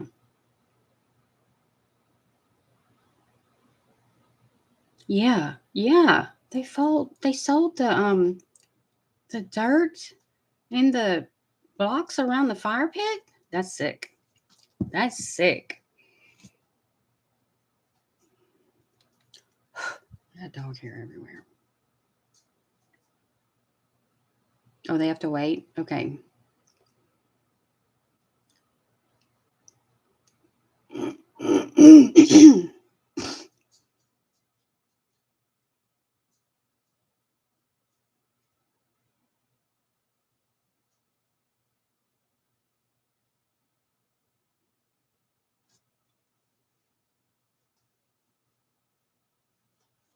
Some good testimony today. I can't wait to listen to this. So just waiting on them to come back. I'm sure they're filing in.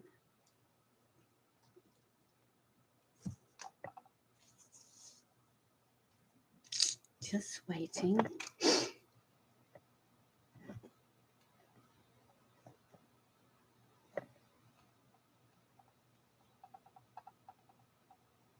Let's see if we can read some more of this sick romance novel. Every few weeks I get to escape and have amazing adventures with my goddess lover, but then I have to return to my place under the stairs, feeling trapped. But I sense permanent freedom is coming. They might need to read some of this shit. After Vallow was shot, Alex Cox and Lori claimed it was in self-defense. Bullshit. But Lori is charged with conspiracy to commit murder in connection to her fourth husband's death. Cox died on December 12, 2019, and was in what a medical examiner called natural causes. My ass. But he was cremated. As the relationship progressed, Chad was still married to his wife of 29 years. The couple lived in Salem, a rural community just north of Rexburg. Chandler detectives wrote that through August 2019, Chad and Lori appeared to have a difficult time maintaining their relationship due to him still being married.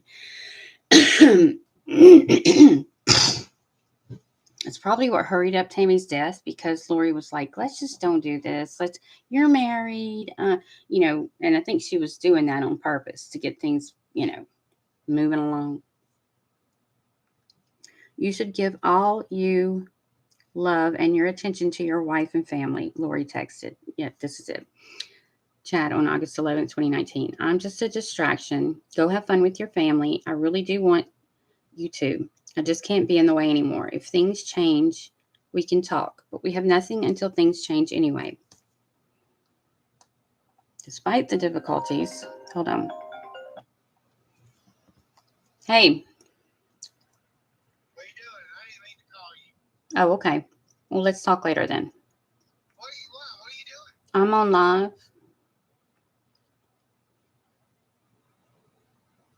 I love you. I'm on live. I'm on YouTube. Love you. Yeah, see, he was like, oh, God. That makes me mad when he does that to me. He likes to joke about my YouTube and makes me mad.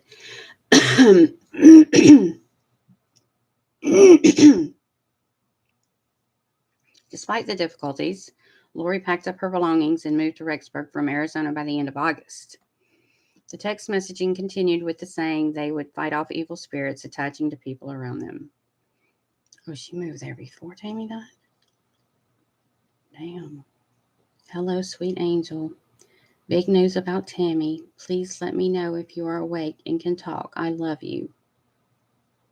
The morning she died. Damn. What a jackass.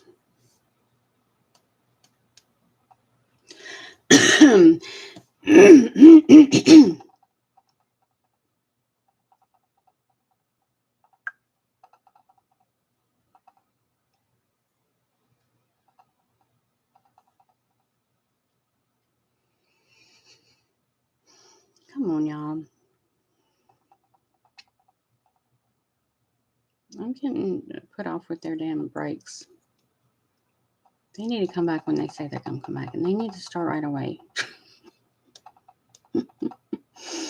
Court is back in session. Voices on the bench and jurors have been brought in. Thank you. Jurors will be brought in. Come on, come on.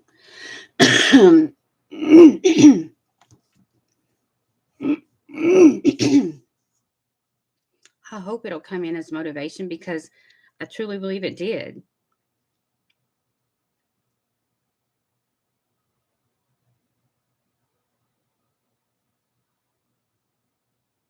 Because he wanted her. He wanted to be with her. And he finally figured out, okay, she moved here. I was supposed to move there, but she moved here. And now she's talking about not seeing me go have fun with my family when I live under the stairs. I'm going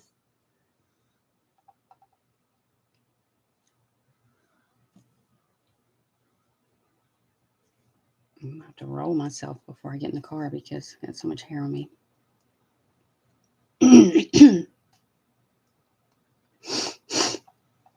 Jurors will be brought in hopefully today. Do you think Chad killed JJ? Really?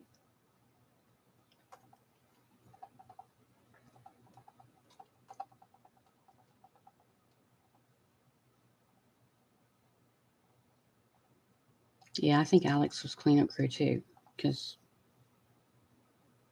it was half-assed done like everything else. Just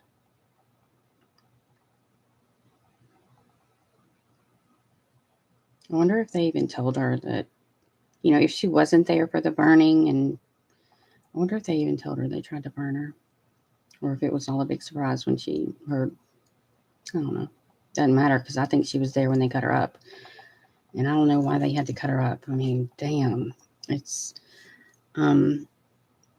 there's this other dude, a retired investigator, that thinks it was a ritual as well, a cult ritual.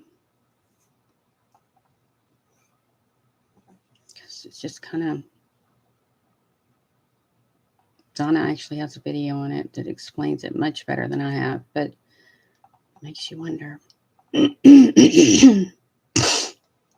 Because of the moon and everything on that night, those nights, the way it was done, just maybe they were thinking it would make them powerful gods or more powerful gods or what the hell ever. I don't know. Yep.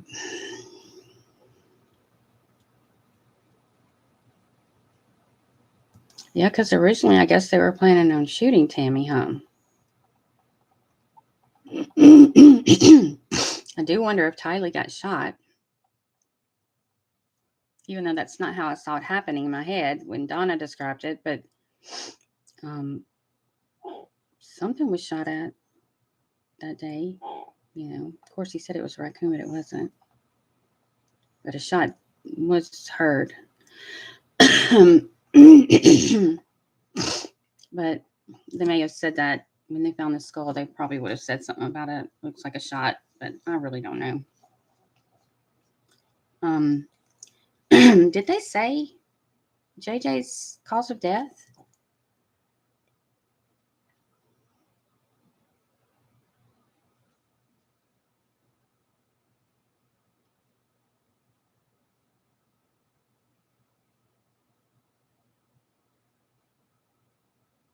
Yeah. I mean, I know he was strangled, but did they say that?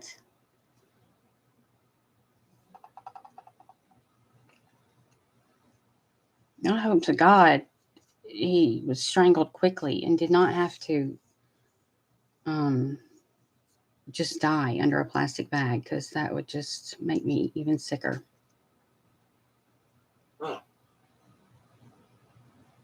Yeah, I don't think they could have even told with her.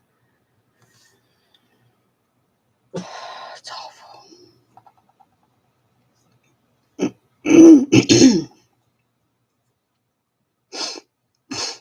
Man, how embarrassing that you have to walk in and out with shackles, and so that you don't have to chank clank down the hall to go to the bathroom. They put you in a wheelchair.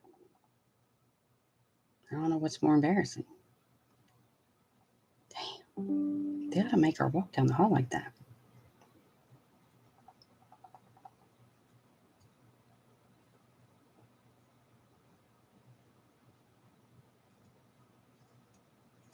Wait, here are two sketches from this morning showing Melanie Gibb on the stand and Lori Vallow Daybell standing next to her attorney.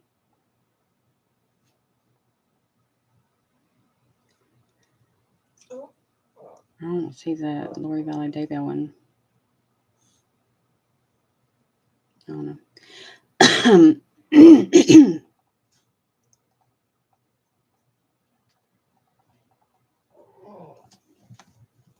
baby? What? Lay down. Take it easy. Take it easy. Take a load off.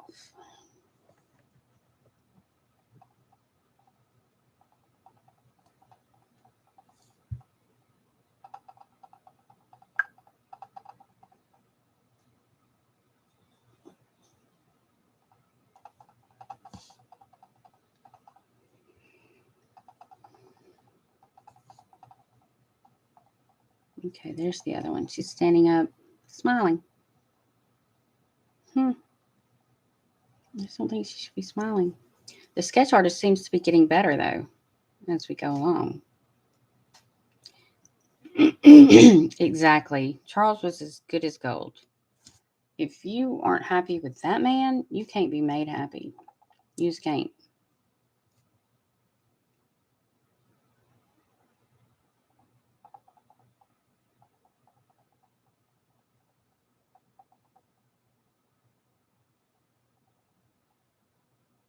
Okay. Melanie says when Chad and Lori told her JJ was possessed, she took it to mean he was possessed by an evil spirit. Duh.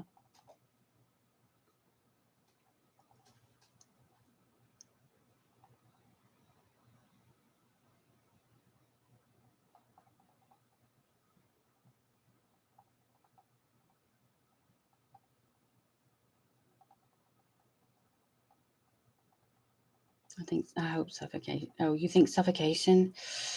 Damn. They are evil, evil, evil.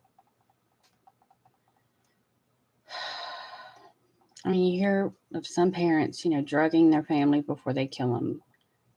It's like Lori wanted them to suffer. I truly believe she wanted them to suffer or just didn't care. It's like, oh, let's do it now.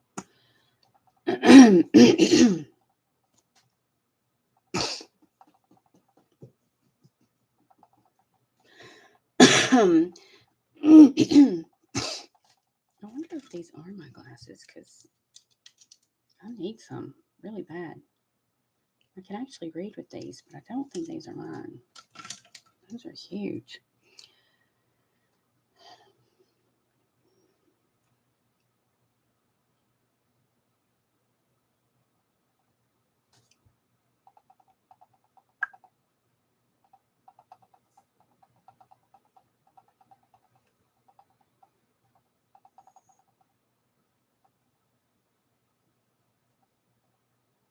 Come on.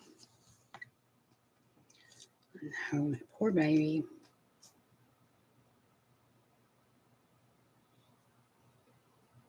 He fought so hard to live in the hospital. And then 7 years later, she takes his damn life.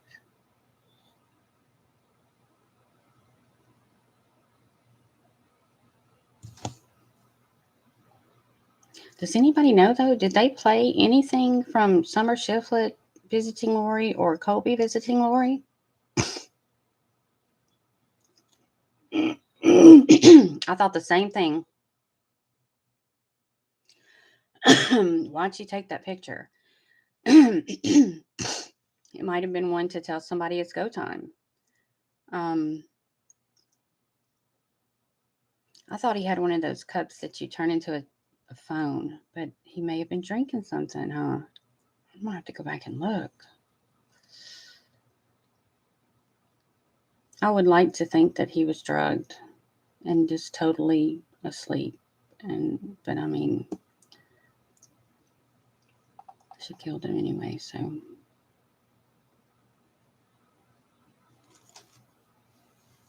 Just evil, evil.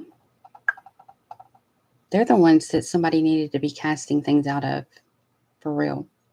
They were the ones that were evil. Nobody else really was. They were.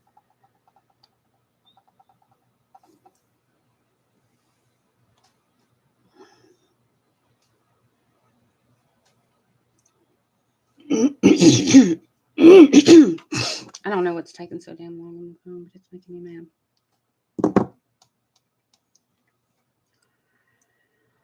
All right.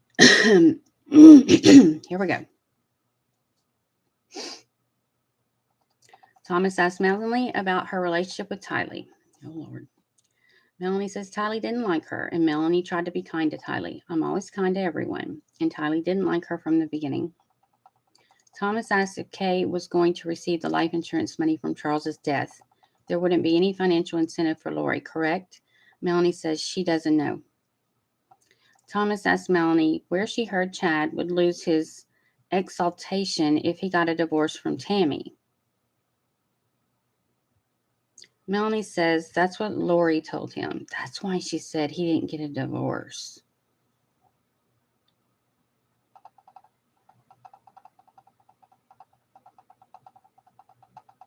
Oh, we have a recording where she's calling the insurance company. She thinks she's beneficiary. She don't even need to try to play that from that recording that she knew Kay was going to get it.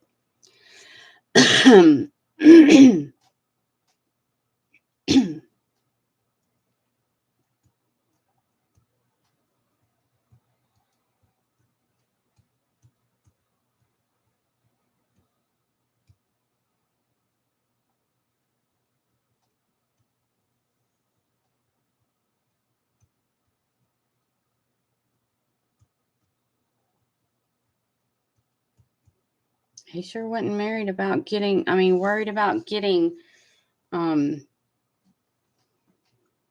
whatever it is, they get sealed together when he was already sealed with his whole damn family. But he was worried about losing his exaltation if he got a divorce from Tammy. The church excommunicated his ass. He wasn't getting shit anyway. Whatever the hell that is.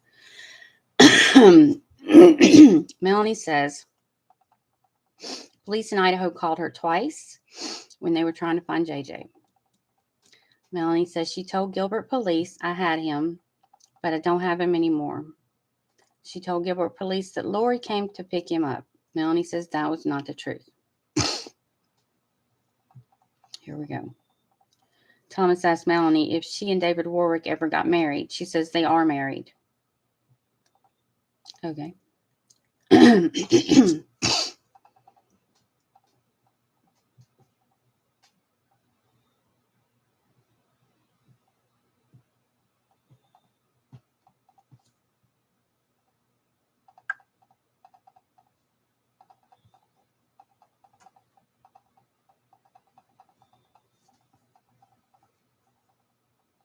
I'm sorry. I don't know why it's going so slow.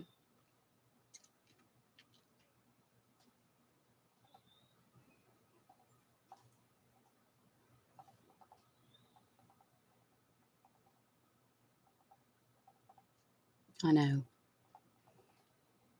But he should have known that before he got sealed with his wife, right? I mean, none of it makes sense. None of it. I'd have been the first to question him. Weren't you sealed already to your whole damn family?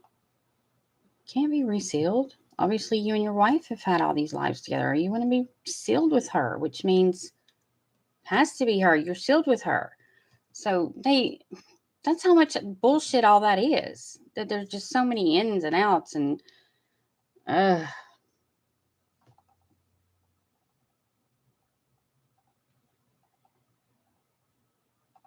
Melanie says after she recorded the call with Lori and Chad, she contacted Detective Pillar with Gilbert Police, and she said she would send him the call. They're the ones who got her to do that, though, I think. Didn't they?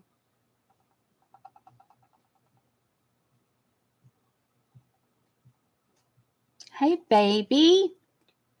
Are you watching me? That's my son right there. Yes, I am. So much that I didn't go to the gym today. I've got your doggy right here. Look. I wish you could see your daddy. Look. Say hi, Daddy. I was napping. Sorry. Go back to sleep.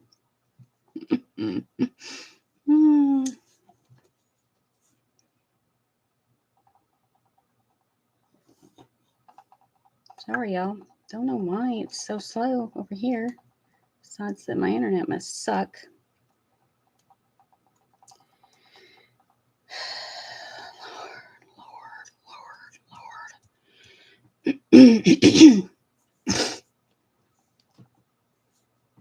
Going back to classwork. Have fun picking up Nicholas soon. I love you.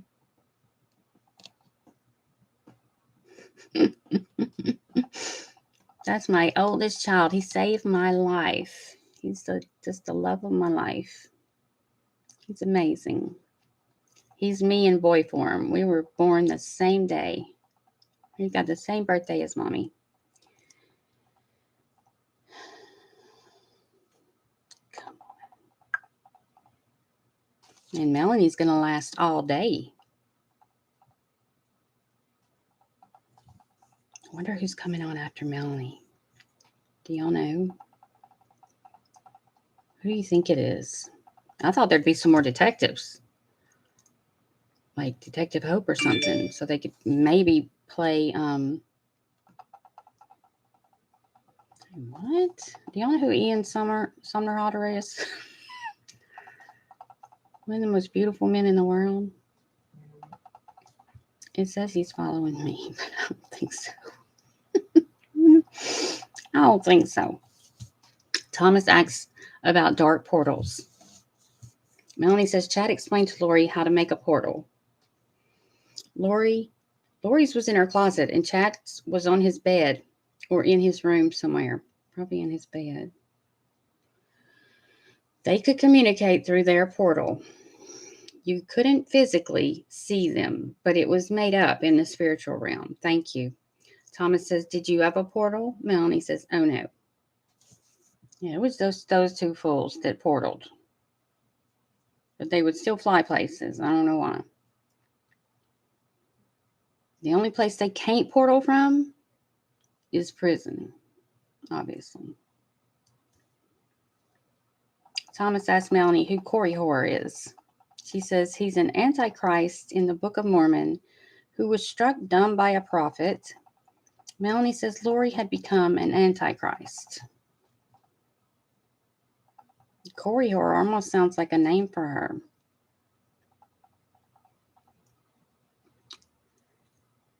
So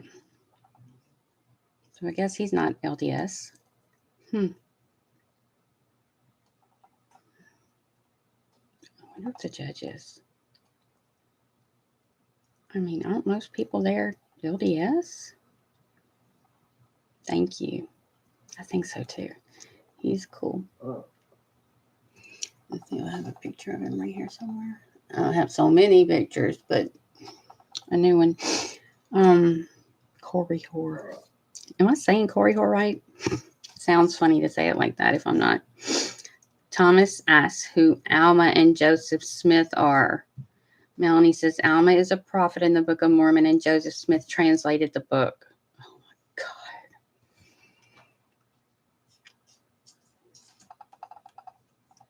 The book that's the gold brass book that's damn.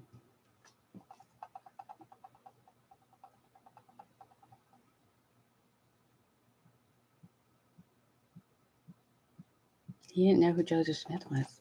Wow. I'm impressed. We do not have a Mormon as a judge. I mean, as one of the attorneys.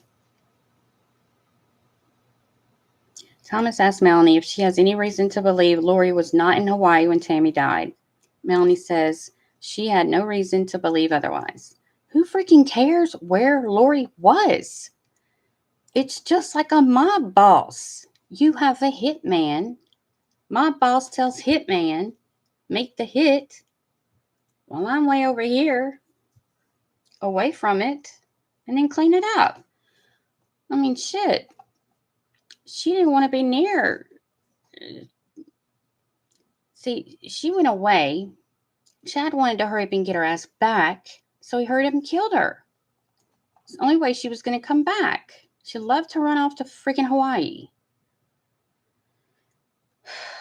Melanie says the idea of having a vibration level high enough to be translated was a new idea to her, but vibrations are often used in New Age energy work type concepts.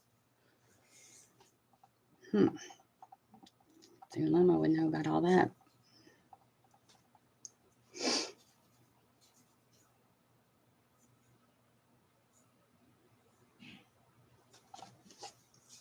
Hey, baby. Man, I'm going to leave in a minute.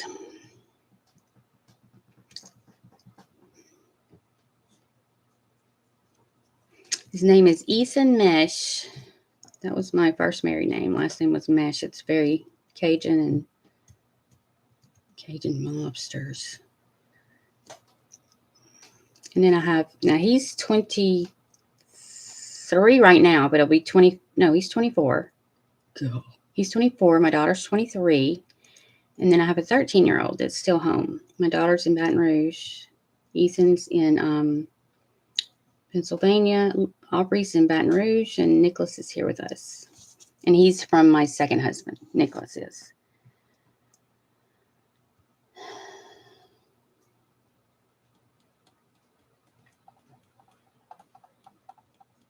So does Melanie believe in the translated beings and the multiple probations? I don't remember.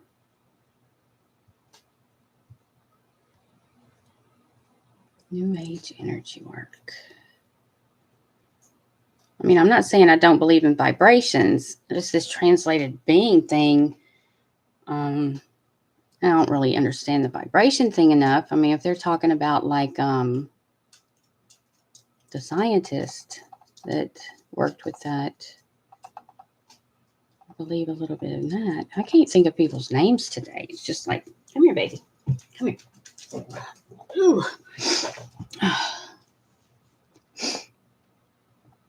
Melanie's doing good today. She really is. So far from what it seems like. I'm going to listen though.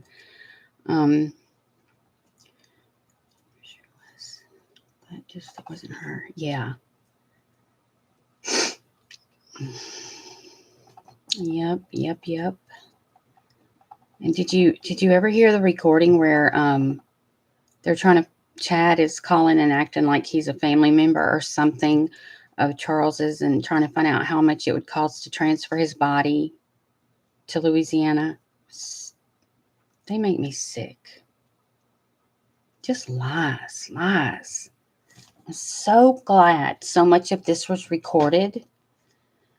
It just goes to show the universe, God, somebody, all the people that died, it's almost like they're all working together to make sure these people go down. Because it's just too sick.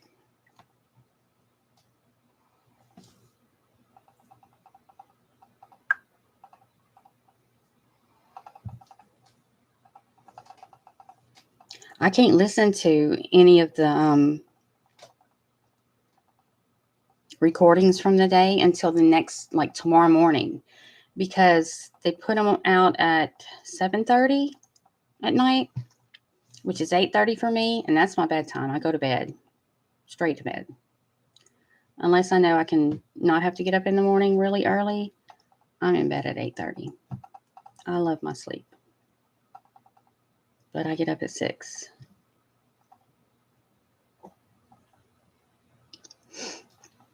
Mm-hmm.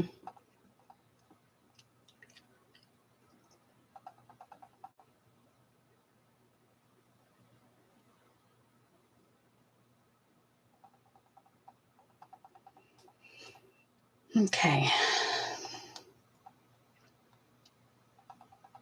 Melanie says Alex totally bought into the zombie concept. Well, he had to be able to kill him. She said to Alex, Do I want to know what happened to JJ? He said, You don't want to know. Melanie said Alex then told her that police came and took all his guns, and they are very evil people. He said police also visited Melanie P's house and took all her money. Doubt that. Alex told Melanie that Chad gave him a patriarchal blessing that was very touching. Alex was very emotional about it and felt honored to have the blessing. Okay. Alex never told Melanie where the kids were, so Melanie later asked Zulema if she knew where the kids were. Zulema said Alex told her the kids couldn't be found. John Thomas has no further questions for Melanie.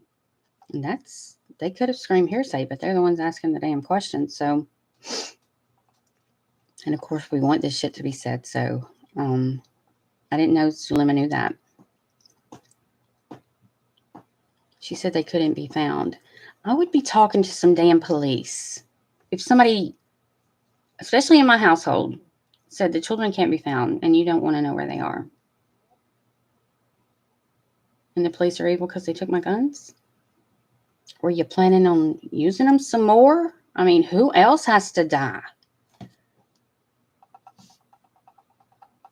That's a lot of people to die within that amount of time in that family. And then for them to say Alex's natural causes, my ass. Oh, but I love that Chad said all that about Tammy's failing health and her heart. If I was the attorney, the state attorney, whenever Chad was on, there, I'd have to be like, what, could you see through people like an x-ray machine and see their heart was messed up when we've done an autopsy and wasn't a damn thing wrong with her besides she was depressed from living with your dumb ass and had to get twin beds so you wouldn't portal with her no more?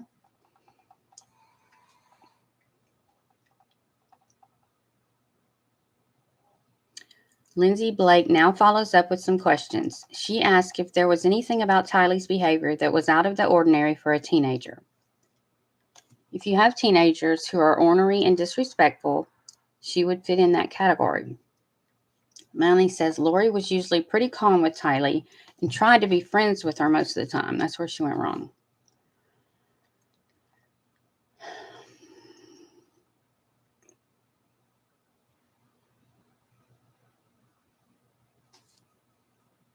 Come on. Damn. Melanie says she flew to visit Lori in Hawaii in February 2019. Lori was in daily contact with Chad, and she would often sit on the balcony and chat with Chad for a while. They would go to the beach, and Lori would talk with Chad on the phone. Tammy and Charles were both alive at that time.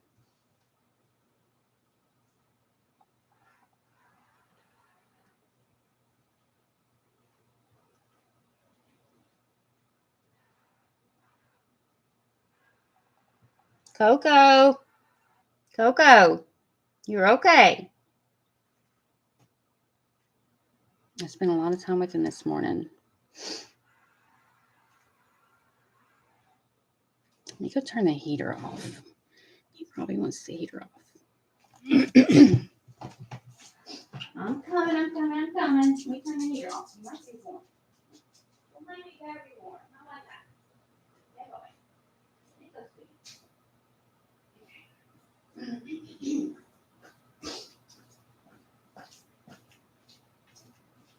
Dang, I'm gonna have to leave in a minute. Ugh. Man, this chick was just fly off to Hawaii whenever she wanted. She had the life. I don't know why she'd want to get rid of her husband. She could do whatever she wanted to do. Like when she up and was like, let's all just move to Hawaii. I mean, freaking Charles worked in Texas, Houston.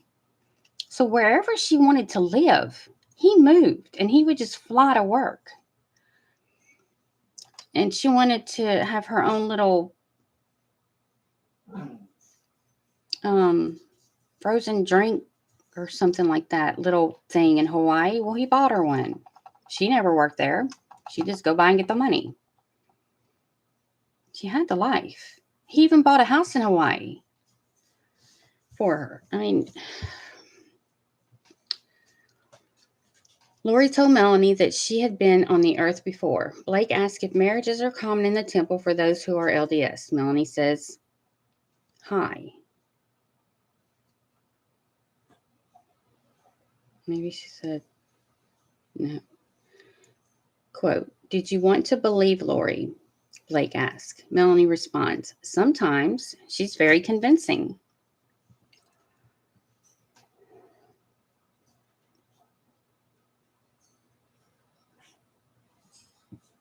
Hey, baby.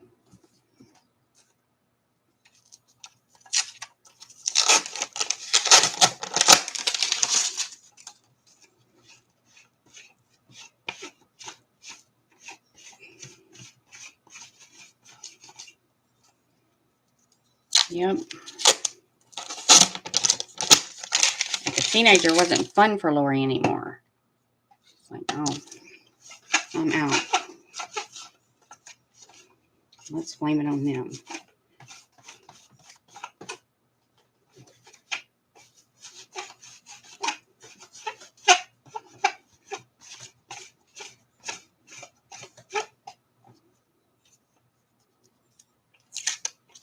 Melanie says 4 days after Charles died, Lori contacted her. 4 days later. Damn. You think you'd be calling your best friend when your husband died, right? And I think she even lied to her about how he died. I know she lied to some people about how he died, like his family, his sons. She changed how he died a couple of damn times. And then, she's busy at a pool party. She let them know how he died later. Can you imagine somebody texting you that your dad died and they won't respond to you because they're having a damn pool party after they killed him? Ugh, this evil woman. God. I can't even believe all the dog hair I'm getting off me right now.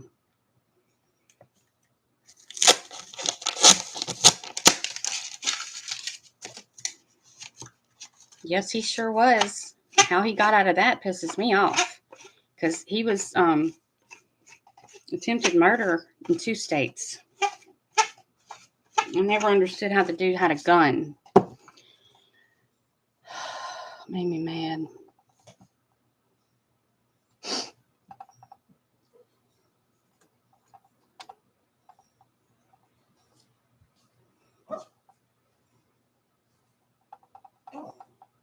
Man, y'all, I'm about to have to go. I'm so sorry.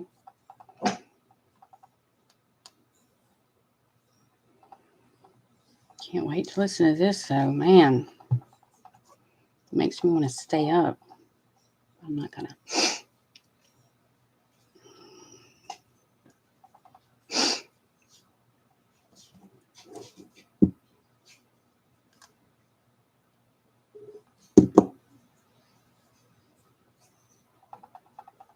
Just waiting. Yep. And I don't think they even ran a background check on Alex after he shot Charles, because I was thinking it would pick up on all that. But they say if he had his gun rights back, which obviously he did, he took some kind of stupid class and was under probation for the taser thing for 60 days or something stupid, or spent 60 days in jail. I don't know, 3 months in jail maybe or something. But and then paid a fine. I mean, they shouldn't make it so easy for somebody to get a gun back, especially after 2 attempts of trying to kill somebody. And he wasn't going to stop until Joe was dead.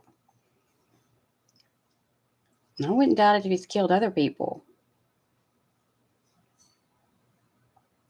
My phone's not going to update right now. It's just saying I don't even have Wi-Fi. And I do need to go get my son. I love talking with y'all. I'm probably going to do this tomorrow if y'all want to meet me back here. My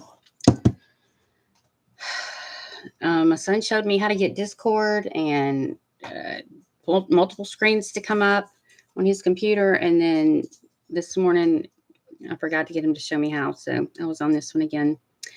But I'm going to end it here. I love talking to y'all. Hope to see y'all tomorrow. And can't wait to talk about the rest of what I'm going to miss for the next 2 hours, I guess. Y'all have a good evening. Thank you. Bye.